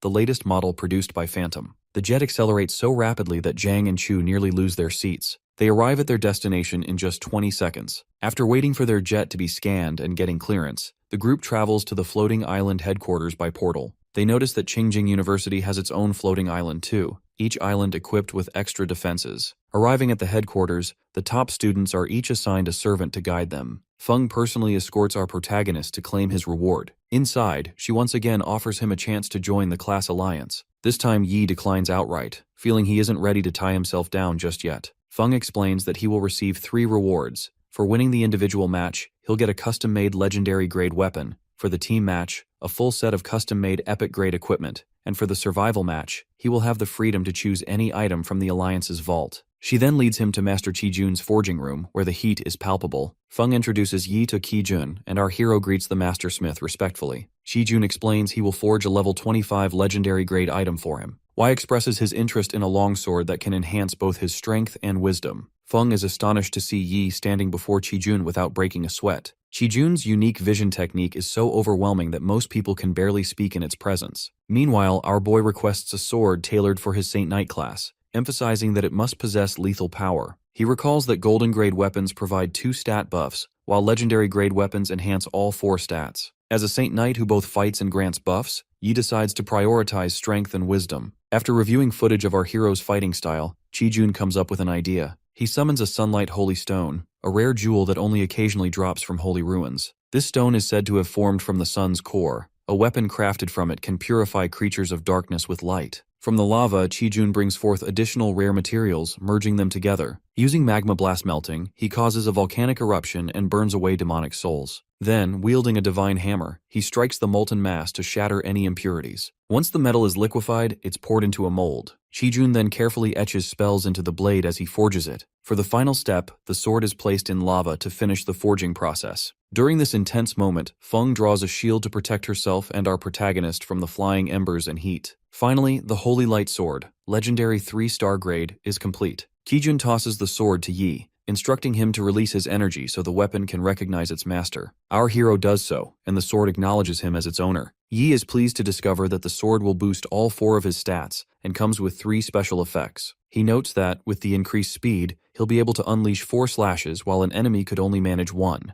Shijun, drained from the forging, explains that crafting such high-tier weapons consumes tremendous energy. Feng points out that Shijun can forge a legendary weapon in a short span, whereas most blacksmiths would need months. Shijun further advises that to raise the sword's star level, Yi should use holy elements, otherwise the weapon's power could be compromised. Next, Feng takes our boy to a fitting room, where 3 attendants take his measurements for a custom set of epic-grade equipment. He requests light armor focused on enhancing strength and wisdom. The attendants compliment his good manners as they finish up. Afterward, Feng leads him to the vault where he can choose his survival match reward. After some thought, Yi selects a Dimension-grade S-class item. Feng checks if he's certain about this choice, and our protagonist nods confidently, having plans for Dimension Jump. The skill transforms into a small orb, which Feng hands over to him. As he inspects it, Yi senses a presence urging him to release it. When Feng inquires about his reaction, he simply says he needs a break. With her responsibilities complete, Feng tells him to reach out if he's unhappy with any of his rewards. Re-entering the hall, our hero is unexpectedly greeted by members of the Zhou family. Yi asks if the Zhou family wishes to speak in private, but Zhou Heng explains that they're only there to say goodbye. He mentions that he's taking Dong back to the family and hopes that our hero can bring Xiaoyun to the Tialan district, where the Zhou family will provide the best resources for her. However, Yi replies that he'll bring his sister back only after she graduates. With that, the Zhou family takes their leave. Sensing something odd, our boy leaps up into a tree to investigate but finds nothing amiss. Later, one of his colleagues invites him to shop for local specialties in the city, but Yi declines. That evening, back in his room, the Void Beast demands to be released, its voice intimidating. Finally, our protagonist lets it out and asks why it's still resisting even after their contract. The beast argues that, as a millennium-old being, it can't easily submit to a human. It complains that Yi only succeeded because of the strange magic he used. Y reminds the Void Beast that it injured 63 people and killed 10 in the secret realm. If investigators identify it, they'll erase its intelligence with degradation magic. He also warns the beast that its skin, blood, and bones would fetch a high price. Calling him despicable, the beast accepts the Orb of Dimension Jump, which Yi offers as a source of energy. Yi promises to use the beast's power for just 1 year before setting it free. The Void Beast is skeptical, but our hero insists it has no better option. Yi then summons the Butterfly Mother and hands it to the beast. After absorbing the orb, the beast shares that, according to Xiaodi, those who first captured them aren't truly human. Meanwhile, at a bustling shopping mall, shopkeepers try to entice customers with sales and special items. Chu is busy browsing for accessories, and a shopkeeper explains the details of her chosen piece. Unexpectedly, Yi appears and selects a hair accessory for her. Chu is surprised as she thought he wasn't coming, but our protagonist explains he arrived after finishing his business. Suddenly, someone spots Chu and waves at her. She doesn't recognize him. He introduces himself as Wang Hao, nephew of Wang Ba from the Lei Yu Wang family's 3rd generation. Chu ignores his greeting, and Yi suggests they go get snacks. As they leave, Wang Hao becomes enraged that Yi is so familiar with Chu. He attacks, but his strike is effortlessly blocked by our boy's shield. Wang Hao, noticing Yi's class, mocks him, which angers Chu. Calmly, our hero challenges Wang Hao. If he can land a hit in 3 moves, Yi will apologize, but if he fails, Wang Hao must kneel and apologize himself. Fired up, Wang Hao unleashes a thunder strike, but Yi's shield holds firm. Next, Wang Hao uses his ultimate technique, Thunder Leopard. Yi responds with Salvation Cross and Falling Star, easily intercepting the attack, leaving Wang Hao with just 1 move remaining. Wang Hao unleashes Thunder Slash, but our hero intercepts it with his Holy Cross. Wang Hao is left sprawled on the floor, clearly defeated. As he lies there, he overhears the clerks discussing that our boy is actually the champion of the exchange competition. With that, Yi and Chu leave, while Wang Hao mutters to himself that his brother will deal with Yi later, and that he won't forgive Chu for playing with the Wang family. Later, the Su Hang team prepares for departure. Housemaster Wu thanks the staff of Qingjing University, though Housemaster Chung comments that Su Hang stole all the spotlight this time. Wu, however, insists that friendship comes before results. As the transportation formation activates, everyone bids farewell to their rivals. Soon, the Su Hang group arrives back on campus. The headmaster, along with Housemasters Song and Zhou, greets them warmly. The headmaster explains that the exchange match is about more than just competition, and proceeds to reward Tanwei, Zhangze, Shuqiang, Hengbin, and Zhaoqing with 5,000 points each for their strong performances. They compare this to the 500 points earned from clearing the Abyss-level Goblin realm, finding the difference staggering. Meanwhile, Chu, Xia, Taishin, and Tang each receive 20,000 points, but everyone is stunned when our protagonist is awarded 100,000 points. As captain, he defeated Wang and Wei in the individual matches, saved his friends against the combined assault from 9 schools, and secured first place. The crowd buzzes with excitement, noting that his points are equivalent to 3 billion in currency and could be exchanged for S-class techniques from the school's resources. Yi, for his part, is relieved. He'd nearly run out of points but now has nothing to worry about. Afterward, the headmaster instructs everyone to take a well-deserved rest. As the others leave, our hero remains behind to ask the headmaster a question. The headmaster guesses it concerns housemaster Feng He, and Yi nods. The headmaster hesitates, not wanting him involved, but Yi insists, revealing that he has tamed the Void Beast, who claims it was not humans who captured it. Seeing this, Headmaster Su decides to share the truth. He reveals that Feng He is an inhuman, a demi-human monster created by the evil god, the Master of Chaos. Such beings look human but possess the heart of a demon and serve evil gods. Feng He orchestrated the Void Beast attacks as a show of loyalty to the evil god, whose only desire is death and chaos. Su confirms that Feng He didn't die. Instead, he shed his skin to become a servant of the evil god and escaped. The headmaster asks Yi why Feng He would act during the exchange competition. Our protagonist suggests that the event gathered the brightest freshmen, and a disaster then would be catastrophic. The headmaster continues, explaining that the ruins of 1,000,000 beasts sit atop a weak point in an evil god's seal. Thousands of years ago, there was a war in the realm due to the Master of Chaos's descent, and the beast-kind civilization gave everything to seal him. Su suspects that Feng He used the Void Beast to search for cracks in that seal. If Feng He learns that Yi has tamed the beast, he will come after him. To prepare, the headmaster decides to give our hero an angel skill book obtained long ago by the Tianyu Guild. He teleports with Yi to the Tian Guild headquarter resource vault, protected by multiple layers of security and 2 level 60 monsters. At the entrance stands the Vault Guardian, who will be rotated tomorrow. Our boy notes that the Guardian is tertiary awakened. Meanwhile, the headmaster mentions that Zhou Yi, stationed at the entrance, is an old companion, so Yi can call him Uncle Yang. Zhou Yi tells him he's watched his matches and that the title of hero truly suits him. When retrieving the skill book, Uncle Yang advises our protagonist to act tough, or else others might try to cause him trouble. After obtaining the skill book, Uncle Yang hands it over, and our hero uses his points to absorb its power. Yi acquires the skill Holy Thunder, Form of Apocalypse S, which boosts his anomaly status and increases his thunder resistance by 50%. Along with it, he gains Blade of Punishment and Chains of Heavens. Our boy is stunned to have unlocked 3 divine-grade skills from a single skill book. The headmaster remarks that he's lucky to achieve such a feat. Uncle Yang adds that among the divine races, there are even S+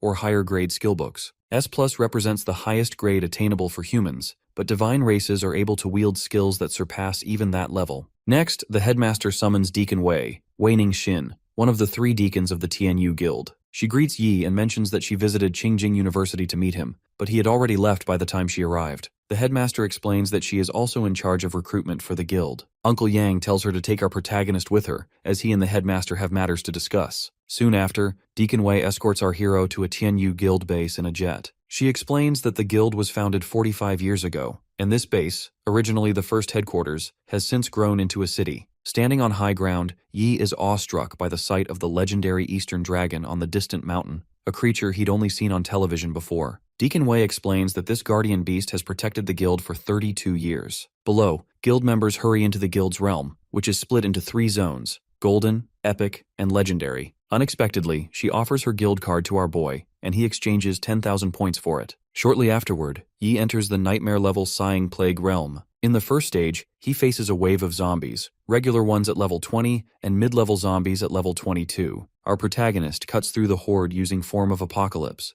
temporarily raising his power by 1 level. He's pleased to sustain the skill for 14 seconds during combat, cycling through several uses. As a result, he clears the first level by taking down 200 zombies in just 35 seconds. The next level, Mutant Village, greets him with the stench of rotting corpses. Yi admits that it's even worse than the mist at Tempest Valley and decides it's time to draw his legendary weapon. All the while, he hears the constant murmurs of monsters plotting his demise. Suddenly, a pack of zombie hounds appears, and he strikes them down. Next, zombie butchers emerge, and our boy dispatches them with his Blade of Punishment, which scorches the earth with every swing. He observes that these monsters are much tougher than the previous zombies. As even more undead pour in, their roaring emboldens their companions. But when they charge to attack, Yi swiftly strikes them down, showing no hesitation. A zombie hound lunges at Yi, which my guy cuts instantly. Then a plague spreader approaches. Its breath can infect anyone nearby, eventually leading to death. Unfazed, our protagonist swiftly strikes it down with his blade and relies on his death resistance to recover quickly. He soon realizes that while his warhammer delivers more powerful swings, it's too slow for close combat situations. Deciding a blade is the better choice for speed, Yi switches weapons. He's only managed to eliminate 20 zombies in a minute and doesn't want to waste his blade of punishment on weaker foes. Instead, he unleashes the Holy Storm, obliterating every zombie in the vicinity. In just 1 minute and 50 seconds, our hero takes down 2,100 zombies.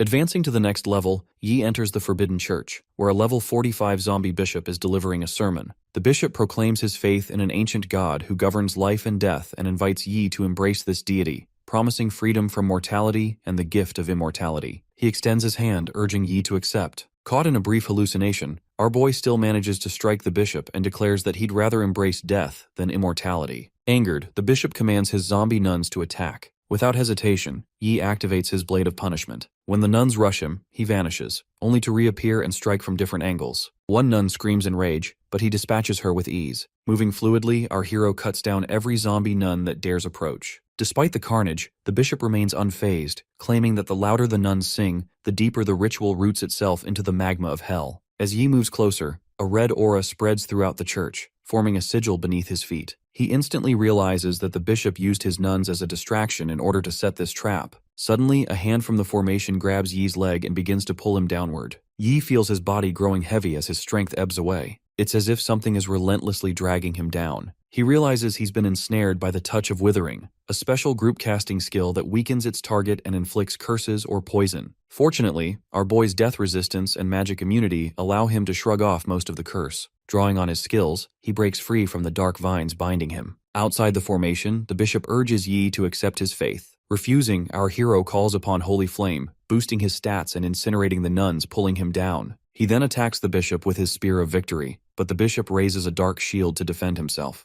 Not giving up, Yi follows up with Blade Flash, battering the shield. Growing anxious, the bishop cries out for Exia to unleash her rage upon Yi. At the mention of Exia's name, our protagonist's eyes widen. He's heard it before, even from the bear monster. As the bishop's body begins to disintegrate, Yi resolves not to let anything sinister occur. Channeling Divine Sword Heart, he prepares to shatter the shield in a single blow. Combining it with Form of Apocalypse, he obliterates the shield in one mighty strike, splitting the bishop's body in two. Yi then transforms into his angel physique. From the bishop's remains, a twisted voice proclaims it will consume Yi in Exia's place. Multiple mouths emerge from the remains, shooting projectiles at our hero. Quickly, Yi summons Holy Shield and counters with Holy Thunder Chains of Heaven. The bishop screams in agony, crying out to his god for vengeance, but our protagonist responds resolutely, insisting he face the judgment of light. Yi attacks again with Chains of Heaven, prompting the bishop to shriek that Exia will reduce him to ashes. Reflecting, our boy notes that class skills generally fall into categories: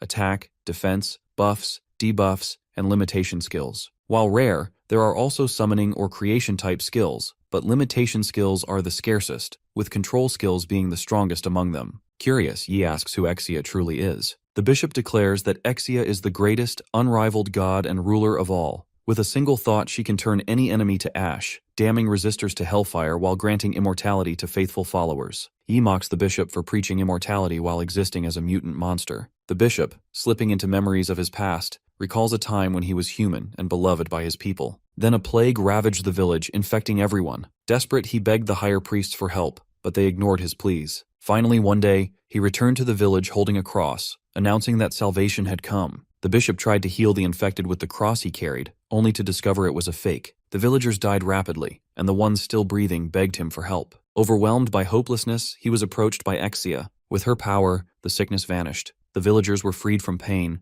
and even the dead returned. The bishop felt content to exist as a zombie if it meant his people could live. In the present, he shouts that being chosen by Exia means it's his duty to spread her light across distant lands. Our hero notes that the bishop can't be saved and resolves to end things. He attacks with his blade while the bishop desperately calls for Exia's help, but receives no response. Yi points out that his god has abandoned him, and the bishop's many mouths scream that they will drag our protagonist to hell with them. Before the bishop can self-destruct, Yi uses his chains and follows up with Holy Cross, destroying the bishop's body completely. With Exia silent, our boy receives experience, potions, and items for clearing the realm. An exit portal appears, but before leaving, he decides to destroy the statue of the evil god Exia. Using his golden beam, he obliterates the statue and, to his surprise, receives a holy crystal, a rare secondary awakening item, for the first time. Realizing the opportunity, the protagonist decides to farm this realm several more times. Upon exiting, Deacon Wei praises him for clearing the realm in just 10 minutes and 25 seconds. Yi offers her the items he acquired in exchange for another entry. Stunned, Deacon Wei listens as our hero explains that he's aiming for the fastest clear time and believes he can beat the current record. She informs him that he must be at least level 27 to challenge the leaderboard, but grants him permission and tells him to keep his rewards. Just then, her nephew Wei Ming appears,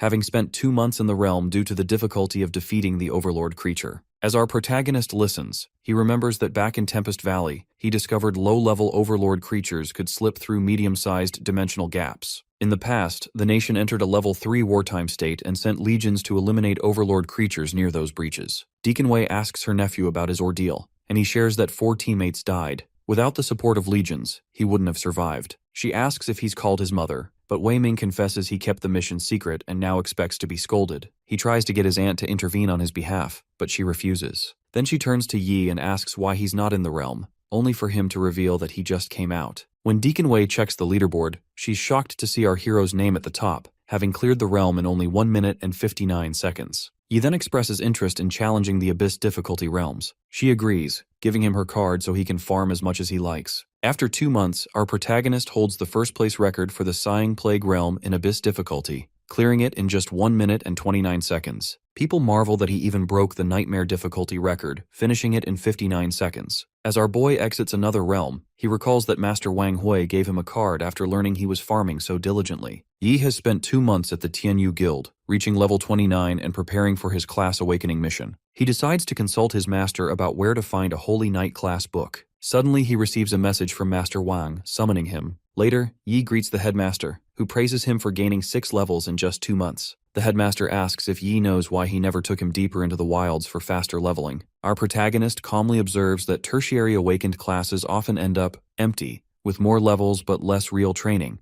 which prevents them from reaching their full potential. The headmaster commends his answer, explaining that some use family resources to quickly boost their level, but even after secondary or tertiary awakening, they remain weak if they lack proper training. Now that Yi has reached level 29, the headmaster decides it's time to awaken his secondary form. Headmaster Wang explains that a Saint Knight's secondary class will be the Apocalyzer, which enhances mastery over Holy Light and greatly increases offensive power. However, he points out that this is designed for regular knights, while Yi's own offensive abilities are already formidable. The headmaster then hands Yi the class awakening book for Apocalyzer. Our protagonist connects with it mentally, reviewing the requirements for class awakening. There are 4 in total, one of which is the Will of Repent. Our hero wonders if this refers to the remorseful will of cultists who once followed evil gods. Headmaster Wang asks if Yi remembers the Repent skill he acquired in the Plague Realm, explaining that he will need to use that skill to extract the Will of Repent within half an hour, or the soul will dissipate. Meanwhile, our boy is curious about how the headmaster knows he possesses that skill. The headmaster clarifies that he was certain Yi would gain it while farming in the Plague Realm, as it is essential for Saint classes. He notes that Yi has already fulfilled every requirement except for collecting 100 wills of repentance. Therefore, he suggests that our protagonist take on missions involving cultists, which are posted on the school network, in order to gather the necessary wills. Later, Yi browses the school site and observes that Suhang has fewer students compared to other schools. This is because the school invests more in each student, resulting in lower recruitment numbers, though there are still plenty of missions available. Ignoring the initial ones, our hero chooses a mission in Longfeng City. Unexpectedly, upon attempting to accept it, he discovers that it's classified as high risk, with a casualty rate exceeding 70%. Despite this, Yi decides to proceed. He summons his space butterfly,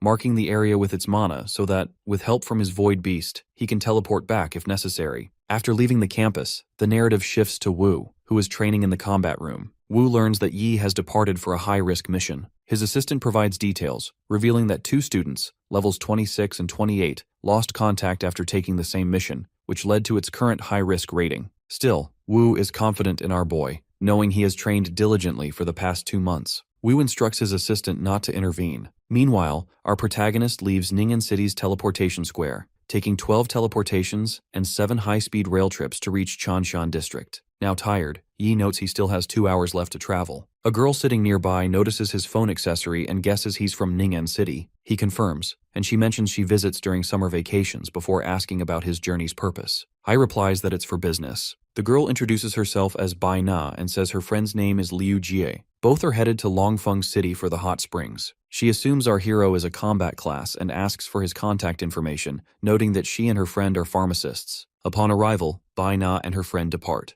Suddenly, they bump into a man who hands her a pamphlet about a special event to showcase their god's blessing. When our boy sees the pamphlet, he glares coldly, prompting the man to snatch it back immediately. Meanwhile, Bai Na tells her friend to throw it away, explaining that the religion began about a year ago in Longfeng City. While followers seem to gain benefits, their personalities change drastically. She mentions that her brother's classmate, once a gentle person, became frightening after joining the religion. Afterwards, Yi recalls his experience with the god of light at Tempest Valley, reminding himself that miracles aren't something one can manifest daily. He suspects this is a clue about the cultists, recognizing that disguising as a mainstream religion is typical cult behavior. A large crowd gathers at the special ceremony held by the Holy Faith, all eager to witness a miracle that might help them level up faster. Among them, a group of 4 investigators has arrived to examine the so-called miracle of the Holy Faith, which managed to attract 10,000 followers in just a year. Zhao Ling reminds her teammate, Gu Man, that simply gathering evidence will be enough for their mission. Meanwhile, Zhang Sheng informs her that he has already deployed micro-robots to monitor the entire event. Their teammate, Liu Yuhan, attempts to access Yi's information but is unable to do so. The whole team realizes they can't view our boy's details and concludes that he must be above level 20. Suddenly, Yi fixes them with a cold stare, unnerving the group and prompting them to avoid drawing his attention in the future. For his part, our protagonist pays them little mind, remaining focused on his true target,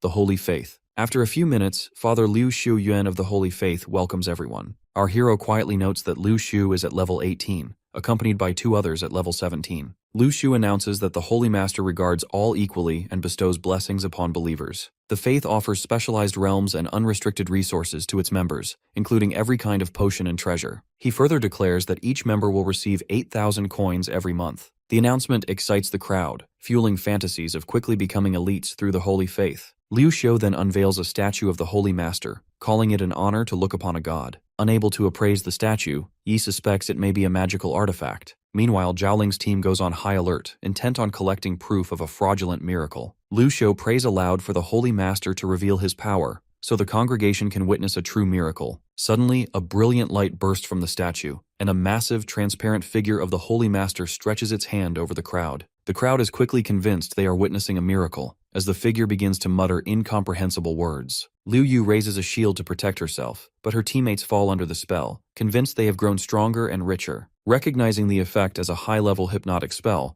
Liu Yu relies on a special necklace for immunity against mental manipulation. Unfortunately, the necklace needs time to cool down before she can use it to awaken her friends. Across the hall, our boy also realizes he is witnessing a hypnotic spell. Moments later, Liu Shu signals for the ritual to begin by ringing a bell. Using dark magic, a group of people, including a bishop, teleports into the hall. Immediately, Yi senses that these newcomers are cultists. The bishop, uneasy with Liu Shu for wasting time on the audience, warns him not to repeat the mistake and informs him that after this sacrificial ritual, Liu Shu will officially join the Holy Faith and receive the Holy Master's blessing. As a Saint Knight, our protagonist detects a deep malice emanating from the bishop and his followers. The bishop, only level 27, makes Yi suspect there must be someone even more powerful behind the scenes. He chooses to wait a bit longer, seeking more information. Meanwhile, the bishop and his men begin chanting, proclaiming the Holy Master to be eternal and indestructible. The statue begins to act, drawing out the souls of the gathered people, who soon echo the bishop's chant in unison. Our hero reflects that souls are essential for resurrection spells used by priests, and that some classes are capable of returning to life in soul form. Souls, he notes, are of vital importance to both ordinary folk and the powerful alike. Although the crowd appears unchanged on the surface,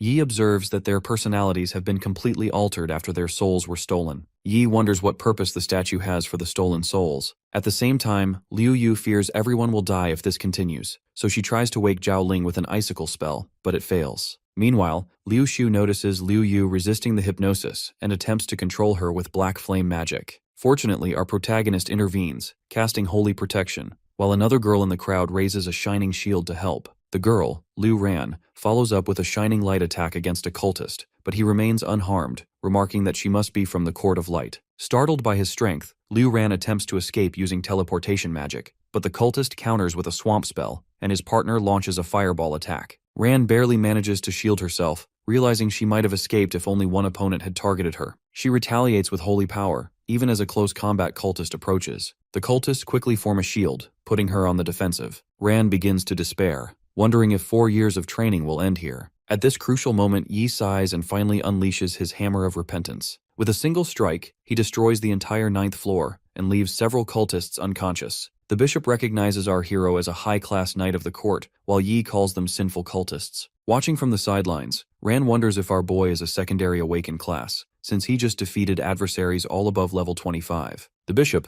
now desperate, sends his men to stop our protagonist, but they are vanquished instantly. Panicking, the bishop shoves Lu Shu forward as a distraction and tries to escape. As before, Yi knocks Lu Shu out with one move and summons his space butterfly to track the fleeing bishop. After the chaos, Ran introduces herself as a light mage from the Court of Light. Seeing Yi up close, she notes the aura of holy light surrounding him. Our boy learns that Ran was on an adventure, accepting the mission, and she credits him for saving her life. Curious, she asks if he belongs to the court. While explaining that he is not affiliated with the court, our protagonist casually destroys the fake holy statue with just his fingers. Ran is stunned, suspecting he might be a holy son. She reflects that the titles of holy sons and daughters are bestowed by the court upon geniuses, who receive the greatest resources for cultivation. These individuals are considered invincible among their peers and can challenge those of higher levels. For their safety, only the court knows their true identities. Ran wonders if they should wake everyone immediately, but our hero advises against it, arguing that it could cause unnecessary panic. Instead, he suggests leaving the matter to public security. Then Yi uses his repent skill on one of the cultists. The cultist's soul emerges, confessing its sins and repenting for all the wrongs committed. He manages to collect only 4 wills of repentance, far fewer than he needs. He deliberately lets the bishop escape, intending to track down more cultists with the help of his space butterfly.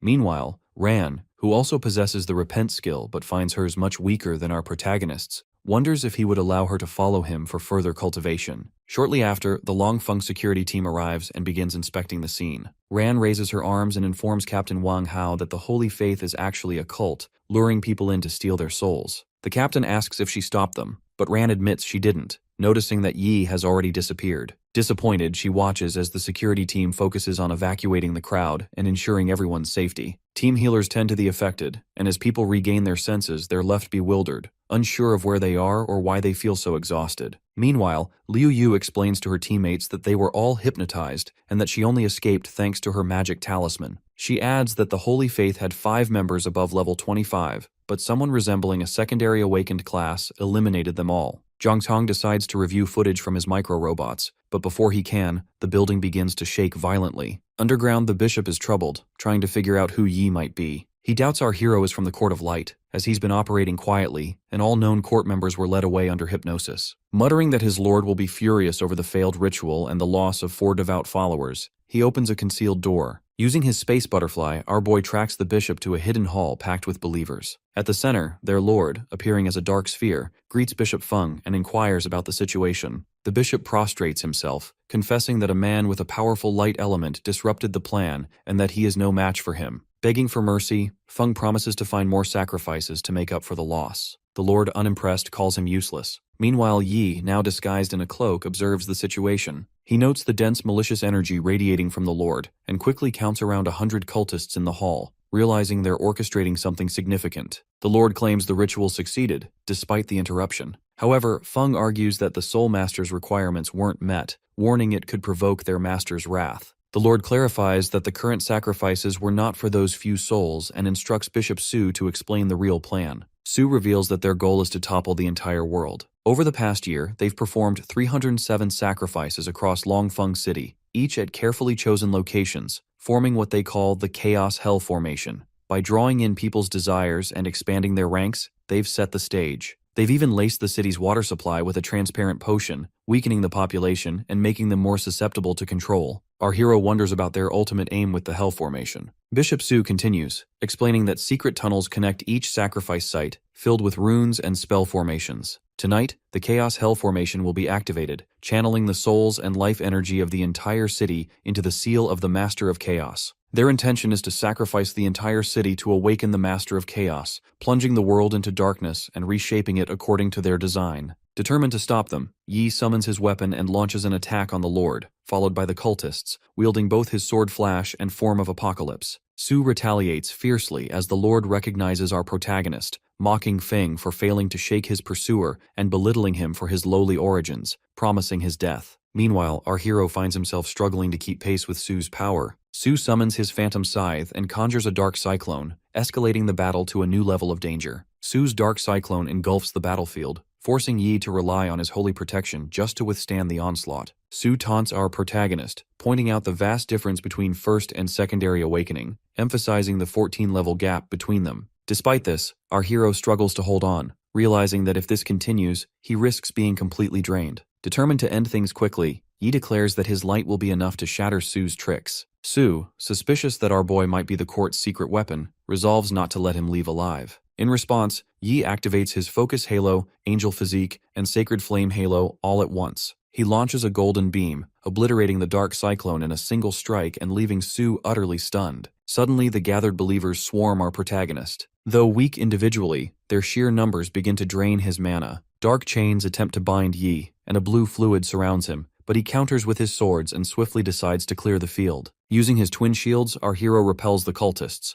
though Su manages to evade the assault. Su retaliates with Shadow Slash, but Yi counters with Holy Light, slamming Su into a wall. The Lord mocks Su for failing to handle a level 29 Saint Knight. Relieved, our boy notes that thanks to his buffs, his power now rivals that of a level 40, explaining how he managed to overpower Su. The Lord then commands Feng to attack, but when Feng hesitates, Yi strikes with his sword. Unexpectedly, the Lord grabs Feng by the hair and tosses him aside. Yi quickly realizes Feng is the Lord's son, but the Lord dismisses him as a useless pawn, meant only to serve the Master of Chaos. Disgusted, our protagonist calls out the Lord's ruthlessness, but it coldly replies that after the chaos, all life will be its children. Curious, our hero asks how the Lord knows him. The Lord reveals it is aware that he is the champion of the National Freshman Exchange Competition. As Yi turns to face Su, who charges again, the Lord begins preparing its own attack. Our boy nimbly dodges by using his Void Beast's jump, then lands a powerful punch on Su. The Lord, amused by his actions, recognizes that he has tamed the Void Beast.